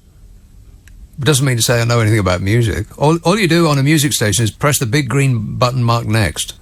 Anybody could do it, Mick. I could train you to do it in about 10 seconds. Well, I'm quite educated on music, but not the sort of music you're into. I'm more into like dance music and stuff. Yeah, well, I like that too. Just because you like one genre, I hate that word, one genre of music doesn't mean to say you dislike others. It's not politics. Just because you like one, just because you like somebody on the right doesn't mean to say you hate everybody that is not at that extreme. I like dance music and I like jazz. How can anybody not like jazz? Yowza. And I like some country, although I barely got any albums that are country music. I like soul and reggae and you say classic you like dance rock. Music. Yeah. You said you like dance music. Yeah. Come on, tell me what you like. Between me and you. Forget about the other people that are listening. Come on, what's your... I like names change every day of the week. You know, it's a very ephemeral genre. There it is again. But if I were to describe it for you, I kind of like chunky, soulful, jazzy house music. There you go. Oh, that is good. I tell you what, there's a guy that had the single of last year, and I called it in spring of last year. In fact, before it even came out, I heard it once on the radio, and it's a guy from Leeds called Paul Walford. Look him up, Mick, and thank me later. No, wait, I've changed my mind. You can thank me now. Oh, thank you. But anyway, getting back onto the subject of, I've only just tuned in. I heard your voice. It was a bit rude of me not to hear the topic of conversation that's going on. But I'll say. Presumptuous, if you don't mind me saying so. Go on. Well, maybe I can answer that back another day. But your presenter, your researcher said you're talking about legalising marijuana. Oh yeah, that was ages ago. Go on. Yeah, go on. I mean. Can I ask what your thoughts are on it? I mean, do you really think it's a good idea? It's the only thing that makes any sense. People are not avoiding it because it's illegal. We seem to consume drugs in larger amounts per head of population in this country than practically any other country on earth. If you look over the entirety of the drugs market, I think we are number one, there or thereabouts. Now, not for each specific drug, but if you took all of the ways in which you can mentally get out of it, we seem to consume more than anybody else. So their illegality is obviously not working. So wouldn't it be better than fueling this murder rate, which we're reporting on with every news bulletin, the numbers seem to tick up. I would assume that it has something to do with it, that these horrible statistics have something to do with people selling drugs and marking out their territory and so on. But it would be better if we just took it away from the criminals and actually made some money from it. The word you mentioned there earlier was assume. Assume? You should never assume, because you know what assume stands for? Us and you and me. Exactly, yeah. I personally, I haven't got as many miles on the clock as what you have, but I'm a little bit younger than you, but not too much younger. Yeah. And I'm no stranger to the word. And basically, I mean, I used to have a really strong habit with, can I say what I was? Well, okay then. As long as you don't recommend that anybody takes it. No, I was heavily into hash, and I was heavily into speed. One or two other stuff. Yeah. What's your conclusion then? What's my conclusion? I think basically, if you can legalise it, you say it's okay. Well, like you're sort of saying, yeah, it's okay to do that. But cigarettes are illegal, and nobody's saying they're okay. No, yeah, but I smoke and I vape, and if I have a cigarette, it's not going to be mind blowing for me. I'm not going to like. But can I just back up? What you're saying is that the government would say it's okay, but you know who's not remotely interested in what the government says? People who take drugs, because the government has stated that it is illegal, and they're not paying any attention. So that ship sailed. It don't make no difference. Kids aren't thinking before they go out of an evening. Now, what does the government say about what I've got in my hand? Is this a Class A or a Class B? Nobody thinks about that at all. What government are you talking about? Huh? What government are you talking about? Because it's a little bit sketchy at the moment, isn't it? Well, yeah, we don't actually have one at the moment. We're a rudderless ship heading for an iceberg. Mick, I've got to go, but thanks a lot, mate. Ta-da. 0345 6060 973. There is my thought in a nutshell. Giuliano says £400 to see Madonna. I'm seeing the legendary Kiss in a couple of weeks. The greatest show on the planet. No, it's not. They aren't. He says they're older than Madge and, unless I am very much mistaken, wear less makeup. Well, quite possibly. Act of genius by Kiss, by the way. I wonder if they actually thought this out and that's why they painted their faces like that. But A, they can't be recognised in public, and B, they can get really, really old and you can't really tell under 3 feet of makeup. They might as well be wearing masks. You can't even tell if it's actually them. Can you? Well, when he sticks his tongue out, then you can tell. Phil says, you're right, Phil Collins' era of Genesis was better. Duke is a brilliant album, so's Abacab and Trick of the Tail. Well, let's not get carried away. Tony says, did I just hear you right? You prefer Phil Collins' Genesis to real Genesis with Peter Gabriel? I've just lost all respect for your musical taste, Nick, you complete donut. Yeah, Peter Gabriel, it was a bit too forced English, forced ye olde English to me. It was a bit like English country garden, you know? A little bit on the weak side, I thought. And Manuel says, I'm a listener without material, as the only joke I can think of is about a country that allows a liar and a cheater to become the Prime Minister, but sacks comedians over jokes. P.S.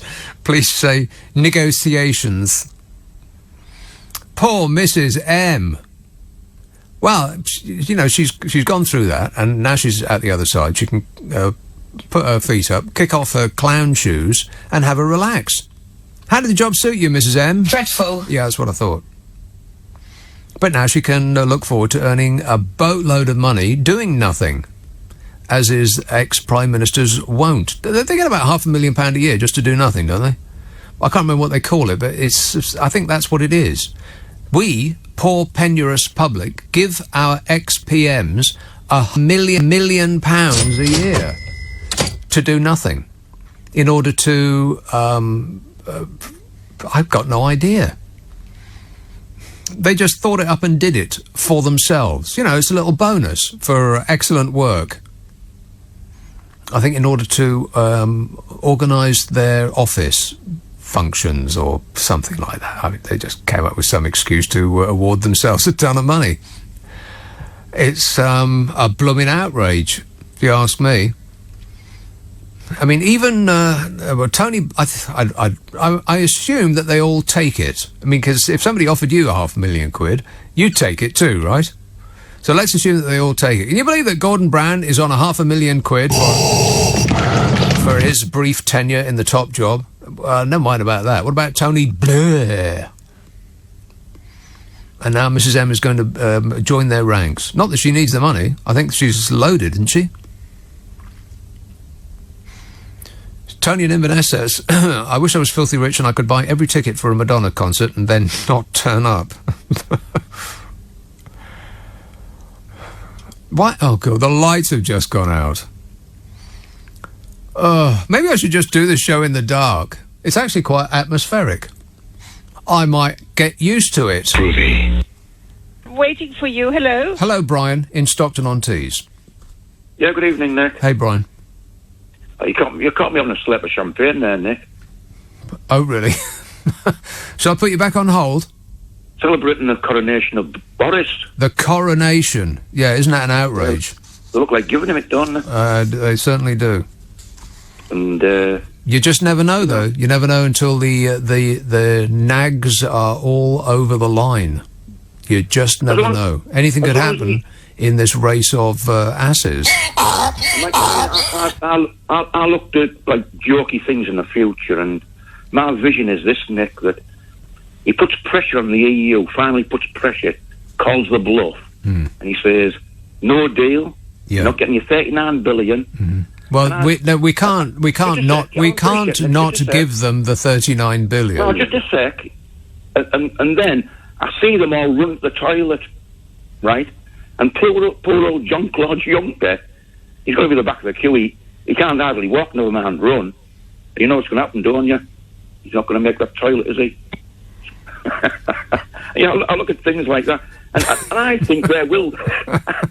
He's going to put. You're weirder than I thought. And I see that happening. But they have never had any pressure at all put on them with May and the civil servant bloke she had. Finally, some pressure is going to be put on them. Pressure? What pressure? You're not one of these people that thinks that they need us more than we need them, are you? They do need us, Nick. See, I knew it. But they do need us. You're living in a fantasy land, Brian. Right.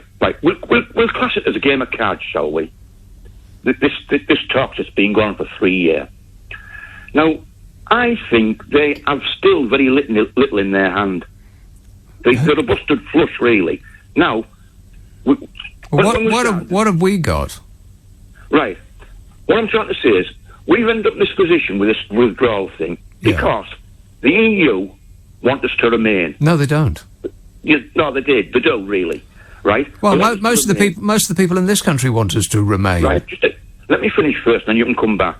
I think they want us to remain. They always have done. The problem is the civil servants and Theresa May want us really to remain. The civil servants. You can't possibly think that all of that shoe leather was taken in desperately trying to keep us in. She was trying to negotiate us leaving.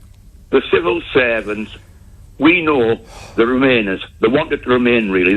Brian, the majority of the people in this country want us to remain. So I don't know where that argument's going. No, but what the civil servants were supposed to be doing was getting us the best deal they could. Yeah. And in truth, all they want to do was stay as close as they could and pretend to leave. So I honestly don't know what people like you are objecting to in this deal. It seems like a perfectly reasonable deal, a perfect stepping stone to march forward into our glorious future, a close trading relationship with our biggest trading partner, rather than to turn our back on them and make enemies of the people that we sell half our stuff to. There's only one in this argument trying to make enemies, that's the EU.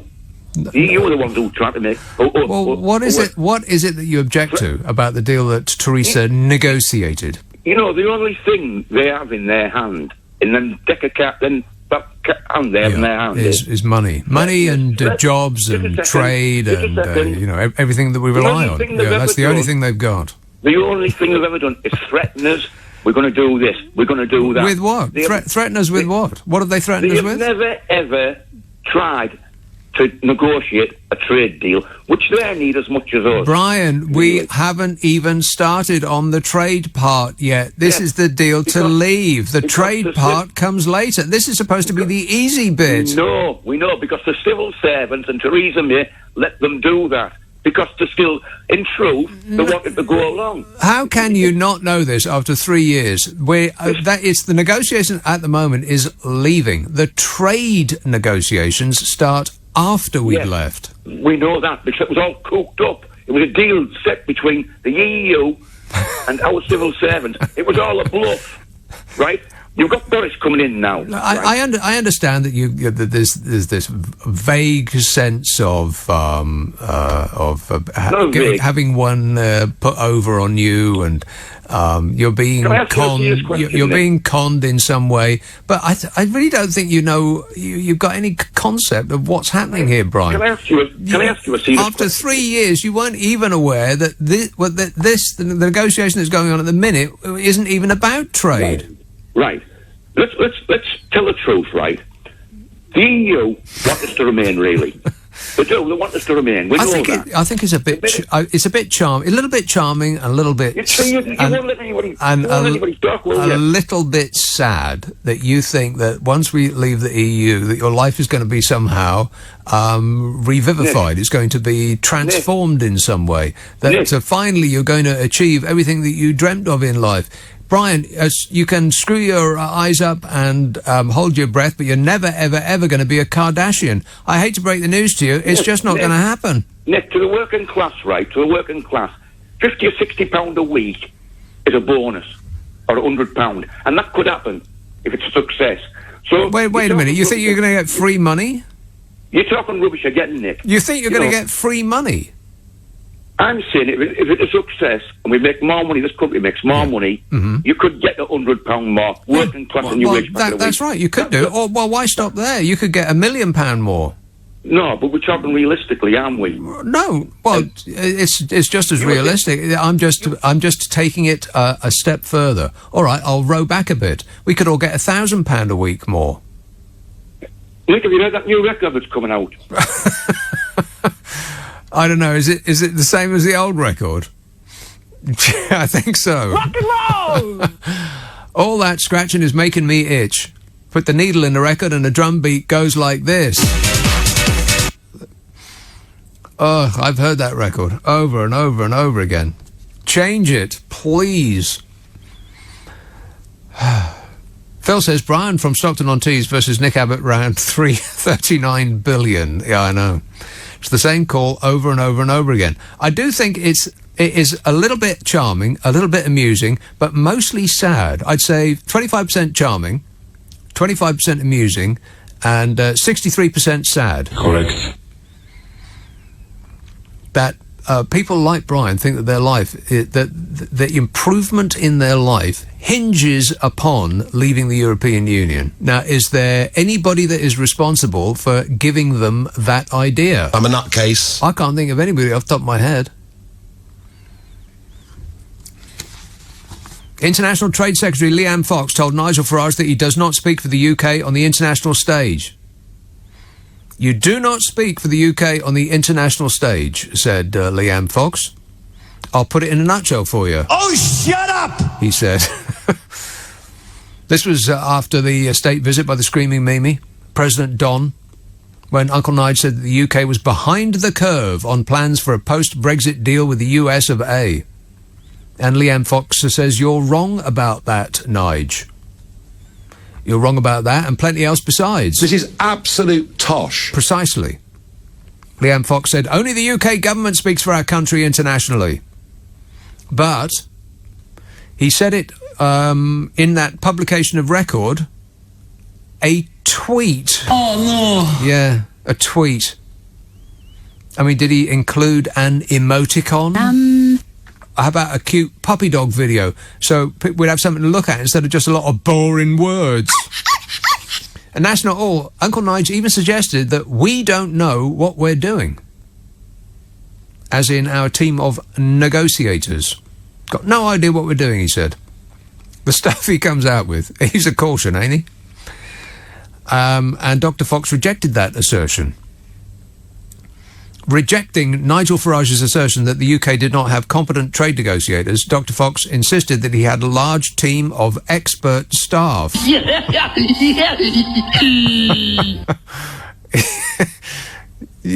sure you do. How are the negotiations going, by the way? Fabulous. Yeah, that's what I thought, yeah.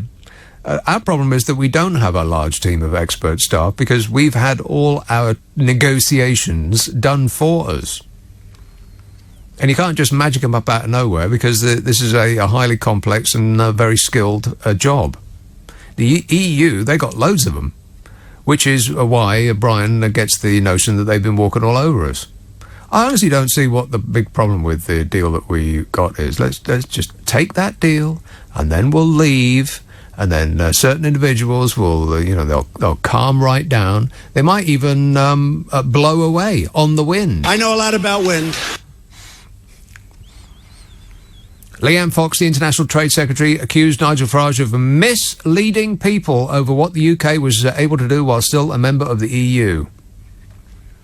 In other words, the arguments that he gave forth aren't valid. The arguments that UKIP stands for aren't valid. Liam Fox tweeted, "It is entirely misleading to suggest that we could already be negotiating trade agreements." He said, "You know full well that we can't begin formal negotiations until we've left the EU. We've been laying the groundwork for UK-US free trade agreements, including our own joint UK-US working group." And he concluded, "Only the UK government speaks for our country internationally." Well, that's true. And internationally speaking, the UK government is saying...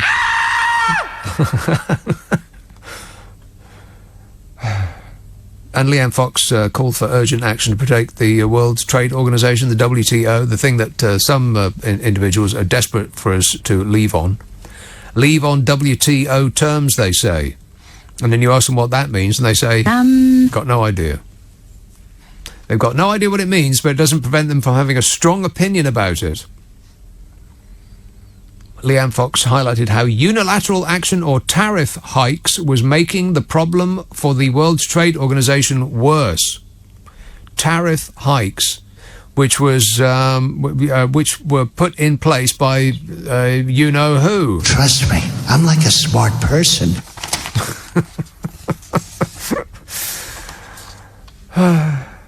So the message from the UK is clear, says Leanne Fox. Urgent and drastic action must be taken to protect the global trading system as we know it. As in, help me, Obi-Wan. Dr. Fox claimed the UK was leading the way in reducing trade tensions. You know, an excellent way of relieving trade tensions would be to give Donald Trump a dummy. You know, something to chew on, make him less grumpy.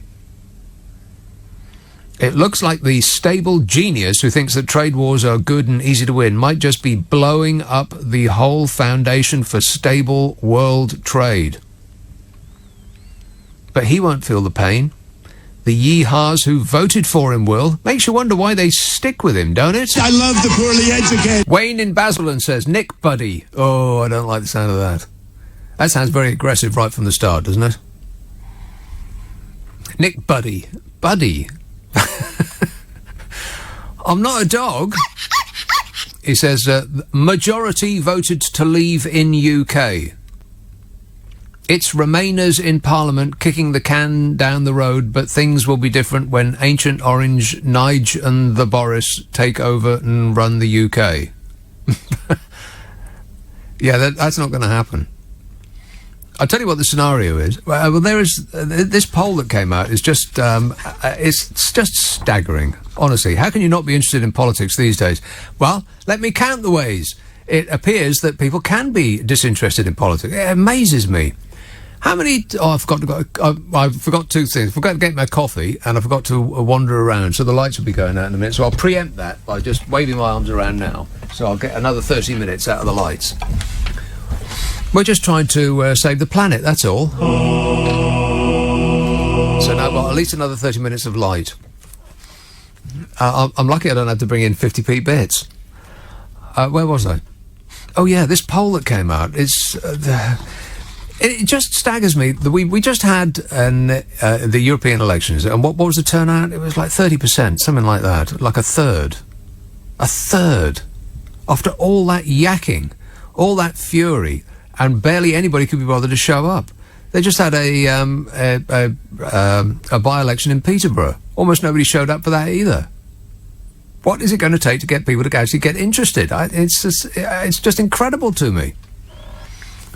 Anyway, if people could actually be bothered to go out and vote, according to the latest poll, Nigel Farage would be our next Prime Minister. What? Except he won't. His putative party may have the most seats, but he'll never run the country, for a very, very good reason. A new poll suggests that Labour and the Conservatives are showing no sign of recovering popularity among voters as the Brexit Party continues to lead the way.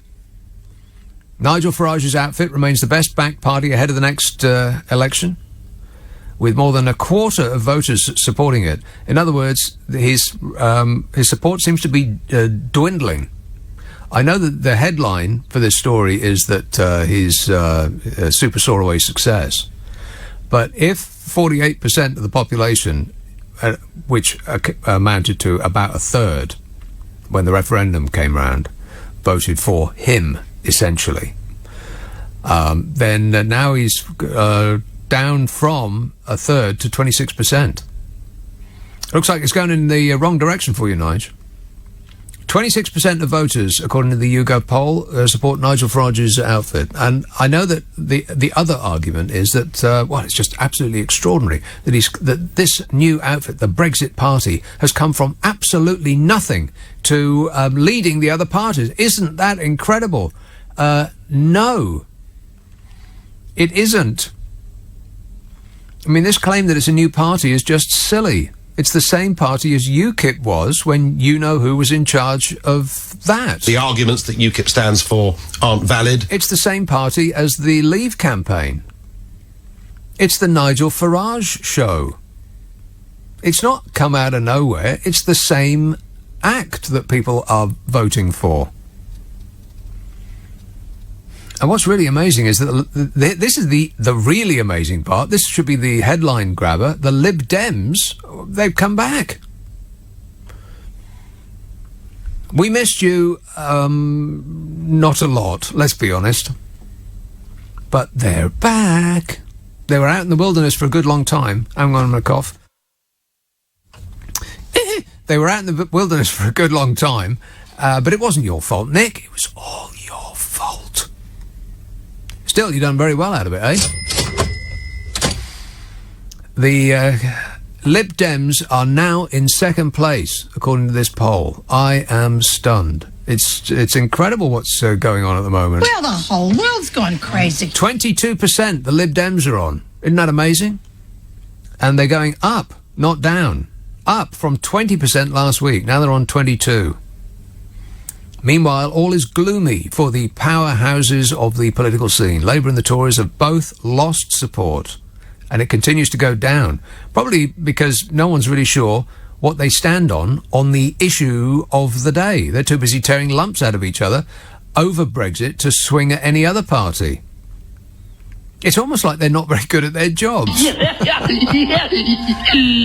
Labour are down from 20% to 18% in 1 week. Falling off a cliff they are. It's even worse for the Conservatives. They're on 17.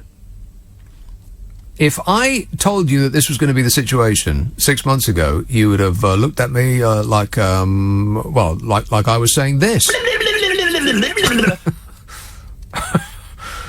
If I told you that the Conservatives would be fourth, Labour third, the Lib Dems second, and Nigel Farage first, you would not have believed me. You would have thought that... It can only be attributable to human error. Human error. But here's what's really alarming. Based on that poll, the Brexit Party could win 250 seats. 250 MPs. And who would they be, by the way? We've got a few idiots in our party. About 250, I would imagine. I mean, who would they be if it was 250 MPs from the Brexit Party? I mean, would Uncle Nige even have met them, let alone vet them? I mean, what kind of quality control would they go through? Or would he just pick anybody who's wearing Union Jack socks? I mean, I was going to say anybody wearing the colour yellow, but that's UKIP's colours, isn't it? So I had to look them up. I've done my research again. God, it's a busy day today. So I had to look them up to see what their colour was. I mean, what's their colour? What's the Brexit Party's colour? Turquoise, light blue. No, it's not right. Well, turquoise. Yeah, I suppose that's right. Turquoise. See? Correct. Just as I predicted.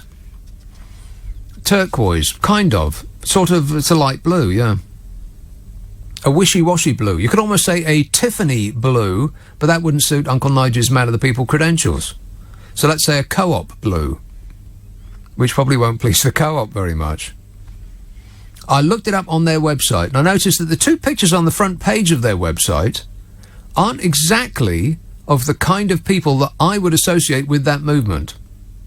There's, apart from two pictures of Nigel Farage, there's a young black woman with earrings the size of hula hoops, and what looks like a schoolboy wrapped in the Union Jack. And looking at our Nige, like Nigel Farage is a happiness dispensing machine. His eyes are on him as though he is witnessing a manna from heaven. And Nigel...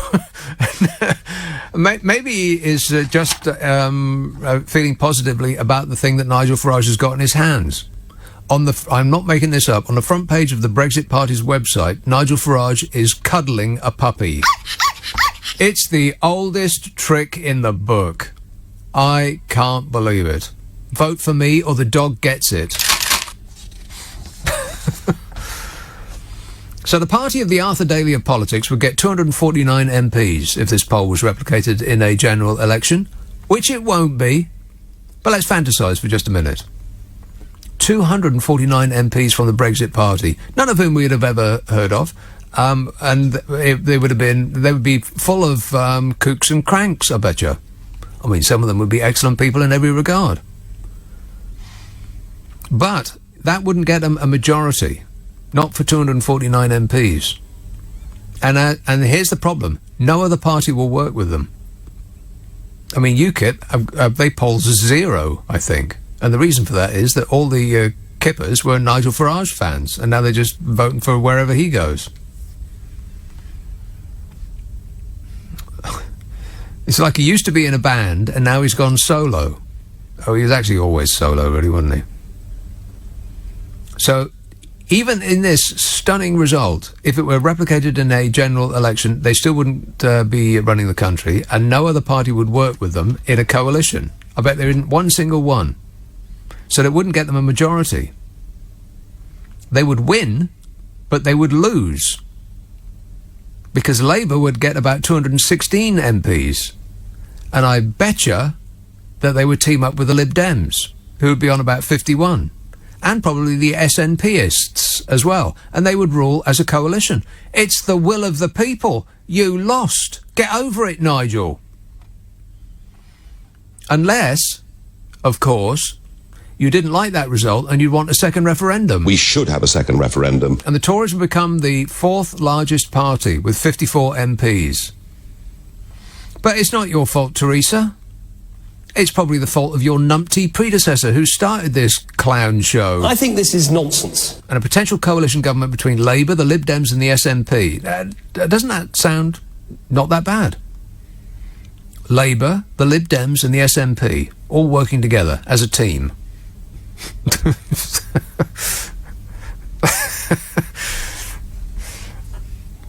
Just screaming and shouting at each other on a daily basis, but, you know, coming up with what would in effect be the will of most of the people. It would temper the extreme tendencies of the bearded threat to humankind, as he is known in the right-wing press. And it's not as though very successful countries full of deliriously happy people aren't run by coalitions. There's loads of them. You know, in the EU, about 2/3 of the countries in the EU are run by coalitions. And everybody's happy in those countries all of the time. So, here's the irony. Nigel Farage will have removed the Tories from power, the party that he is most closely aligned to. And ironically, he will have delivered the country to the three parties that he disagrees with the most. I'm a nutcase. The stuff that's going on, you need an abacus just to keep up. And of course, Boris Johnson is quite likely to be the next uneluded leader of our country as we take back democracy. The stuff that's going on, it's incredible. And there's going to be TV debates. They're going to be talking about all this on the television for hours. Boring! And Boris didn't want to do it. If you look at the videos, have you seen the videos of the various candidates to be our next PM?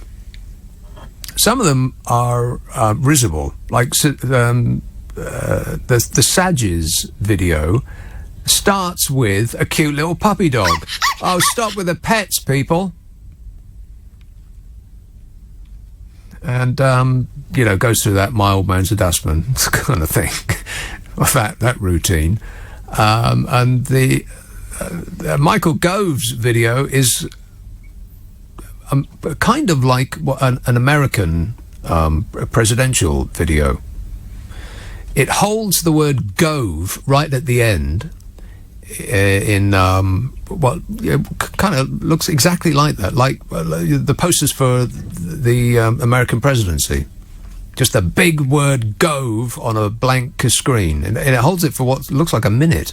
But the one thing that does not appear in the Michael Gove video is Michael Gove. What a relief, eh? Yes. So somebody must have told him, nobody wants to look at you, Michael. I would be offended. Or maybe he just didn't have the time to give us the benefit of his glorious visage. Some of them are just plain kooky. I'll leave it to your imagination to decide who has the kookiest. But Boris Johnson has now bowed to pressure and he's agreed to take part in a live TV debate. He was accused of being a coward and hiding. He said, Paul tweets, do you know that the Brexit party are to the left of the DUP? RRR. Of course the Tories would form a pact with them, he says. Yeah, the Tories might... No, they won't. No, they won't. No, they won't. No. No. Drummo tweets, Abbott, the Brexit party is different from UKIP. I didn't belong to UKIP. I joined the Brexit party like a lot of other people because we're all fed up with lying MPs who don't know the difference between yes and no. Abbott, you're like some of the other biased presenters on LBC. Let me guess, James O'Brien. The Brexit party is not different from UKIP. And here's the reason why. When UKIP was moderately successful, it was because of you-know-who. I'm a nutcase. It wasn't UKIP, it was the Nigel Farage show. And now he's left that band because of creative differences. That his fans have just followed him. It's the same act. This says, Nick, please upset LBC listeners by pointing out that 95% of the polls in the last 2 years have shown a Remain lead. That's something of around 150 polls. That is completely correct in every respect. Affirmative. I've mentioned that many, many times. I think, well, if you count them, there's been about 150 polls, and I think you could count them on the fingers of one hand the amount of polls that have shown Leave in the lead. I don't think it's even 5. I think it's like about 3 or 4 out of 150 polls since the referendum have shown that the majority of the people in this country want to remain in the EU. I'm not suggesting that there should be a second referendum. We should have a second referendum. 0345 6060 973. Here's a call in Andover. Hello, Rob. Oh, hi, Nick. How you doing? Good, thanks. Good stuff. I was going back to what I think Brian from Middlesbrough was saying about the 39 billion. Oh yeah, droning on and on and on he was. Yeah, he's obviously a regular caller, but 39 billion pounds. The way I see it is that isn't that money what we owe? Yes, of course it is. Yeah. So if we leave without paying the 39 billion pounds that we've owed over the last 2 or 3 years, yes, how are we then supposed to start up a new trade deals with all these various countries that we're supposed to be having trade deals with if we're not paying off our debts in the first place? It would be ruinous. Why would these people then want to enter a trade deal with us? Precisely, yeah. It would be ruinous to the people of this country if we tried to get out of our debts, in much the same way as if you personally, Rob, owed an enormous amount of money to a bank, didn't pay it, and then asked them for another loan. Yeah. And went to another bank and went, hi there, can I borrow 39 billion quid off you? And I go, well, what happened to the last 39 billion quid? And you're like, well, I just didn't feel like paying it. The 39 billion is for things that we have already agreed to. They do the budget something like 7 years in advance in the EU, and we were at the table. This wasn't decided when we weren't there. It was a democratic decision on behalf of all of the countries in the European Union, and we said yes. And furthermore, we said yes, yes, yes, yes, yes. And we knew how much it was going to be, so we knew what the amount that we would owe would be. And it's not just spending money on nothing, it's being part of a club. We gain benefits from that money. But, this argument has been said so many times, and people just aren't listening anymore. I mean, Brian, if we directly speak to people like Brian, who think that leaving without paying our debts off, and then leaving without any deals whatsoever on World Trade Organisation rules, which means, does that mean we've got to pay tariffs on everything, and all exports of, like, meat, etc., has got 50% tariffs on, all that sort of thing. So we've got no deals, and then we want to make deals with all these other countries, but we're going to these other countries saying we want to make deals with you, with this hanging over us, the fact that we don't pay our debts. Yeah, I mean, why it would be what they call a sovereign debt default. I'll put that into sounds for you. That's what that would sound like, yeah. And it would sound like that. I mean, what the hell do these people think that they won when they... I know James O'Brien, I know that name comes up all the time, but what do these people actually think that they won when they won yes to leave the European Union? What is it that Rob, gained advantageously? it's not a mystery. They were told that their life would get better. People in this country did a Donald Trump. We've explained it won't. Well, you've explained it won't. James has explained it won't. But all the sensible, reasonable people have explained it won't get better because it's going to get worse. I mean, we're not going to have any trade deals. We're going to get poorer. We've got poorer as it is. We're going to get a lot poorer without any trade deals. Well, we will have trade deals because we have got what everybody wants. We have got money, and so there will be trade deals. It's just that the trade deals. It's almost as though people don't think that we, at the moment, trade with the world. But we do. There's nothing that we make that America wants that we don't already sell them. And vice versa. I mean, and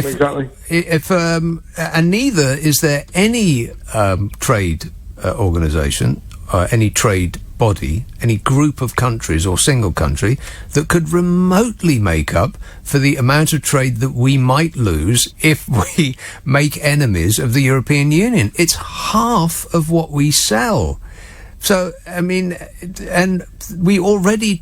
America is already either our first or second biggest market for exports. It's already either our first or second biggest importer. Of all the countries on Earth, America is either our first or second biggest importer. We import more from America than any other country in the world, with a possible exception of Germany. I think America is actually number one. So this notion that there's this giant untapped trade that we can avail ourselves of is just completely untrue. And then people will think, oh, well, we'll be getting free trade. The amount of tariffs on the goods that we trade with America is practically zero. It's like 1 or 2% on most things. There isn't this giant wave of money that would come our way by doing a free trade deal with America. Things would stay more or less the same as they are at the moment. I mean, some things America can't get their hands on, like our health service, for instance, which they would dearly love to do, and Donald Trump let that slip. And then he tried to row back on that, because I'm sure that people in this country, I mean, you could see that Theresa May was standing beside him when he said that. She freaked out so much she almost ate her own face. And so diplomats would have been screaming at each other. Even somebody as thick-eared as Donald Trump would have noticed that. Oh, shut up! And so he rode back saying, oh, well, maybe the NHS isn't on the table. But of course it would be. He didn't win the presidency by saying he was going to make Britain great again. You think that farmers in Iowa are remotely interested in doing us a favour? To them, we're a bunch of silly top-hatted people who take tea with the Queen. They don't care about us. They don't know about us. They're just interested in themselves, which makes them just like everybody else. America isn't going to do us any favours. Donald Trump isn't going to do us any favours. I mean, of everything that we know about that man, we know one thing, that he's only interested in himself. He's not going to bend over or bend over backwards to do us a solid, like they say in the States. Kaza emails, I think the Brexit Party has a more duck egg blue tone.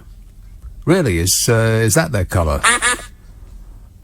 Tom in Kendall says, just been watching Fatboy Slim perform, in inverted commas, at the Isle of Wight Festival. How does he get away with just playing records and not playing a single instrument? Am I getting old, says Tom. Yes. But I know what you mean. I saw him by mistake at Hyde Park. I'd gone to, I think I had a freebie, and Underworld were playing at the same time, but in a tent. And you couldn't get in. You couldn't even get anywhere near it. I think it was Underworld. It was Underworld or Groove Armada, one of those bands that actually pulls singers on and has, musicians playing. But you couldn't get anywhere near it. It was absolutely packed.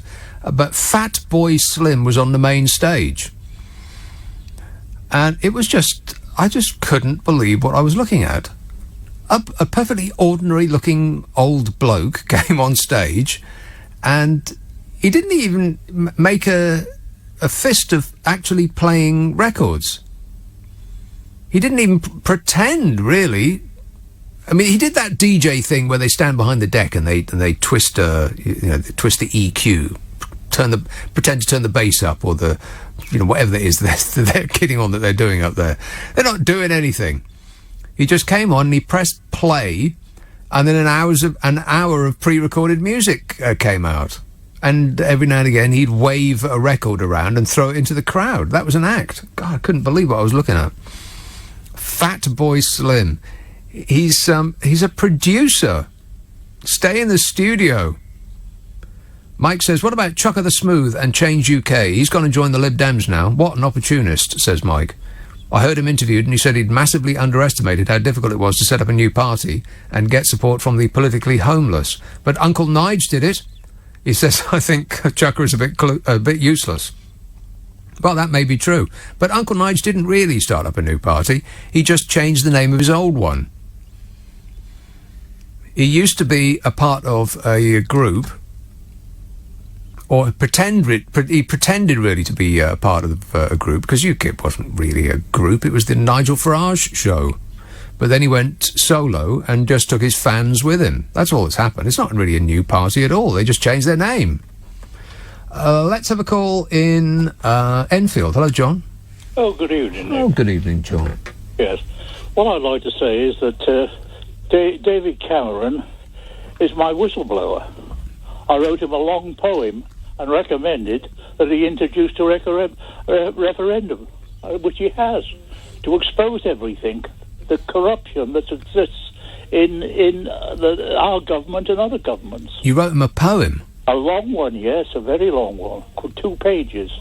That's at least 1 page too many. Well, it wasn't. He took note. Did you get a response? Acknowledgement, yes. Sir. Did you? Yes. Signed by him? I was corresponding with him for some time before he brought out the referendum. Right. Before he couldn't take it anymore and he locked himself in a shed. It looks what it's exposing. Look what, everything. Well, is it, what kind of a poem is it? Does it rhyme? Oh, absolutely, yes. Well, can you give us the first line? Well, I haven't got it available at hand at the moment, but if you'd like to ring me as an individual... No, I wouldn't. I don't know you wouldn't, but that's why I'm recommending that you... Well, wait a minute, you wrote it, you can't remember the first line. Well, no, because it's about, cowboys and, came into it, sitting on their seats and so on. Cowboys and Indians. Well, I suppose I could have woven that in, but I don't think what kind of response did you get? Well, the response is that we had a referendum. No, what kind of... You said that you got a letter back. Yes, acknowledging and thanking me for the information I've sent on. They don't be specific, when they write back. Well, it depends. They're non-committal. Well, sometimes they are specific if they've actually read the poem. I have been writing when he came into power. I've been writing before. Well, maybe that explains... I do write a lot of poems, and I do cartoons as well. Oh. And satires, political satires. Right. Yeah, I'm pretty good at that. Well, if you say, John, I don't know whether you're being satirical when you say that. No, I'm just. You're being serious about your satire. I'm good at it, and I know when I'm good and I know when I'm bad. I know when I'm telling the truth and I don't tell lies. And how do you rate your performance I always tell truth. On this call? I beg your pardon? On this call, your performance out of 10, how would you rate it? My performance out of 10, I don't know. It's as far as I asked you to score. You don't know. You said you know when you're being good. I am good. Right. Well, out of 10. I beg your pardon. Marks out of 10. I wouldn't know. I leave that to. I don't in fact enter into conflict as how many marks out of 10 and so on. All right. I'll give you 2. How does that sound? Because I think what we ought to do is do away with political parties and have a technical political college that people have to enter with full qualifications. Yeah, under a threat of punishment. With aneurysms to actually run the whole country. Right. All, in fact. Okay. Well, I said I'll give you 2 out of 10. Well, you that doesn't impress me at all. No, nor me. Dropping like a stone. Now it's a 1. Do you want to go for 0? Well, I know what your assessments can actually be, but at least I'm getting exposure and getting the message over, and people are taking note. Right. Did you tune into the Kaiser program? God, no. Well, neither should you. I always watch the so-called. Yeah. Very, very closely. He gets his news from Russia Today. Ugh. Oh, yes. Well, it's given us you answered a lot of questions that we've had, John. Now you're on a 0 out of 10. Do you want to go for a minus number? 0345 6060 973. Poem My Eye. He wrote a poem and he can't even remember the first line. There was a young man from Australia. Can I say the rest of that? No. Squire tweets, Abbott, ain't no party like a Brexit party. We won, get over it. Nigel Farage for PM. That's never going to happen. All that Nigel Farage is going to do is take the legs out from underneath the Conservative Party. Both of them will fall in a heap, and Uncle Jezza will step neatly over them and take the crown. Richard tweets, the NHS for chlorinated chicken is a great trade. I don't think that's the way it works, but, And Ray in Rochester says, come on, Nick, surely you'd swap your Volvo for a Hummer. Well, you'd have to be off your chump to want to drive a Hummer. Why would anybody want to drive one of such a stupidly huge car? What precisely are you making up for in your life that you would need a car that big? That's ridiculous. And I've never owned a Volvo, which is not to say that I wouldn't want to. I'm sure it's an excellent car in every regard. Let's have a call in High Wycombe. Hello, Owen.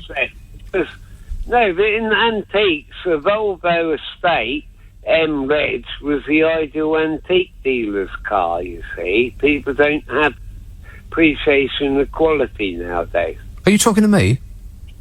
Yeah. The Volvo Estate was the most, for an antique dealer, normally somebody of a normal height. Yeah. Speaking of normal, you called up. Wardrobe on the roof and stuff in the back. Right. Well, what's this got to do with what we're talking about? I'm just saying to you, you were talking to me about duck eggs. Duck eggs, green duck eggs. You must come out off another island. Duck eggs are green, they're not blue. You ask anyone, you go to Aylesbury, do you know Aylesbury in Buckinghamshire? Yeah, where Friars is, Aylesbury Friars. Yeah. And then when you look there, they show you pictures with their legs being orange, when a pure Aylesbury duck, they were prawn-coloured legs. Yeah, well, you're making a lot of sense, Owen, and this call fits right in. Yeah, I'm just saying facts, which are facts. Facts? Oh, well, you should have said right at the beginning. I could have saved all that time. Facts? Nobody's remotely interested in facts anymore. Particularly those espoused by your good self. What is he talking about? This says, I would like to thank John, the previous but one caller, for exposing himself as a whistleblower. Yet nobody wants to see that, John. Disgusting. Now, I don't wish to sound like somebody who complains, but my glamorous assistant just made me a cup of coffee, and I waggle my fingers in the air to denote inverted commas around the word made, because I normally do it myself, and I pre-make it before I get here, and I put the requisite amount of coffee and sugar. All he had to do was put water in it, and somehow, I don't know how you've done it, you managed to screw it up. How? I don't know, but it tastes awful. All you had to do was put water in it and a drop of milk. Just a bit of milk. And by some method, you have managed to ruin it. You're some sort of evil genius. How? I don't know.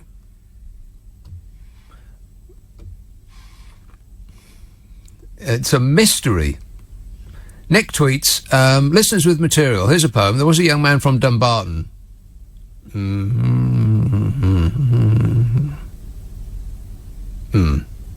Well, it's not rude. I had to read ahead just in case. It's not rude, but then on the other hand, neither is it funny.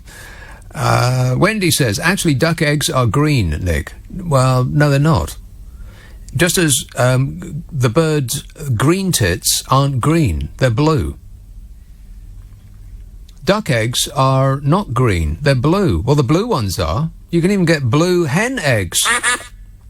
Jimmy in Colchester says, I don't understand when the people say we want to be ruled by our Parliament, and now they're whinging about not liking the way that Parliament runs them. He says, I've started not to like people now. Well, I'm way ahead of you there, Jimmy. Let's have a call in Orpington. Hey up, Barry. Hi, mate. Barry. Hello? Yes, Barry. Hello. It's not Barry, actually. It's actually Ash. Can I call you Barry? You can call me anything you like. Call me anything you like. Right, go ahead. First time listener, great show, mate. Thanks. I was just basically quite curious. Are you in favour of a second referendum then, basically? I think I'm at the point... I know it's never going to happen. Yeah, I think I'm at the point now where I just don't care anymore. To be honest with you, this is the problem, you see, because I'll tell you why. I'm a member of a political party. I'm a member of a Conservative party. I'm not going to, obviously, you call me Barry, I'm not going to tell you what my real name is. But I am a member of the Conservative Party. Is your real name Barry? No, it's not. Right. It's not Barry. Is it Ash? It is Ash, yeah. It is Ash. But that's my initials. That's my initials, basically. Right. That's my. But the thing is, I represent a lobbying organisation for the Conservative Party, but I'm not going to kind of mention what that is. But I think I'm in the minority of wanting a second referendum. I don't think we're ever going to get it, and it feels now. I'll tell you. I'll be absolutely honest with you. Being a member of this party, I feel so scared now. It's almost as if you plead for a second referendum, if you even talk about a second referendum, you're classed as someone who's unpatriotic. Yes. As if it feels as if that it's an un-British thing to do. Yeah, but you have to. Yes, but think of the source, though, Barry. What kind of a numpty would call you unpatriotic to demand more democracy? This is it. You're absolutely right, Nick. And I'll tell you one. The other thing, I think what this country has now become is inadvertently sinister. I'll go as far as to say, I think I get a sense of how Jewish people felt. I knew you were going to say the H word eventually. Here it comes. No, I'm honestly, I'll tell you, I think I understand now how Jewish people felt, leading up to the Second World War, leading up to Hitler taking over. Oh Germany. my God, we've gone full Nazi now. I can't believe it. I'm not saying it's. What I'm saying is that I think you can understand how it can happen. Yes. Yeah, absolutely, and I feel what Brexit has opened up is this tolerance that people can hate other people that are different to them. Yeah. If you're black, but Barry, you don't think that this is a new thing, surely? This Brexit hasn't created this in the minds of people. It's just given them the sense of freedom to express that. Brexit has given it the platform. Yeah. Basically, people like Nigel Farage are very, very sinister. They know exactly what they're doing. Let's not get carried away. Come on. Let's be absolutely honest here, Nick. Farage is not a stupid man. He knows exactly what he's doing.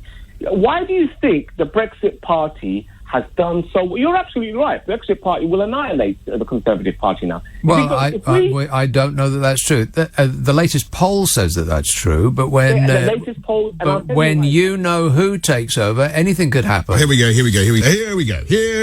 Because he is a more attractive proposition to many people than the current damaged leader. But Nick, that's very, very easy. If I play to your fears, if I tell you that this country will be swarmed by blacks and Asians and immigrants, okay, it's easy for me to win.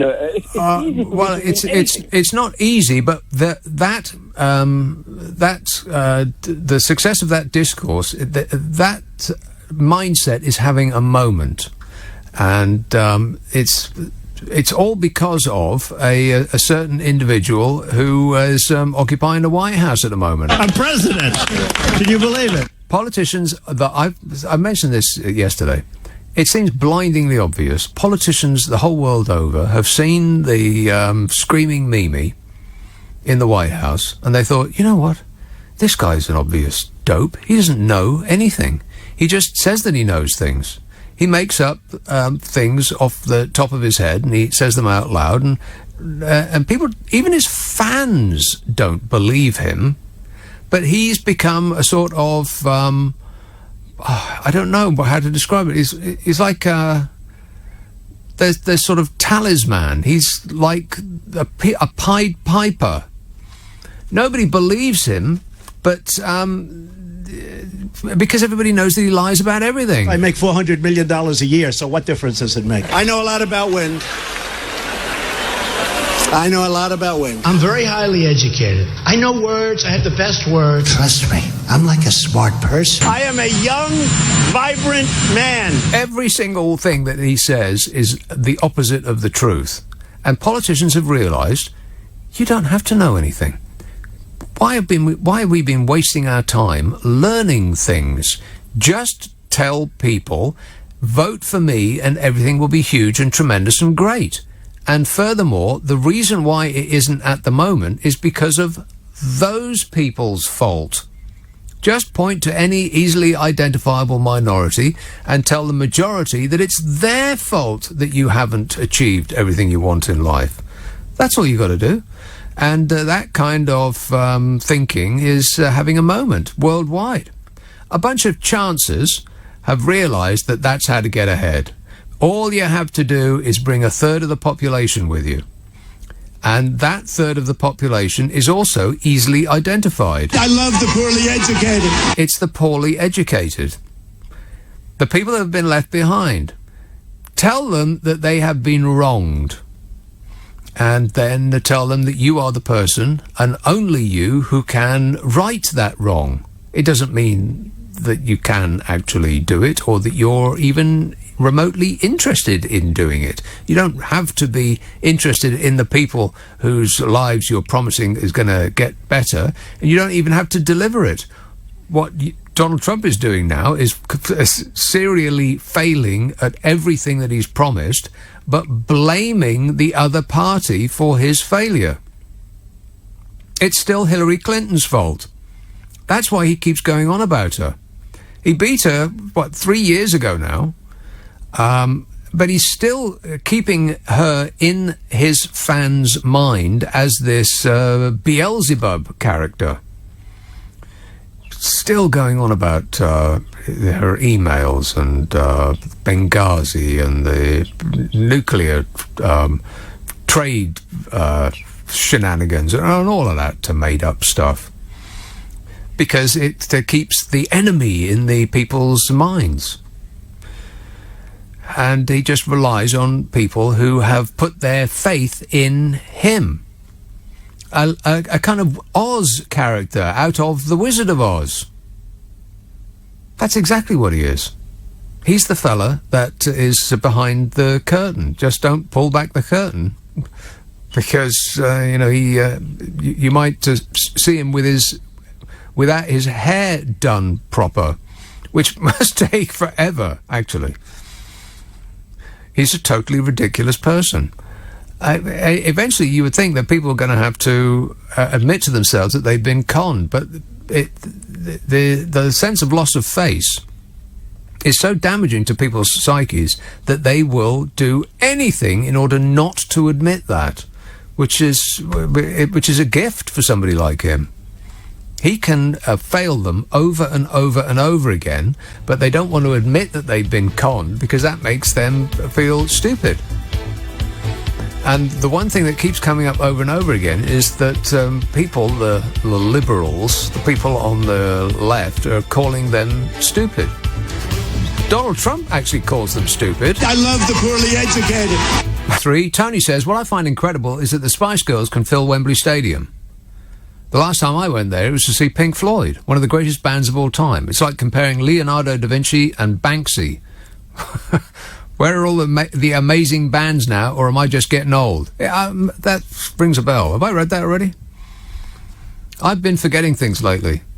The Spice Girls can fill Wembley Stadium, and I just read their headline in the Mail, and it said something of the order of "Fans go wild" as the Spice Girls take the stage. I bet they didn't. But that is ridiculous, isn't it? That the Spice Girls are the biggest selling all-female act of ever. I think that's actually true. Isn't that awful? This says, where are you getting your figures from? 17.4 million people is more than 16.8 million last time I looked. It's not a deal, it's a treaty, and it's the worst treaty possible. Cameron tried to negotiate with the EU before the referendum, but the usual, they wouldn't. What? As usual, maybe? As usual, they wouldn't. As usual? It says the EU needs our business to tell that to the German car makers that you say they don't. Does that make sense? No. Not really. Mark in Westminster says the Tories shouldn't let coronated chicken into number 10. Oh, I get it. Hey, that's not bad. Normally I hate listeners with material, but I'll make an exception in your case. Yeah. Wait. No coronated chicken. But Boris has said that he's going to show up for that debate. Oh, did you see this thing about... wait a minute. Hang on a sec. Yeah, Bozo of the FO, ex of the FO, said he's not going to do the broadcast with Channel 4 on Saturday. Apparently there's going to be a debate on Channel 4 on Sunday. Saturday today, you idiot. Sunday, as in today. But he is going to appear in a second event on the BBC on Tuesday, at which, of course, there will be fewer entrants vying for the spotlight, because there's a vote on that day, which will whittle the field down a bit. And the losers who can't get enough likes will be taken out and shot. It's like the X Factor without the X Factor. And because nobody really wants to be entertained by the other lot, Boris is, of course, the big draw, and he has refused to go on Channel 4, and they are sore upset. They released a statement which said, or words to that effect. So we're about to have another unelected leader forced upon us by an unelected, aged, wealthy, unrepresentative elite. Thank goodness we have taken back democracy. You couldn't make it up. Robert in Southampton says, Gordon Brown's tenure was brief, but at least he introduced free TV licences for the over 75s. Yeah, people have been banging on about that all week, and mostly getting the wrong end of the stick. I don't know whether I should get into that now, because it's, we're in the last hour. Maybe I will. This says, Kid Creole and the Coconuts, best live band ever. Saw them live in Sheffield in 1982. There must have been 30 musicians on the stage. Excellent. Well, funny you should say that. I saw Kid Creole and the Coconuts on that very tour at Aylesbury Friars. And it was one of the best shows I've ever seen in my life. It was absolutely mind-blowingly fantastic. Not only were there 30 people musicians on the stage, but at the end there, he invited the audience on stage. There must have been 100 people on there. And then he just said, OK, now go back down again. And everybody did. It was just an utterly, utterly brilliant show. Kid Creole and the Coconuts.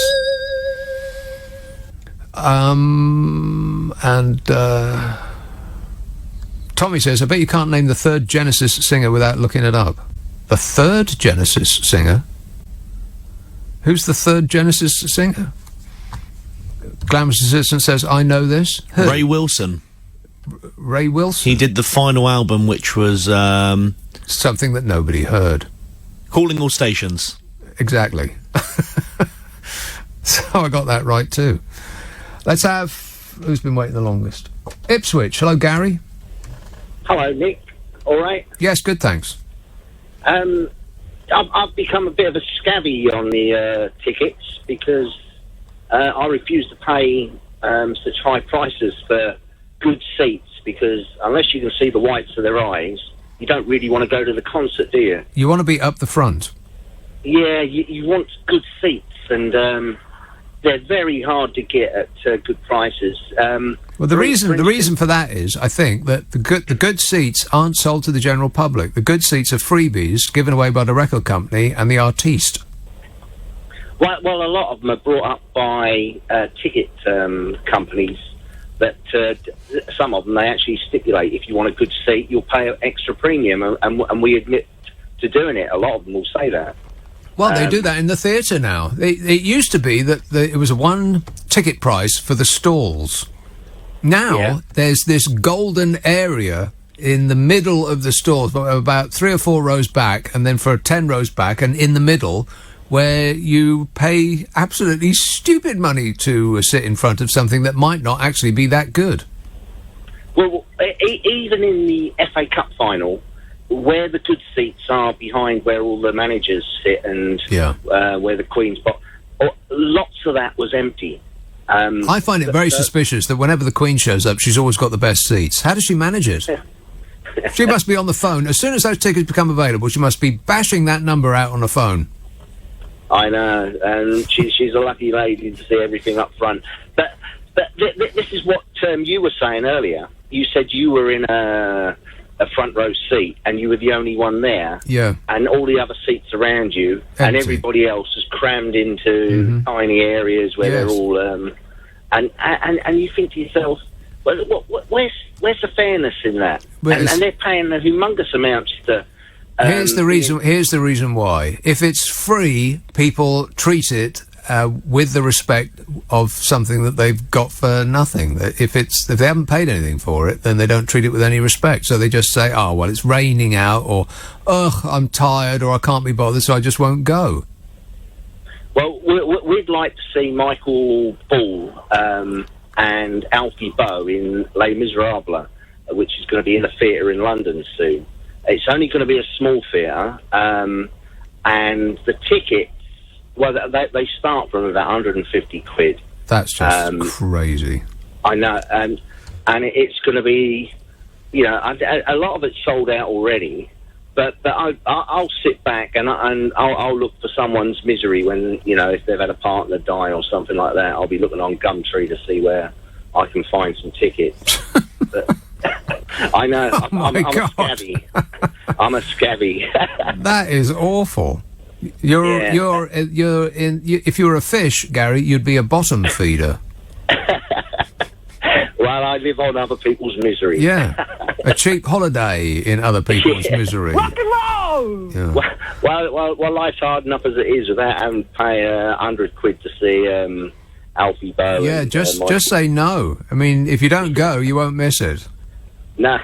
Well, I remember going to see Madonna in the 1980s at Wembley, and well, we might as well been in another town, We were so far from the stage, and it was awful. It was, and I think, well, I didn't actually see it. I saw a screen. Yes, and exactly. even the screen seemed small. If you're at a concert and you're looking at the jumbotron, that big video screen, and what is on that screen is just a close-up of the thing that's so far away you can't see, you might as well be watching it on TV in the comfort of your own home. Yeah. So I'm one of these who'll hunt around at last minute. The other week we went to see Michael Ball at Ipswich on the Monday. She complained the seats weren't good enough because we were up in the circle about 2 rows from the front. So she said she couldn't see him properly. So on Gumtree, for a Wednesday performance at Bournemouth, I managed to get 2 second-row seats in the centre for 80 quid. So she was happy, so I've scored some brownie points there. £80? That just seems too much to me. Everything seems too much to me these days. I think it's because you get a template of how much stuff costs when you're young, and that idea doesn't change. And so, I know prices increase incrementally. They slowly go up, but you don't notice that they do. They go up smoothly. You mentally take steps. So I know how much a pint cost in 1980, which is why when somebody asks for £5.50 for a pint now, I say, because that doesn't compute to me. Well, if you think back to the 70s, if I went and bought a pair of jeans and a T-shirt, it would be an awful lot more money than in today's money. Well, that's true. Yeah, some things have gone down. It's a lot cheaper. Yeah. It's like a bicycle.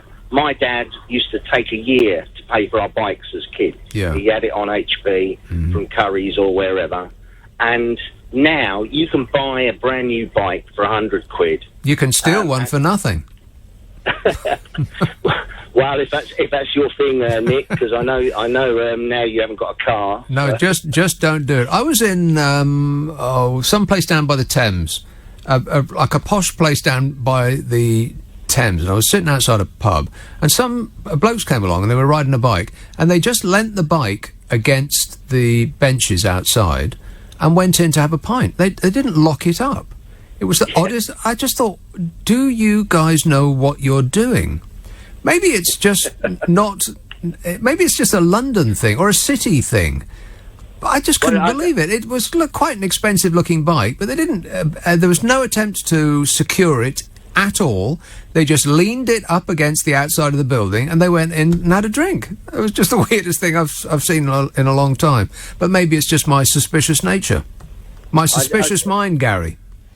I was in Brighton, and they lock their bikes up, and they take the seats off.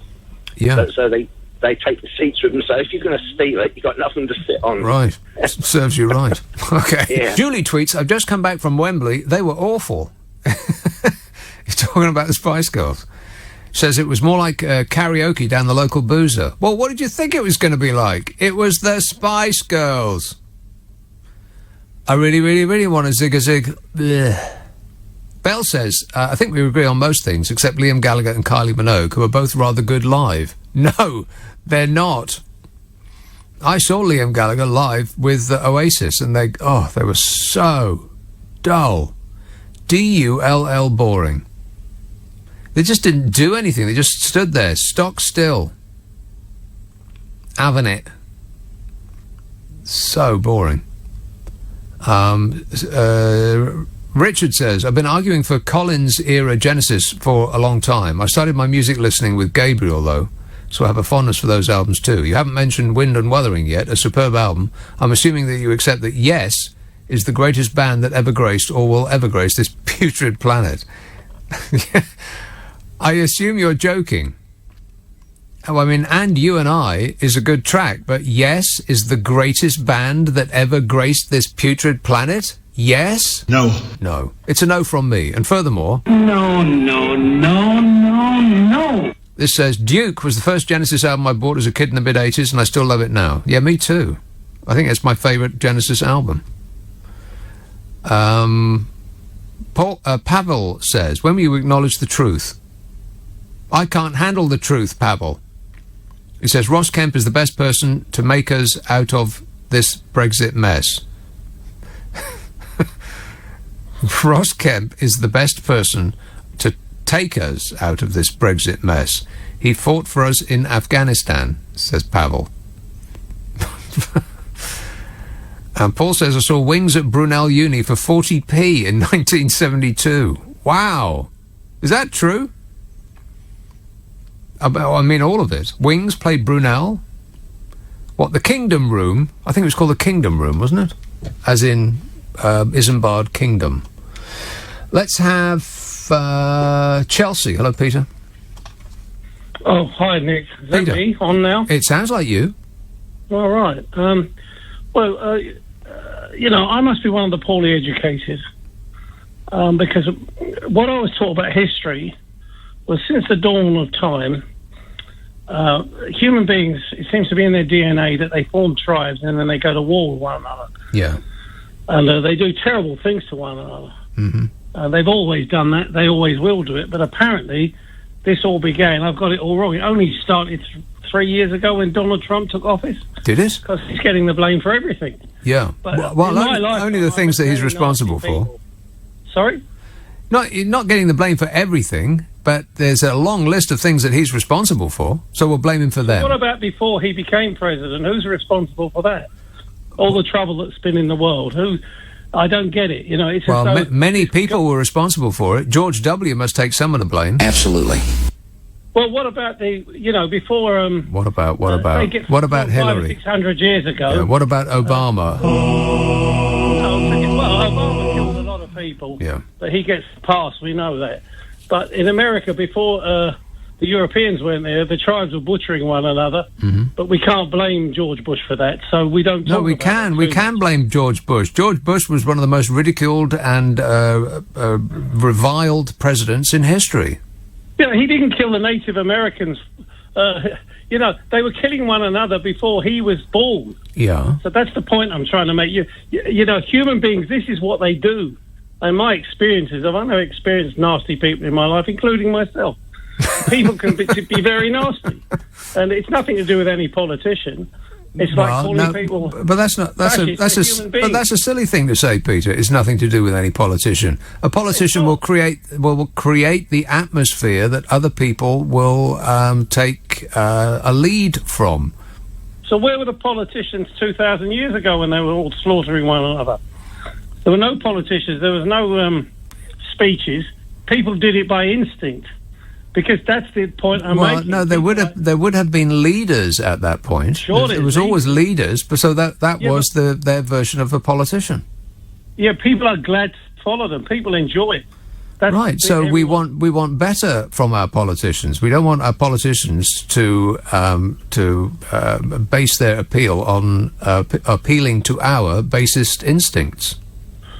Well, yeah, but it's not going to change anything what politicians do. Of course it People go to will. war. That's a No, ridiculous thing to say. Well, it didn't.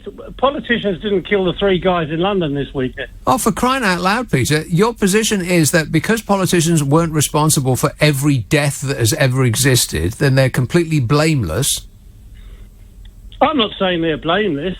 What I'm saying is you've got to give people responsibility. I mean, adults. Of course, but politicians have a responsibility. If you create the atmosphere in which people feel the shackles have been lifted and they can express their hatred in the most base way, then that is something that's in the negative column for a politician, surely.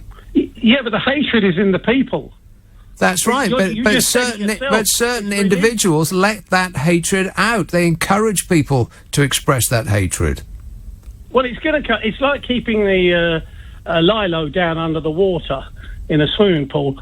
You can keep things down, but ultimately, with all people, this comes out, and it's coming out. No, it's not ultimately. It's not ultimately with all people, Peter. I mean, everybody has got a murderer in them in certain circumstances, but we coat ourselves with a thin veneer of civilization, and most people tend to go through most of their lives without killing too many people. But it doesn't mean to say that it's not in them, but it's just the circumstance in which they live, their surroundings, and the lead that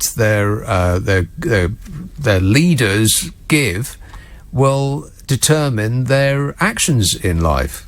But your position seems to be, because Donald Trump wasn't personally responsible for all of the deaths that have ever occurred in the world, that he gets a pass. No, he doesn't.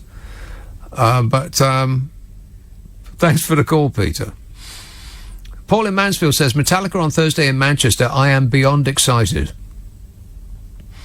Yeah, you know what? They shouldn't have released that documentary. You know that documentary when they sat around and belly ached about their personal relationships, whinging and whining and moaning. It was the absolute antithesis of their reputation, their carefully honed reputation as hard swearing men's of rock, and they were just it was just non-stop whining. Stop whining. So I mean, I like their music right enough, but they kind of came out of that looking ridiculous.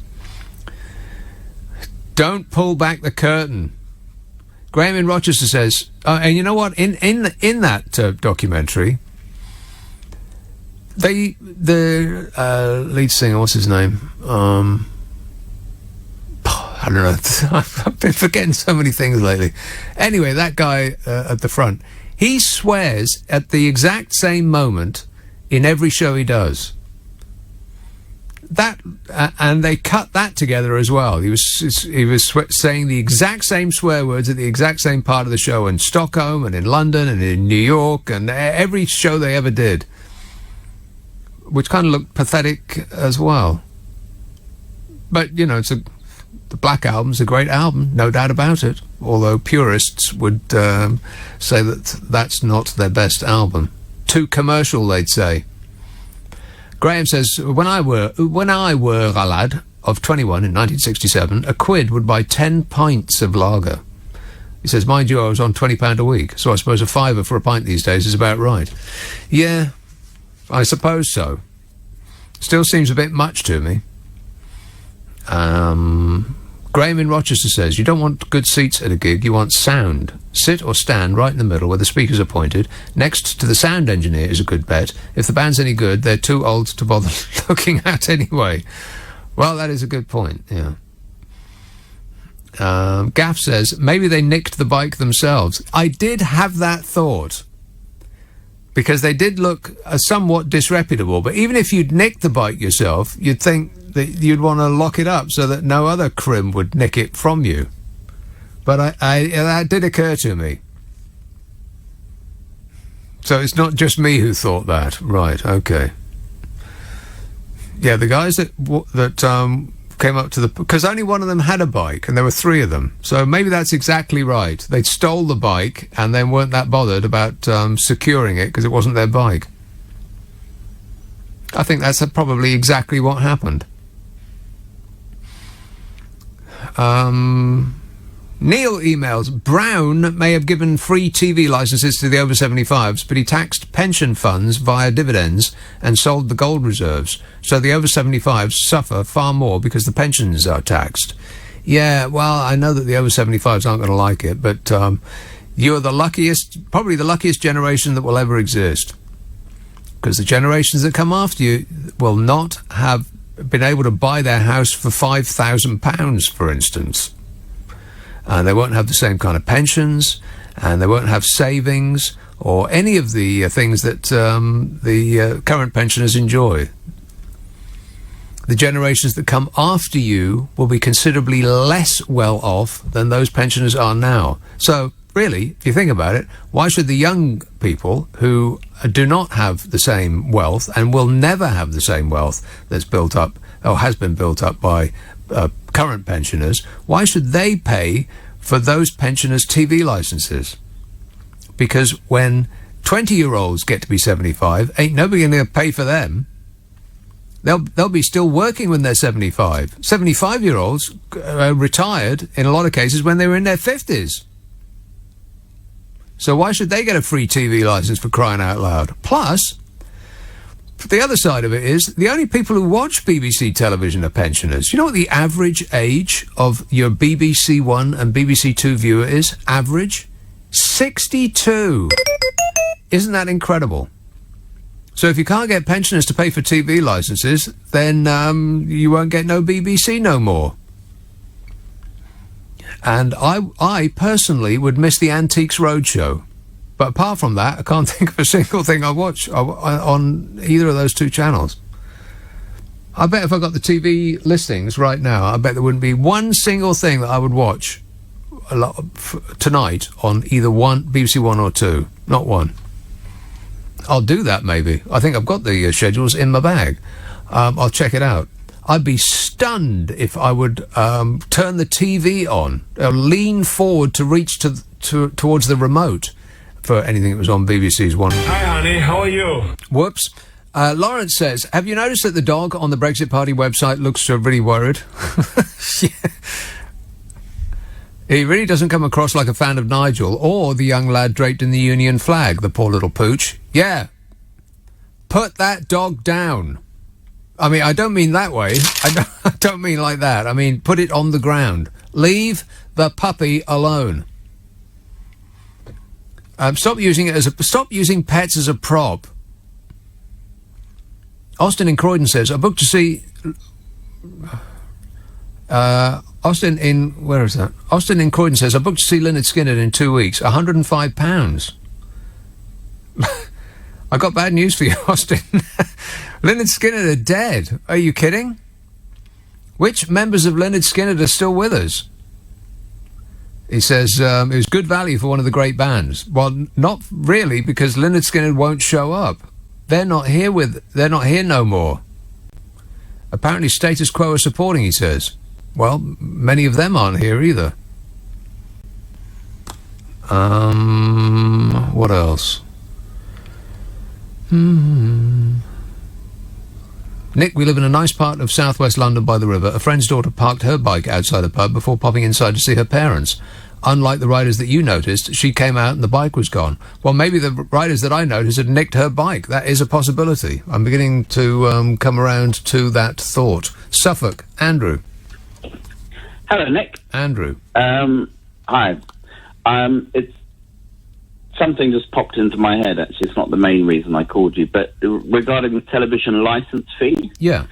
I think old people should pay more. More? Because, yeah, they spend loads more time watching the television. Well, that's than true. younger people. Yeah. I'm lucky if I get like an hour or two at the end of the day. Oh, Andrew, you should try harder. But no, the old people, they have it on all day long. That is, yeah. Mm-hmm.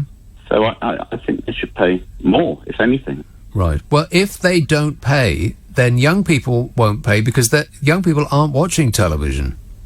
Oh, some of us are. Well, maybe you're not young. 44. Yeah, no, I'm not young Yeah, anymore. no, you're old. Now, I mean teenagers, people in their 20s, they're not watching TV anymore. They don't even know what a TV is. They're gawping at their phones all day long. Well, I think there should be a little meter on the side of the television and you put 50p's in it. You know, like the old days. So the more you watch, the more you pay. The more you pay. Yeah, well, that makes sense. Mm. It doesn't Anyway, seem. sorry, What doesn't seem to make sense to me is that wealthy pensioners should be given a subsidy by their poor younger relatives. That makes no sense to me. The other thing, maybe, is depending on the size of your screen, you should pay more. So if you've got like a little tiny television, black and white television, you don't pay very much. And there's a sliding scale up to a great big plasma screen. Then, you know, it's proportional. Well, yeah, you're making a lot of sense, Andrew. Thank you. Sorry, but that isn't why. That's not really why I called. So we're going to be paying for our television by the inch. Is that what you're saying? By the inch and by the minute. Yeah, like the gas meter used to be. Got it. Okay. And then maybe every quarter, a person will come round and empty the meter and give you 10% back, so you feel good about it. I'll look forward to that. What else have you the got? Highlight of my youth, that was, when the gas meter man came, and we got a little, you know, we got 2 or 3 quid of 10p's. That was amazing. Wow. Anyway, well, sorry. that's a lovely stroll down memory lane. Isn't it? Isn't it?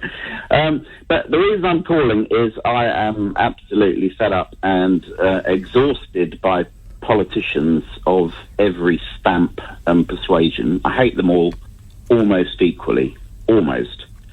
So I've decided to make my life simple, and I've decided I'm going to support any politician that doesn't start a sentence with "look."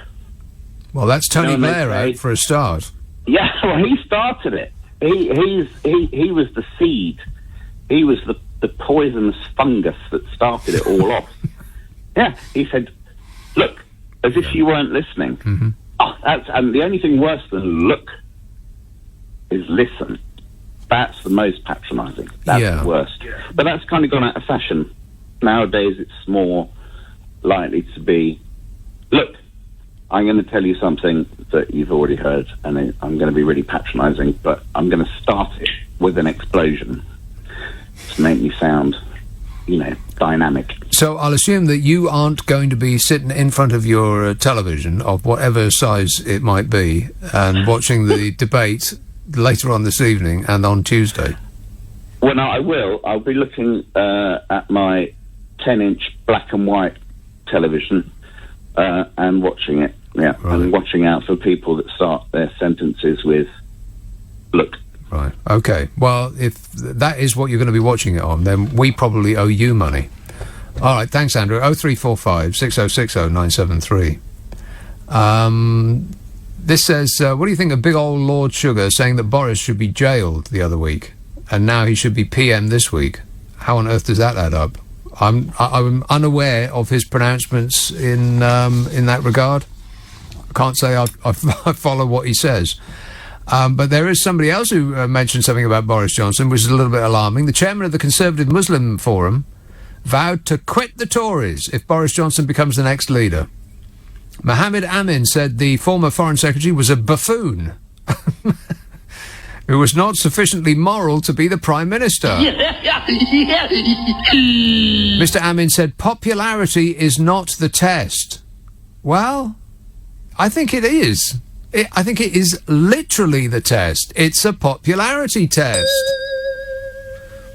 He said there are many horrible people who have been popular. Well, that is indisputable. There are many popular people who have been horrible. Oh, shut up! He says popularity is not the test. The test is this person sufficiently moral to be the Prime Minister? And I believe he, Boris Johnson, fails this test, said the chairman of the Conservative Muslim Forum. Well, you know, questioning Boris's morals is one thing, but at least he didn't bring up Hitler. In other news, the chairman of the Conservative Muslim Forum, Mohammed Amin, said a lot of Germans thought that Hitler was the right man for them. Oh, no. Told that comparing Boris Johnson to Hitler was shocking, Mr. Amin said, I'm not saying Boris Johnson wants to send people to the gas chamber. Clearly he doesn't. OK, nice save, Mr. Amin. Thought you were in trouble there for a minute. He said he's a buffoon. But he, as far as I'm concerned, has insufficient concern about the nature of truth for me ever to be a member of a party that he leads. He says, I'm not prepared to be a member of a party that chooses him, Boris Johnson, as its leader. He says, I suspect there are other people who might do the same, as in leave the party. But you know what? Those that want to be on the winning side of this donkey race will probably run their eyes over the list of starters and bet on the ass who looks like beating the others over the line. And as long as Boris keeps his head down and avoids the press and doesn't speak in public and swerves the TV cameras and doesn't say anything stupid, it might just be him. In other news, Boris Johnson has agreed to go on the telly for a heated debate. Oh, no. What could possibly go wrong? And Jeremy Hunt taunted Boris Johnson for hiding away and demanded that that he face him in the TV debates. And if only Boris had done what you're supposed to do and offered drugs, just say no. He'd have been all right, but he didn't say no. Not for the first time, apparently. You remember that Jeremy Hunt? He's the well-known booby trap for tongue-tied broadcasters, and he complained about that the other day. He said, to stop mispronouncing my name. Stop whining. It's not our fault. I blame the parents for giving you that name in the first place. Jeremy Hunt. It's a bit glottal stoppy. Don't give your kids glottal stoppy names, parents. I mean, it's quite difficult getting from a Jeremy to a Hunt. Going from an E sound to a H sound. So the brain takes a shortcut. Very, very bad shortcut. Warning, warning. Foreign Secretary Jezza taunted Bozo Johnson that his hero Winston Churchill wouldn't have shirked taking part in big occasions. No, he wouldn't. Winston Churchill did not shirk taking part in big occasions, unless he was drunk at the time. You can be excused the odd shirk off when you're off your head on Paul Roger. And Jeremy Hunt went on the attack, pointing out that all 6 other candidates had signed up to the TV debates. He said they've all said that they'll do it. Every single one of them. Goofy, snooty, twerpy, posho, macho, and who's it? Jeremy Hunt said, if you want to be the Prime Minister of the United Kingdom, you have to get out there and make your case. No, you don't. Have you learnt nothing? You don't make your case these days. You just say, vote for me, and everything will be huge and tremendous and great. And then you tell everybody how smart you are. Trust me, I'm like a smart person. You tell everybody how highly educated you are. I'm very highly educated. I know words. I have the best words. So there's going to be a show on tonight, apparently, on Channel 4. Is that still going on? Huh? Which show is this? Not even listening to this show. Can you believe that? So I think the debate's going to be tonight, perhaps, and Boris said no to that, but he said yes to the BBC, who were planning a debate on Tuesday, after they've, deprived the old and the desperate and the infirm of their friendly telly, so as to spend more money on executive remuneration. No! And Michael Gove got stuck in. He said, it's all to play for. Very much looking forward to Channel 4 and BBC debates. Looking forward? Well, that'll be just in then. Is anybody else very much looking forward to the debates? No. And Sajid Javid said he couldn't come to the phone because he was too busy practising his manly stance. Just that picture alone discludes him from ever being our leader. What was he thinking of? It looked like, come to think of it, it looked like he had a problem. I know a lot about wind. Exactly.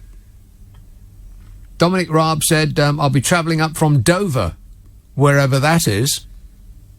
And Rory Stewart said something sensible, which counts him right out.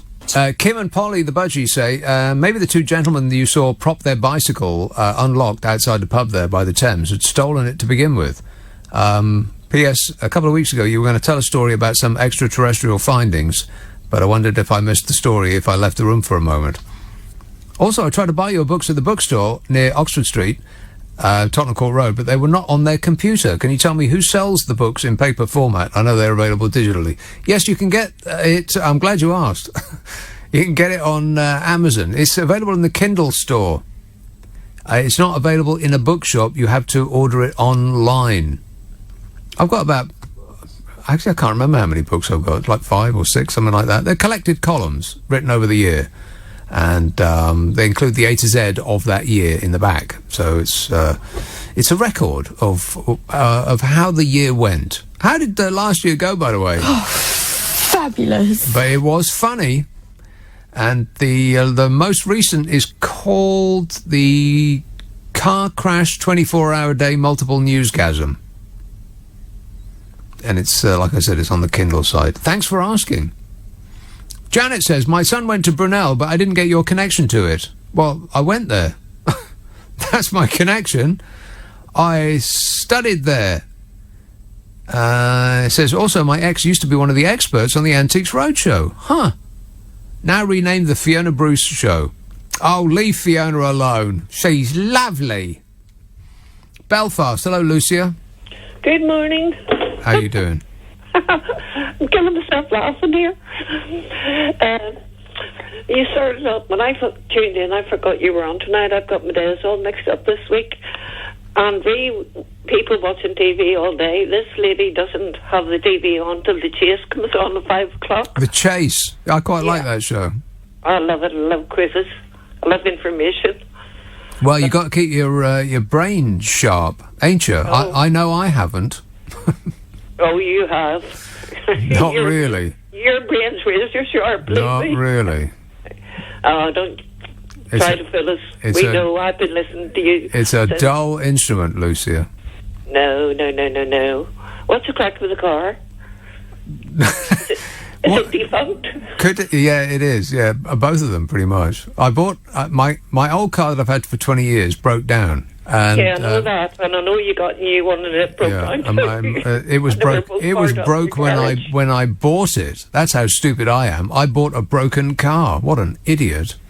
I thought you were smarter than that. Yeah, so did I. Well, there you go. Anyways, yeah, you're on about gigs and bicycles and blah. Yes. When we lived down in Farnham, my youngest son was born on wheels. And he's still on wheels. He did the Tour de France 3 years ago. Really? And he's got a metal knee because he did his cruciate in when he was 21. Ouch. He got a metal knee when he was 21. Yep. And he played ice hockey, kickboxing. My life was drop me off, pick me up with two of them. I don't really want to get into the gruesome detail, but that's an odd age. Most, surgeons are ill... equipped? Well, not ill... No, I walked myself down the wrong road there. They're reluctant to give knee replacements to young people because they don't last very long. Yeah, but he's already had 8 up. The first doctor that operated on him messed it up. The second surgeon, he was a surgeon in Clark Park Hospital in Farnham. Well, let's not get into specifics. Oh, alrighty. He said if he did all the guys that were injured in the Falklands, he said, if I had got to you first time round, your knee would be fine. Huh. But anyway, he ended up from then ending up 8 operations on his knee. Ugh. So he ended up having to have a metal knee. God. But he's still going skiing. Skiing? Good grief. Yeah. I'm cycling. I can barely walk from one end of the room to the next, but that's just laziness. You're quite young. Not really. You know what? See your photograph on. Oh yeah, but that's not me though, Lucia. That's just we bought a frame in a shop, and the photograph came with it. You're right. You look like a wee sweet little boy. Oh, so cute, like a pussy cat or a puppy dog. No, not a puppy dog, but a little blonde-haired boy that you would see in Oliver Twist or something. Yeah. Well, that picture was taken 30 years ago. I had to break the news to you. I don't believe that one. Anyway, and gigs. Yes. Oh, anyway, the bicycle. My older son had went down to the Building Society in Farnham, and he chained his bike up, and he came out and it was gone. What, the chain? No, the bike. Oh, the bike. On the chain. And he came home, and he was under threat of extinction. How did they get through a chain? How do you do that? I don't know. He chained it up and put the lock on it, whatever way you do it. And anyway, he was under threat of death if he even looked at my other son's BMX, because I said he was born in Wales. Right. But what did he do about 4 days later? Took the BMX, and it got stolen too. Oh. So you want your other son to knee him with his metal knee? My husband, well, he hadn't got a metal knee then, but my husband actually we got my son a new bike, and my son. Have you learnt nothing? Oh yes, we learned. My husband made my other son pay for the bike. Oh well, there you go. And but I never. Then gigs. Yes. The last I went to was Bruce Springsteen 3 years ago. Oh, well, there you go. My God, I don't think... and I saw him in Wembley, I saw him in Slane, but I don't think he could even surpass that last gig that I saw him at. The backdrop up the mountain, the sunset, he didn't even want to stop. Where was this? In Belfast. Oh, right, okay.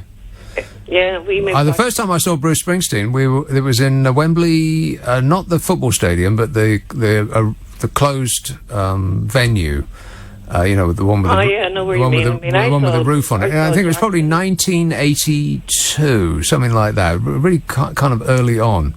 And we were just hanging around outside, and there was a huge crowd by the door. And, several hundred people were milling about outside, and it was a very, very pleasant day. And we were just, passing the time of day. We were having a couple of beers and just, chilling, waiting for the crowd to dissipate. And after, I don't know, about an hour or so, the crowd didn't seem to go anywhere. And so I wandered up and asked a member of security, when are people going in? And he said, going in? He said, they're in already. The concert's been on an hour. So we were standing outside waiting for the crowd to go in, but these were people who didn't have any tickets. They'd already been on for 60 minutes by the time we got in there.